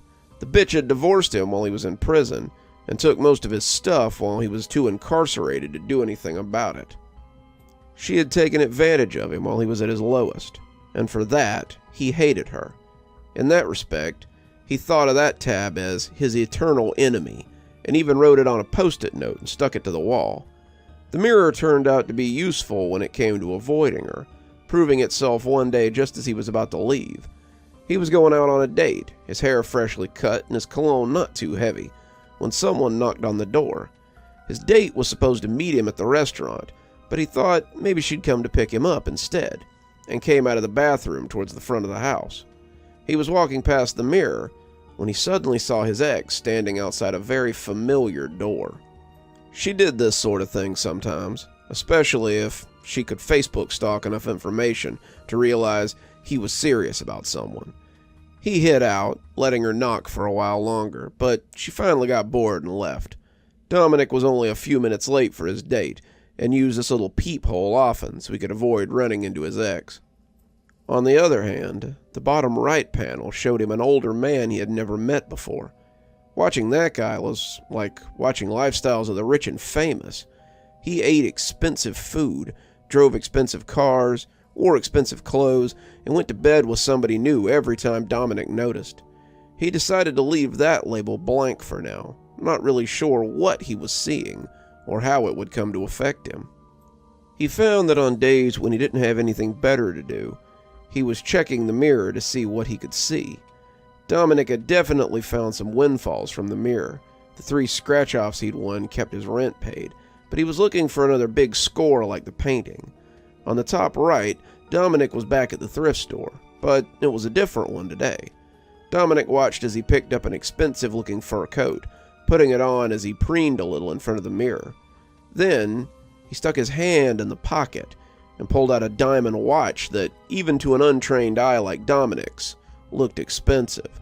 The thrift store was known to him, a little second-hand store on Mulbank, and after checking that his ex was still at her job, he decided to go see if lightning would strike twice. The thrift store wasn't crowded, and the coat was loud enough to be seen from the entrance. Dominic assumed that it would reek of liquor and cheap cigars, looking like some wannabe pimp's prop, but the coat was in immaculate condition. The tag said it was a Vanderfur, a brand even Dominic was familiar with. He put it on and went to the mirror, preening a little as he'd seen himself do. The coat looked good, very good in fact, and it would go well with some of the shoes he had at home. As he stuck his hand into the pocket, however, it was time for the moment of truth. At first there was nothing. Then suddenly, his fingers touched the harsh surface of an expensive watch. Dominic pulled out a Rolex with, honest-to-God, diamonds on the face. The whole thing gleamed obscenely, and Dominic longed to slide it on and feel the weight of it. This was the sort of thing that he had dreamed of as a kid, driving around town in a fancy car with a hot girl in the passenger seat and an expensive timepiece on his arm, in a primo coat.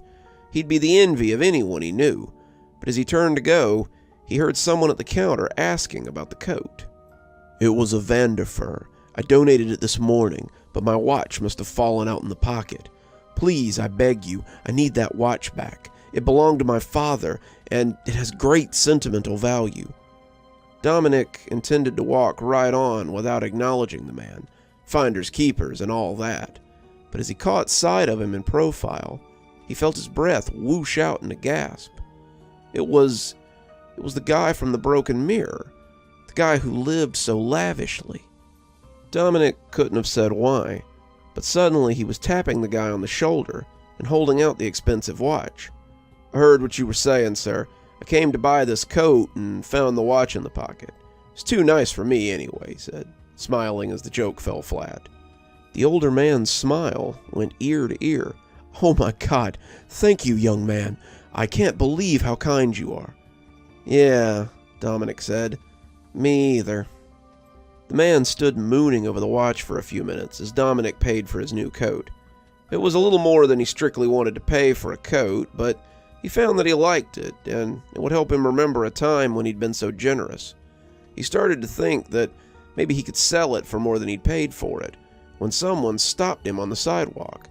The guy was running after him, asking him to wait as the watch threatened to slip off his wrist again. "I owe you something, at least, for being so kind," he said, panting a little as he caught his breath. "It's really okay, mister. You don't have to." "I insist," the man said, taking a watch out of his suit coat that looked almost as impressive as the one he was wearing. "My father bought me the watch you found when I was 18 and about to leave for college. This watch doesn't have nearly as much sentimental value, but I think it will help you nonetheless." He put the watch in Dominic's hand and patted it warmly. "I'm in your debt, sir. Hopefully, I can find a way to repay you someday." The watch was nice. Not as nice as the one he had, but still nice. Dominic sold it for about $1,300 and used the money to not only float himself for a while, but also buy a much cheaper timepiece that still looked richer than anything he'd ever owned. He too wanted a reminder of that warm feeling he had felt when he'd done something nice for someone else. With the rent on his dingy apartment paid for the next few months, Dominic was spending a lot of time watching the mirror. He had decided that the panel with the rich man might be his greatest friend, if his ex was to be his greatest enemy. The top and bottom corners were his past and future, and he used the former to enhance his own future often. The middle two were still a mystery to him, but he felt like they might make sense in time. The top panel, the one that took up the most space, however, made him a little more uneasy. It was gray, the sky full of cracks as it swam like a puddle when you throw a rock into it. Dominic felt like he knew that sky, but he couldn't place it. He'd never seen a gray sky like that in his life. Except he had. He knew he had. He just didn't know when. He tried to look at that space as little as possible, but it kept drawing his eye, making him want to take the mirror and throw it somewhere where it couldn't make him feel that way anymore. That was usually how he got stuck looking at the middle two panels. Anything to take his mind off that gray sky full of cracks. The mirror kept showing him things and leading him to opportunities, but it wasn't until he saw one of the faces from the middle panel that he thought he knew its true purpose. He would later reflect on what leap of ego had led him to believe that he knew the purpose of such a thing like this. He was at Marcy's buying groceries one day when he saw a familiar face in line, the true nature of the panel seeming to come to him. He'd seen the woman before. Too many mouths to feed and not enough hours in the day to work to feed them. She was standing at the register, her card having been declined, deciding between a gallon of milk and a box of diapers, to diaper the baby or have milk for the other 4. "Here," Dominic said, paying the cashier the remainder from his own wallet. He had no idea why he had been so moved to help, but it made him feel good to do so. The woman thanked him profusely, almost to an embarrassing degree, but Dominic told her not to worry about it. She could pay him back if she felt strongly about it, and here was a little more to get her through the week if she needed it. The woman cried as she tried to refuse him, but the money went into her purse regardless, and Dominic smiled as he watched her go. After that, he began to use his money to help others more often. The mirror helped him invest his windfalls, helped him change his life for the better, and as he grew, so did his altruism. Suddenly he was no longer giving money to single mothers or tipping bills into homeless people's cups, but he was helping the city open shelters, providing programs with startup capital so they could offer meals to people in need, and changing the poverty-stricken neighborhood he lived in for the better. That was how he reconnected with the man from the thrift store, and it was a meeting that would change his life forever. The mirror had shown him that today he would meet someone who would change his life, but he had never expected it to be the man who had begun his charity. As he gave the keynote speech, he could see an ocean of faces that had once looked hopelessly out of the mirror at him. He had given them the hope that they now saw, and the feeling made him tingle. He had always wanted to be someone who could help others, even as he struggled to help himself. He had never realized it. He had something worthwhile to give now, and he was on top of the world. As he ladled punch into a plastic cup, he heard a voice that he hadn't thought of in 4 years. "Looks like you've come a long way since the thrift store. I almost didn't recognize you until you started to speak up there." Dominic turned, and there was the man who had given him the watch. He extended a hand. "We've never been formally introduced. I'm David Rothschild, philanthropist and tech mogul." "Dominic Fraser, it's nice to see you again." And it was nice. The two of them talked for the rest of the afternoon, and when they parted ways at sunset, they were already working out plans for a venture together. Dominic had given him some stock advice, something the mirror had showed him the day before, and the two parted with promises that they'd get together again very soon. Dominic returned to his apartment, the same dingy one-bedroom he'd lived in for years, wanting to see what the future had in store now that he'd found a man like David to partner with. Instead of grand business ventures and philanthropic outreach, however, he was greeted with himself stabbing his new friend to death. Dominic stared at the mirror for a moment, unsure of what he was seeing. This couldn't be his future. Why would he do such a thing? He had a lot of respect for David and couldn't imagine why he would want to hurt him. It had to be a fluke, a trick of the light. But every time he came back to the mirror, it showed him the same thing. His knife, red with David's blood, and David lying on the floor of his tiny apartment. It never changed. It never wavered. And Dominic decided that enough was enough where the mirror was concerned. He put it in the hall closet, shutting it and its proposed future away for good. At least, he hoped so. He spent a lot of time with David in the coming months. The two did a lot of good for the community, for many communities, and Dominic saw himself living a part of that lifestyle that he'd only seen through the mirror. Jet-setting, eating lavish meals, living the sort of life he had always dreamed about, and with a friend like David, he could live that life with an ease that he had never known. Dominic was the happiest he had ever been, or he would have been if not for the dreams. In the dreams, he always saw himself standing over David's corpse as he bled out onto the tacky carpet. In the dream, he could hear the sirens approaching as he stood over the man like a conquering hero. In the dream, Dominic knew that his life as he knew it was about to come to an end. It started very subtly. Dominic began spending days back at home instead of with David. He was busy with other projects. He needed to give attention to some local charities. He needed to reconnect with his roots and remember the people who needed him. These were all excuses he gave his new friend, but in reality, David had begun to resent his business partner. David Rothschild, who had everything except a criminal record and a checkered past. The more he thought about it, the more he wondered if David was going to mess him up on purpose. Did he know that Dominic was supposed to kill him? Was this his way of stealing his happiness?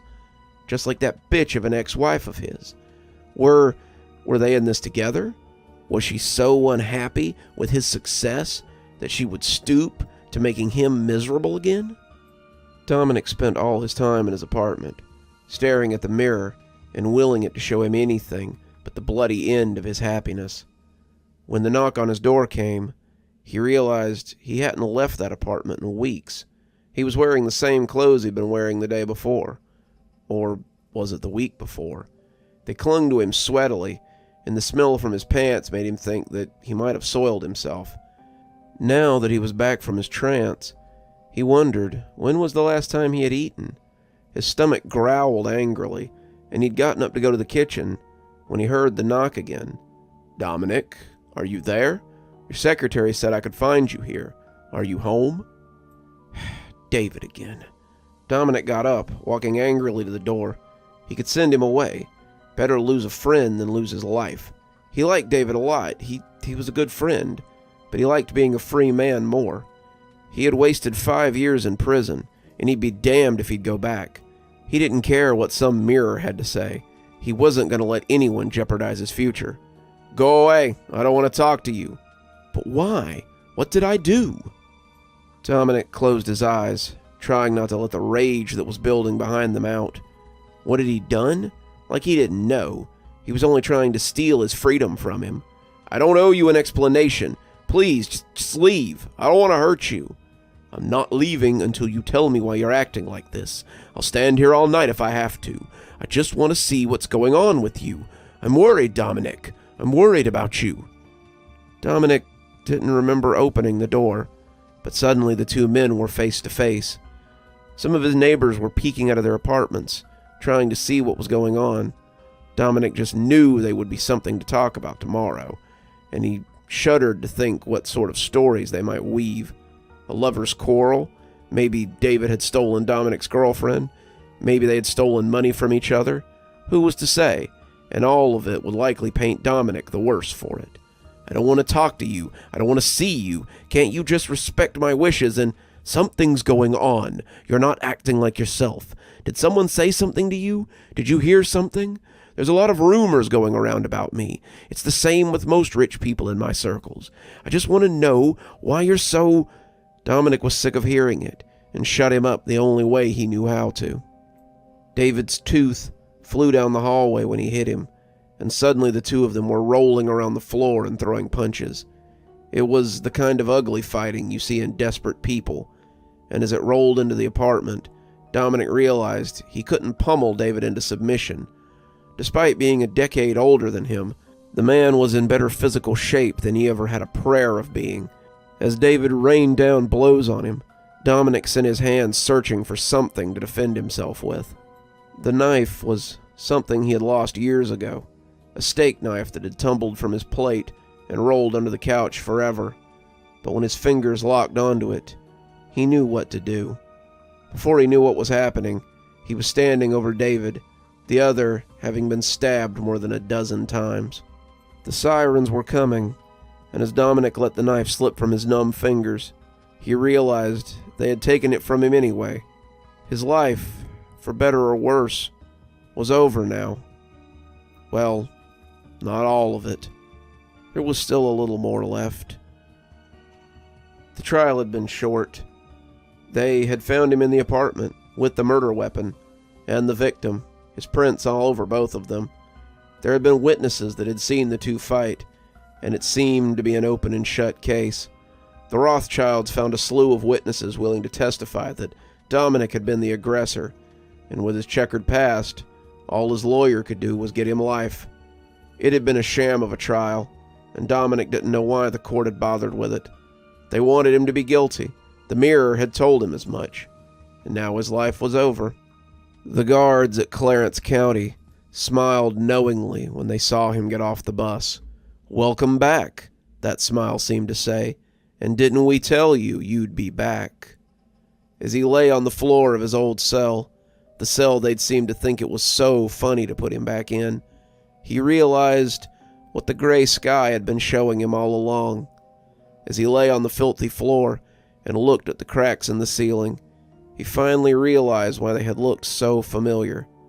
This was his life now, his life and his death, and he wondered How long he would have to look at those cracks and that pitted, pitiable concrete before someone came along and put him out of his misery. If the mirror knew, it certainly wasn't telling anymore.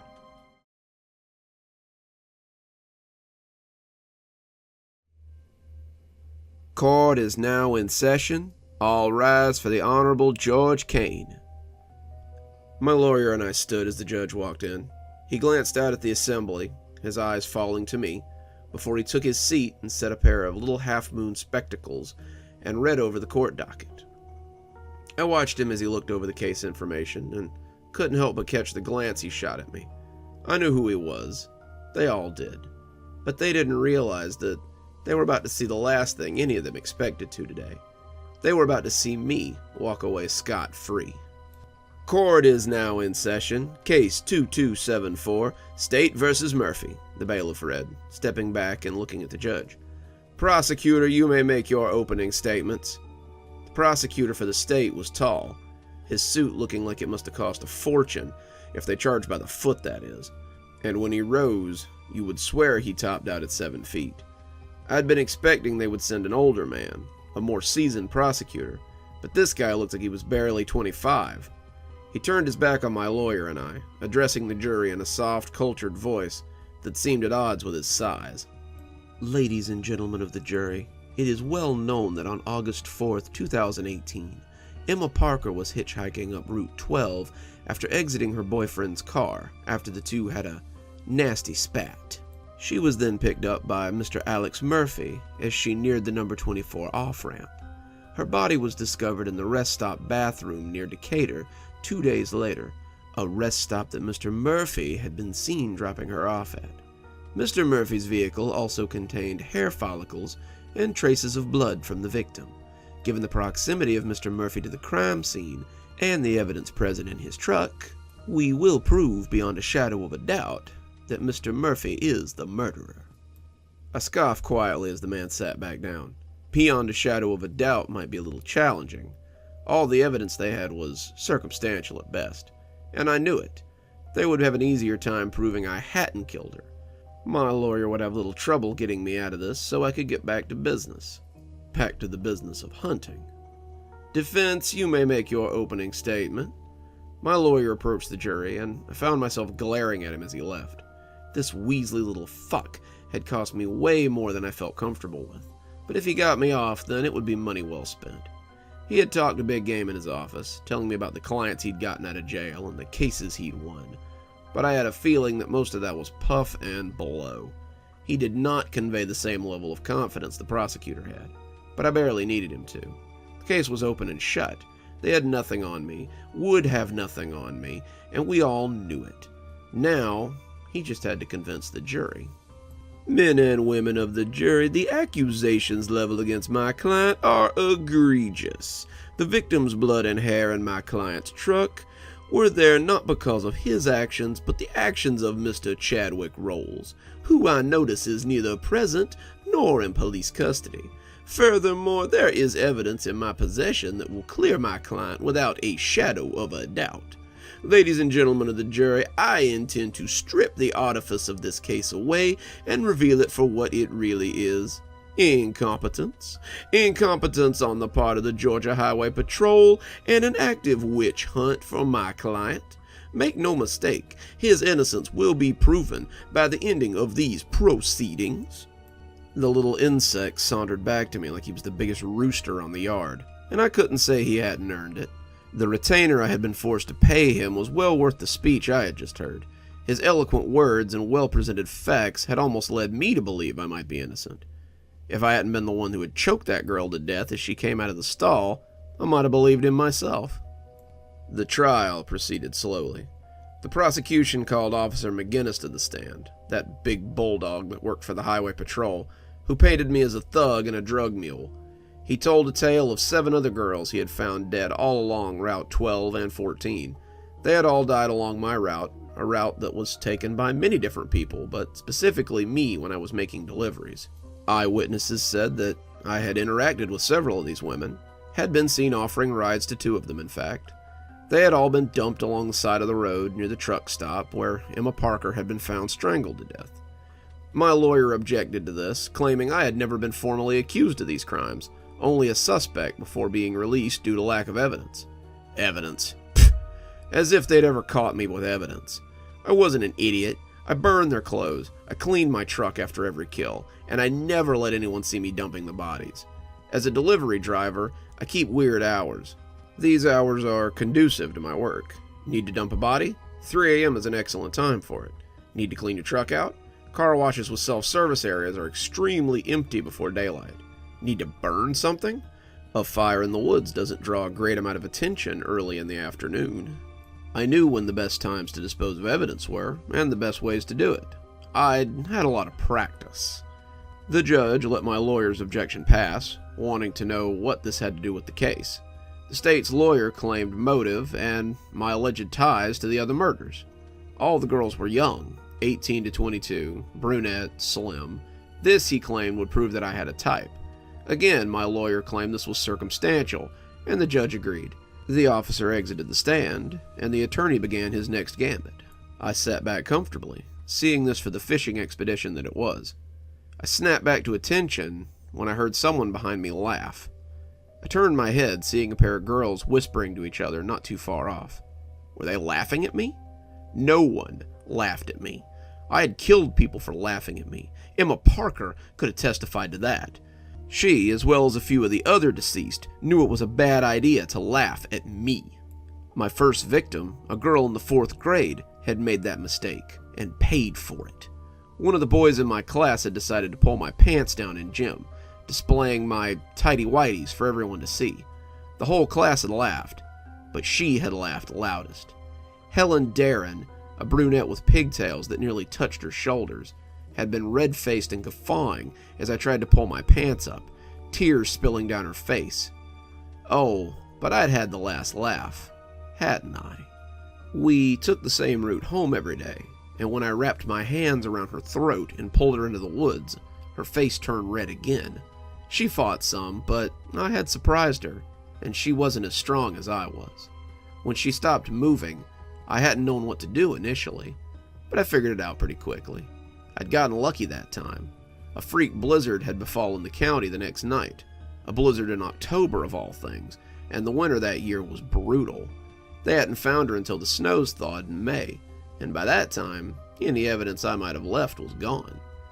My lawyer's objections brought me back from my revelry. Objection, Your Honor. The evidence presented is counter to the accounts given by my client and the coroner. The coroner's report states that the head wound was old. She had received it before being picked up by the defendant. As such, the presence of blood and hair in the cab is circumstantial at best. The judge allowed it this time. Smarmy prick. But I had to say I was pretty impressed by this dweeb. He might have looked like a Simpsons character, but he had the heart of a lion somewhere under all of it. Who knew? Maybe I'd even let him buy me a beer once all this was over. Maybe I'd have even made him my next victim, if he wasn't a dark-haired dweeb. They trotted out some old lady who'd seen Emma get into my truck then. The bitch actually said, when my lawyer asked, that the head wound had been there when she saw her, so there went that little theory. I was just a good Samaritan, someone who helped people. Then they had found some attendant at a truck stop who saw me put her out, but also thought he saw my truck there too a few minutes later. I tried to play it cool, but that was news to me. I didn't think anyone had seen me double back, but if he had, he could screw up my whole trial. The laughter dragged its spidery legs across the back of my neck, and I jerked around to see who it was. The girls were looking forward, listening to the witness, and I couldn't see anyone else mugging back there. Who the hell was laughing? My life could be on the line, and someone was freaking laughing. I'd kill him. I'd choke the life out of him. No one laughed at me. No one laughed at... Mr. Miles, can you tell me the license plate on my client's vehicle? I turned around again. I hadn't even heard the dweeb move. The hick on the stand scratched his head and finally shook it. No, sir, I don't suppose I can. What does the defendant's truck look like? Well, it's a deep blue cab with a silver trailer. Thank you, Mr. Miles, for describing every truck in the Lemary fleet. Thank you for describing thousands of trucks on the road today. Did you see my client climb out of the truck? Well, no, Did you witness him strangle Mrs. Parker? The man seemed flustered. Jesus Christ, no, of course not. Then I moved that this man's statement be expunged. He cannot properly identify my client's vehicle and did not witness the murder of Ms. Parker. The witness identified Mr. Murphy's truck from a lineup successfully. The prosecutor snapped back. The judge banged his gavel and told both of them to be quiet. I just smirked. This wasn't going well for them. So far, the prosecution was looking pretty incompetent, but that was to be expected. The whole operation had been pretty incompetent from the get-go. Through some eyewitness testimony, they had decided that I was a person of interest and brought me in for questioning. I had told them about my job, the amount of travel between my facility in Decatur and the surrounding area, and the hours that I often worked. As I sat there telling them little tidbits, they had no idea they had caught the killer and were getting ready to let him go. There was a lot of traffic up that route, a lot more trucks than just mine on the road, and after some probing questions and an inspection of my cab, they had no choice but to turn me loose. I had thought that would be the end of it. The prosecution trotted in a forensics expert, citing the blood and hair found in the back of my cab to be proof that I had been in possession of the body. I was trying to listen, but that skeletal snickering just rankled me. I suddenly turned my head, scaring some old blue hair behind me who was listening, and scanned the crowd for the source of the laughter. Nobody laughed at me. Emma had learned that, hadn't she? For the briefest of seconds, I thought I saw Emma, her brunette hair hanging limply and her face still purple and lifeless. But the person was gone a moment later. I jumped when my lawyer touched my arm. "Hey, be cool. The judge is looking at you. What the hell are you doing?" I looked, and sure enough, the judge was looking directly at me as the forensic guy made his case. I straightened myself as my lawyer rose to cross-examine, trying not to look as angry as I felt. After I'd killed Amber Hodges, I began to notice some extra scrutiny. Highway patrolmen followed me a little longer and seemed to show up when I was making deliveries. I lost several prospective victims because they were always sniffing around. You see, I never killed more than I strictly had to. Killers who got a body count always get sloppy in the end, and they tend to make mistakes. I'd killed maybe 1 in 10 girls that I picked up along that route. Some of them were hitchhikers, some of them had car trouble, but all of them were stranded and in need of a good Samaritan. I took them to gas stations, rest stops, wherever along my route they needed to go, or as close to where they needed to go as I could get. I killed some of them, but most of them got along and led normal lives. This was also to throw off the police, but it worked against me too. One of them had seen me pick up Amber Hodge, but they hadn't seen me put her back out again. Before I knew it, I was at the police station again. They had tied me, somehow, to several of the other girls. I had picked them up, but no one could confirm that I had dropped them off again. They had found many of the dump sites near my route, but had found no evidence tying me to the site. At this point, all they had to go by was the fact that I had picked them up, and since the officer hadn't bothered to follow me all day, they were forced to cut me loose. They found it very clear, though, that I was a person of interest in this case, and that made me cautious. I had gone 2 months before killing again, and Emma wasn't even intended to be my next victim. But she laughed at me, and that had forced my hand. My lawyer asked the forensics guy if he'd seen the body of Emma Parker. He said he had, and it had been strangled to death with a belt left at the scene. My lawyer nodded and asked if he had seen the head wound that she had received earlier that day, a head wound that had not killed her. The forensic guy seemed a little taken aback by this, but said he was aware of the head wound. It was well documented, that head wound, so I figured he had been instructed not to bring it up unless he really had to. "And are you also aware that this head wound was not, in fact, the result of my client's actions, but the actions of her boyfriend, Chadwick Rolls?" The forensics guy nodded, looking defeated. "My client also allowed her to sleep in the back of his truck, which is why there was blood on the sleeper bed in the back. Ms. Parker laid her head down, getting the blood on it, and provided you with a reason to hassle my client." The prosecutor objected, but my lawyer abated and came to sit down. The prosecution rested then, and my lawyer rose to begin his own list of witnesses. His list was short, 2 people, and he was clearly looking for an easy win in an early day. I wanted to be mad about this, but honestly, I couldn't fault the guy. If he could get an easy win, why not take it? The courthouse was quiet as he called his first witness, and that was the only reason I heard the cluster of chuckles that erupted from the assembly of observers. I tried to ignore it. hearing them chatter and squawk, but it really galled me. How dare they laugh at me? I wanted to hurt them. I wanted to see their faces and make them regret ever having thought they could get away while laughing at me. I composed my face, though, seeing the judge watching me, but I felt an entirely irrational rage building in me. In a move that seemed to stun the crowd, the lawyer called Chadwick Rolls to the stand. Chadwick swaggered up to the stand, his polo shirt already stained as it strained against his sculpted chest. He had taken my lawyer's advice and not worn his cap, but still had a pair of expensive sunglasses nestled amongst his short brown hair. His khaki pants had been ironed and his shoes had been shined. He could almost pass for a respectable person. He looked miserable. My lawyer asked him to state his name, and the frat boy gave it as evenly as he could. I suspected he might be hungover, might even still be drunk, and found my anger bubbling again. The stupid punk couldn't have even stayed out of the bottle long enough to clear my name. This kid was playing with fire. My lawyer asked him about the events of the day in question. Chad told the story how he and Emma had been arguing. He may have pushed her a little against the window, and when she saw that she was bleeding, she had gotten out and refused to get back in. Chad had followed her for a while, telling her how sorry he was and to get back in, but she had refused and just kept walking up the side of the road. Chad had left then, not having time for her crap, and driven back to campus. He had heard the next day that she was missing. He had not seen her get into my truck. The prosecutor got up to cross-examine him, but there wasn't much to act on. Chad's whole reason for being there was to corroborate that he had been the one to hit her, not me. If he could prove that she had been wounded before she got in my truck, then it might help to cast doubt on my ability to have murdered anyone. My lawyer had promised amnesty for Chad if he helped us. The two had been fighting, and it wasn't as if Emma had filed a report or anything. He climbed off the stand and slouched away, shooting me a dark look as he passed. Guess he was mad I'd axed his ex. Then, it was my turn to take the stand. The crowd murmured when I was called, but I climbed up to the box as though I hadn't a care in the world.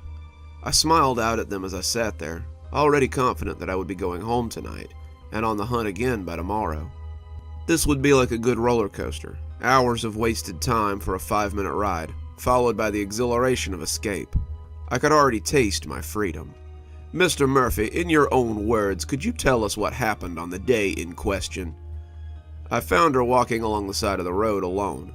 She looked drug out and kept sliding her hands up to hold her head.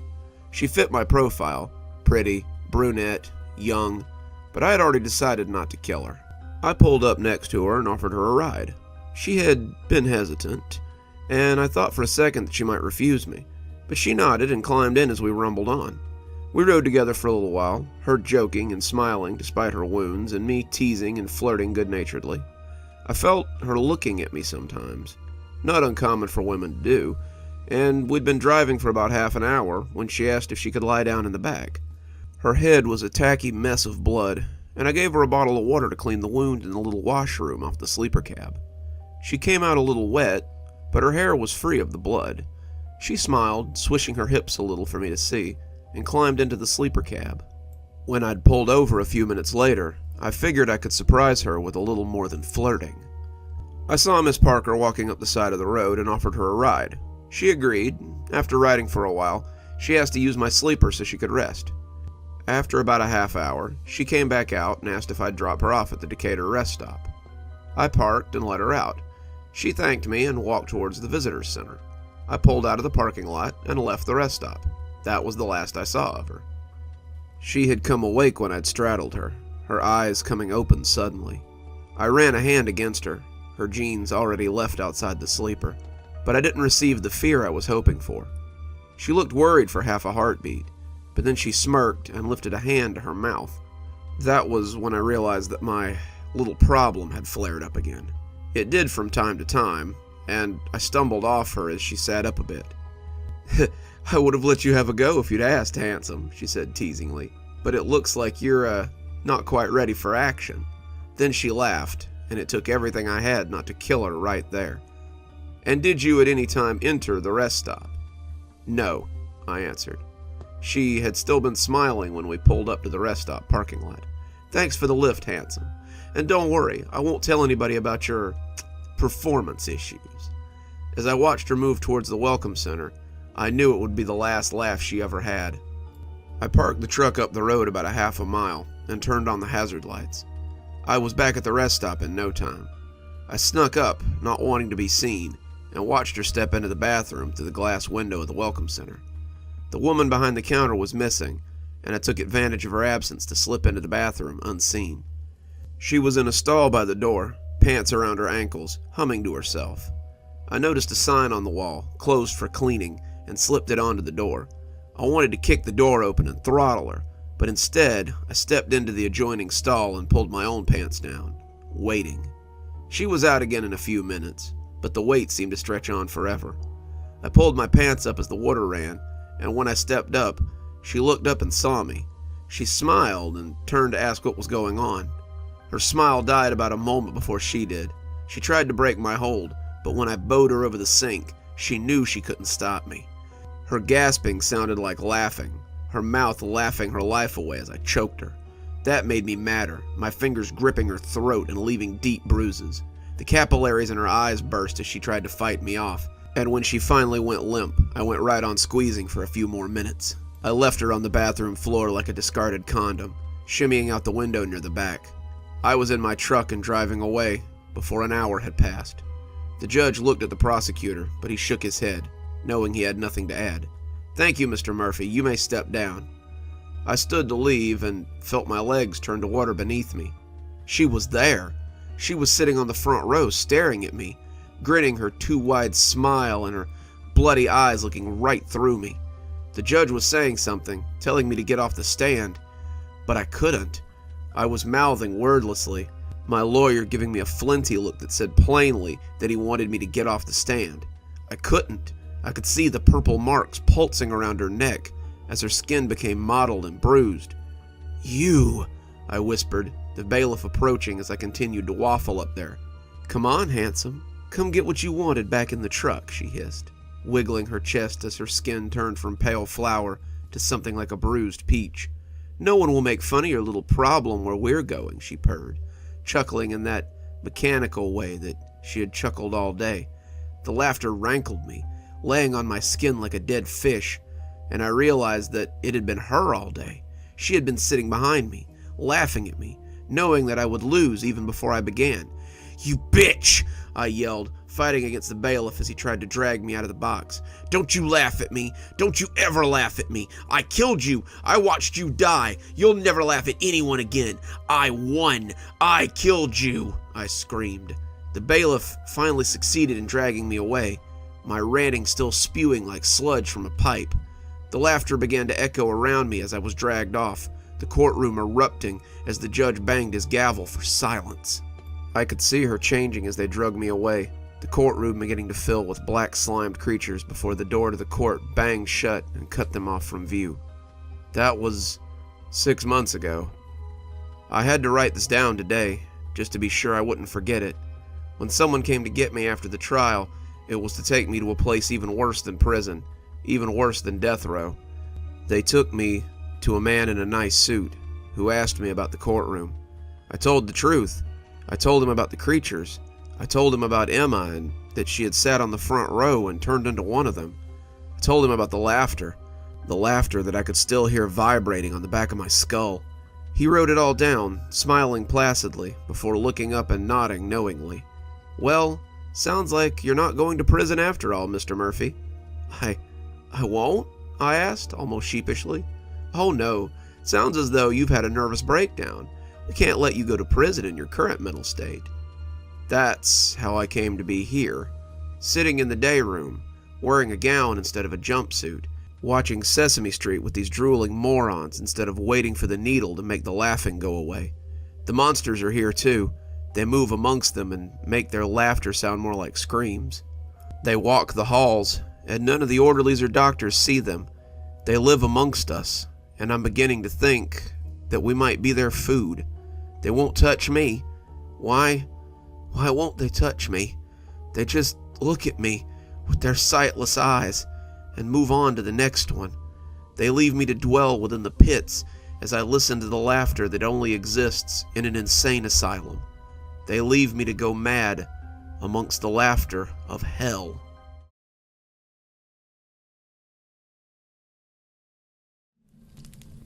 The fire crackled merrily as Glimmer lay stretched out before it, the dancing flames making her skin twinkle, which was how she had gotten her name from Grandpa, and the dazzles sent diamonds across the ceiling.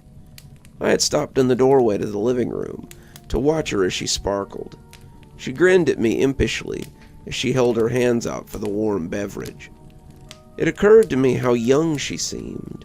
She was like a girl in her early 20s, in both appearance and mannerism. I wondered not for the first time if she would be that way when I was Grandpa's age. She patted the fireplace as she sat up, inviting me to sit with her, and I brought the hot cocoa to her as I leaned back against the rough stonework. Grandpa was sitting in his favorite chair, watching the two of us with a knowing smile. I appreciated him for that, more than he would ever know. It would have been easy for him to be hurt, but he always seemed to take the closeness of Glimmer and I as just one of life's little blessings. The widow had been very happy to have her cat back, and she thanked us for finding him quickly. He's a silly old thing, but he's all I've got, and I'm quite fond of him. I'm glad he didn't wander off in the snow and get himself frozen to death." She had excused herself pretty quickly, telling Grandpa it looked like he was entertaining. She gave him a wink, and I'm not sure I understood it, and then she drove carefully down the driveway, Grandpa waving at her from the porch. The three of us settled in and got ready for Glimmer to begin her story, the fire the only light in the room. Glimmer took a sip of hot cocoa and made an appreciative noise as the warmth fell over her. "That's good. We don't have anything quite that good in the woods." Are you telling me your civilization has existed since before settlers came from England, but you haven't figured out hot cocoa yet? I asked with a little laugh. Glimmer gave me a withering look, but spoiled it by winking at me. "We have sweets, of course, just nothing quite this frivolous exists in our world. We have more immediate concerns, like survival." And cats, apparently. "Yes, and cats." "Wait a minute," Grandpa said. "When I made you the wooden cat, you didn't seem so surprised." "Well, I had seen wild cats before. They run everywhere in the forest. But this cat was different. He was so strange that I didn't immediately realize he was akin to the felines I knew." She closed her eyes, and as the smoke wafted into her face, I could tell that she was time-traveling back to her girlhood days. Grandpa got that same look when he thought about the past, and I supposed it was universal. Glimmer was content to let the steam caress her for a few moments, beginning her story without much warning.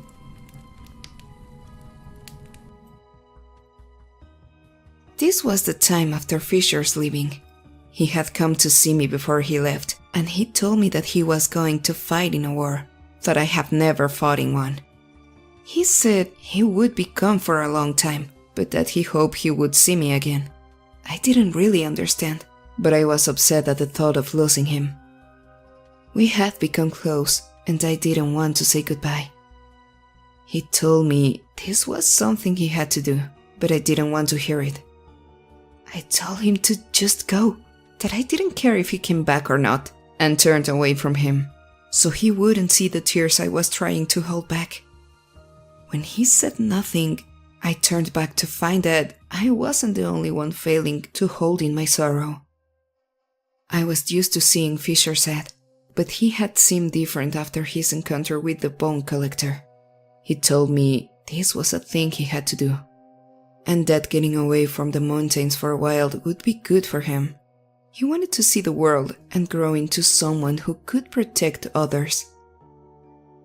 I refused to listen to his excuses though. I was young and spirited, and if he was going to leave, I told him to just go ahead and go.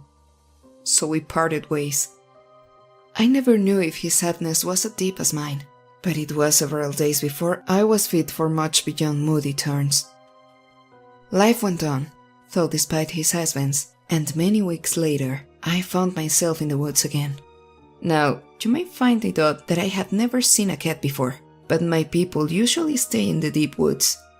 I am considerate an oddity because I will go so close to human places. In those days, I would not even go that far. Fisher had always come to visit me near the borders of my world and his, and without him to visit, I hadn't been anywhere near the humans in ages. On this particular day, I was supposed to be gathering herbs for medicine, so my mother could cure some of our people who had become ill. I had collected quite a few herbs, but when I found that I was close to the border again, I got a bit reminiscent of the times I had spent with Fisher. So I decided to go and have a look at some of the other people that live in the area.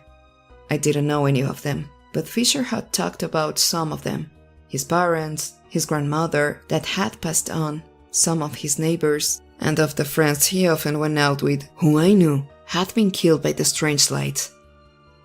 I wasn't afraid of being seen by any of them. I could move as gracefully through the woods as any deer, and I had hidden from the humans before.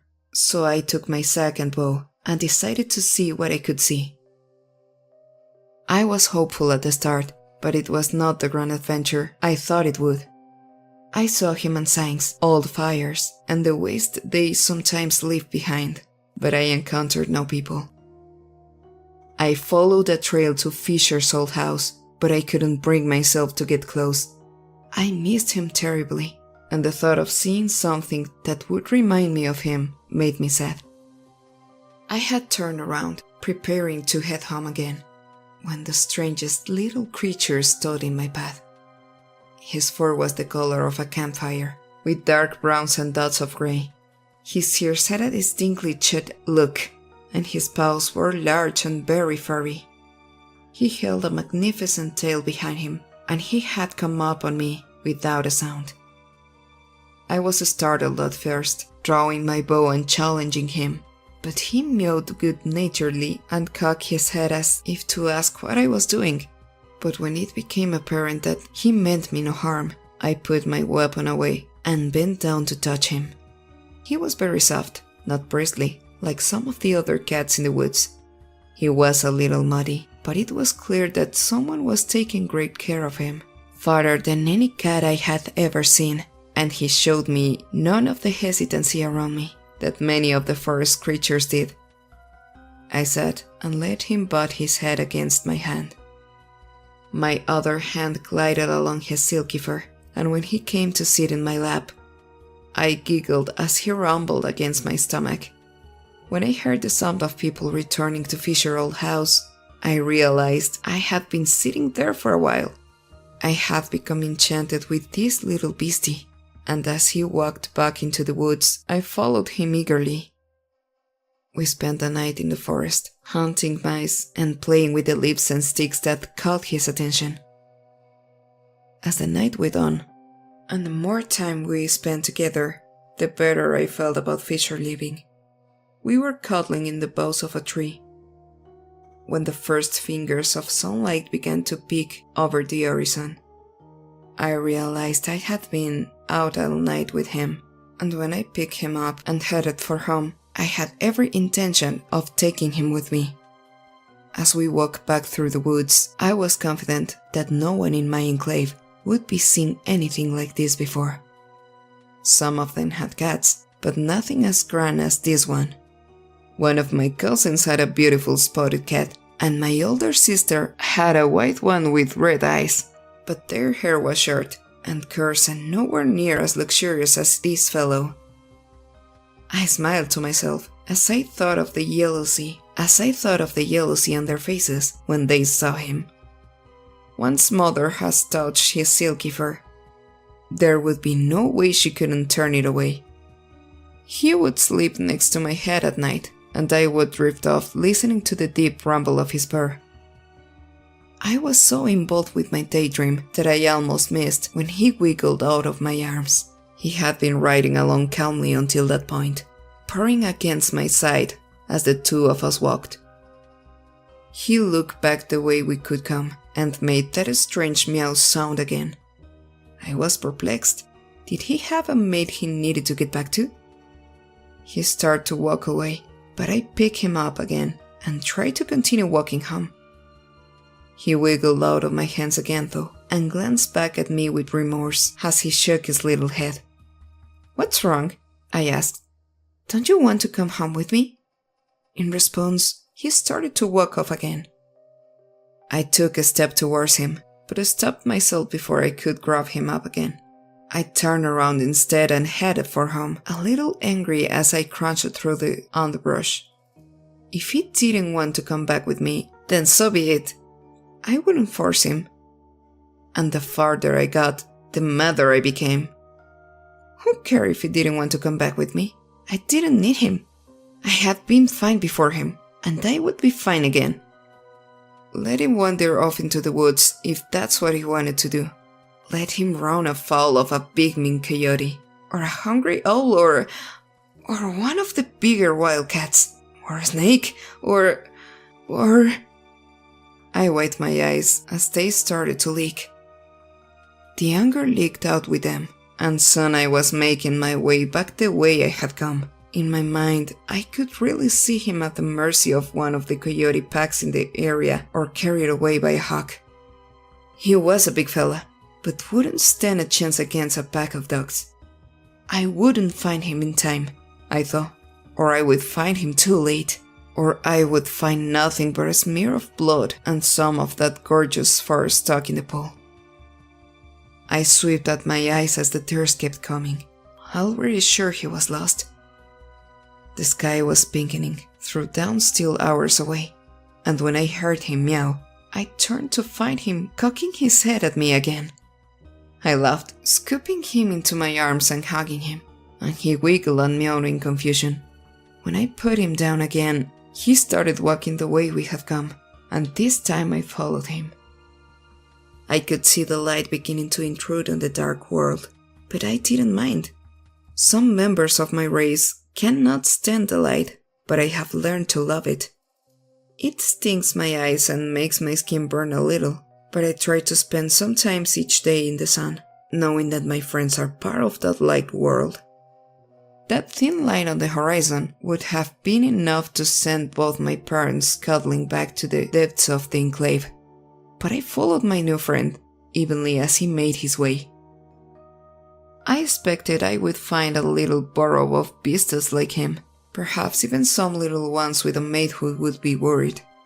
But as we go closer to the edges of humanity, I realized where he was heading. When we came to the edge of his home, the lights already on the big house.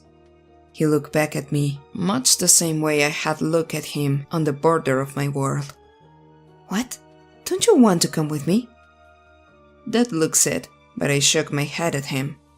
"No, this is where we must part ways, little friend." He came back, butting up against my leg and giving me another rub of his silky fur, and then he trotted off for home, bounding up in the back porch steps as he sat patiently at the door. I had turned to leave, the dawn very close now, when a high and excited voice found its way to my ear. "Clarence, you came back!" I peeked through the trees and saw a little girl pulling him into her arms. She couldn't have been more than 8 or 9, and as she rubbed her face against the gats, I realized this had been where he was returning to. She was his family. She was the one had been trying to get back to, and I felt a little guilty for trying to keep him. He had home already, and my ownership of him had been a knack of death. "I told Mommy you wouldn't come back. I'm sorry I put you outside yesterday while I was trying to nap. I won't do it again. Come on, let's get you some breakfast. Then we can brush you and get you." But their plans were cut off by the closing door. And as the day began, I slipped back into the woods and made my day as home as well. The fire crackled as she finished, and I saw a tear roll down her cheek as she remembered that day. I think in a way that was how I said goodbye to you as well, Fisher. To me? Grandpa smiled. You were never mine to keep either. I felt hurt when you left, that I didn't admit it. You were gone, and I thought I could simply exist without you. Watching that cat go, realizing that it might get hurt and feeling hurt that it wouldn't stay, made me remember how you had left as well. I needed to come to terms with that, which helped a lot. We all sat silently for a while, Glimmer putting her head on my shoulder as the fire crackled merrily behind us. When Grandpa chuckled suddenly, I looked up and saw Glimmer cock a sardonic eye at him. I had to get a cat out of the widow's house once. She didn't know it was a cat, of course. She thought it was a haint that had taken up residence in her attic. So there I am, prepared to do battle with a dark spirit, and I step into the attic and find myself face to face with a highly upset bobcat. Glimmer's hand slipped into mine as the two of us listened and laughed as Grandpa unfurled his tale of a spirited wild animal and a very surprised Grandpa. We sat by the fire as the snow came down, and the fire warmed our bones. I could feel Glimmer's comfortable weight as she leaned against me, and as Grandpa unveiled his latest story, I smiled, enjoying these small blessings as they came.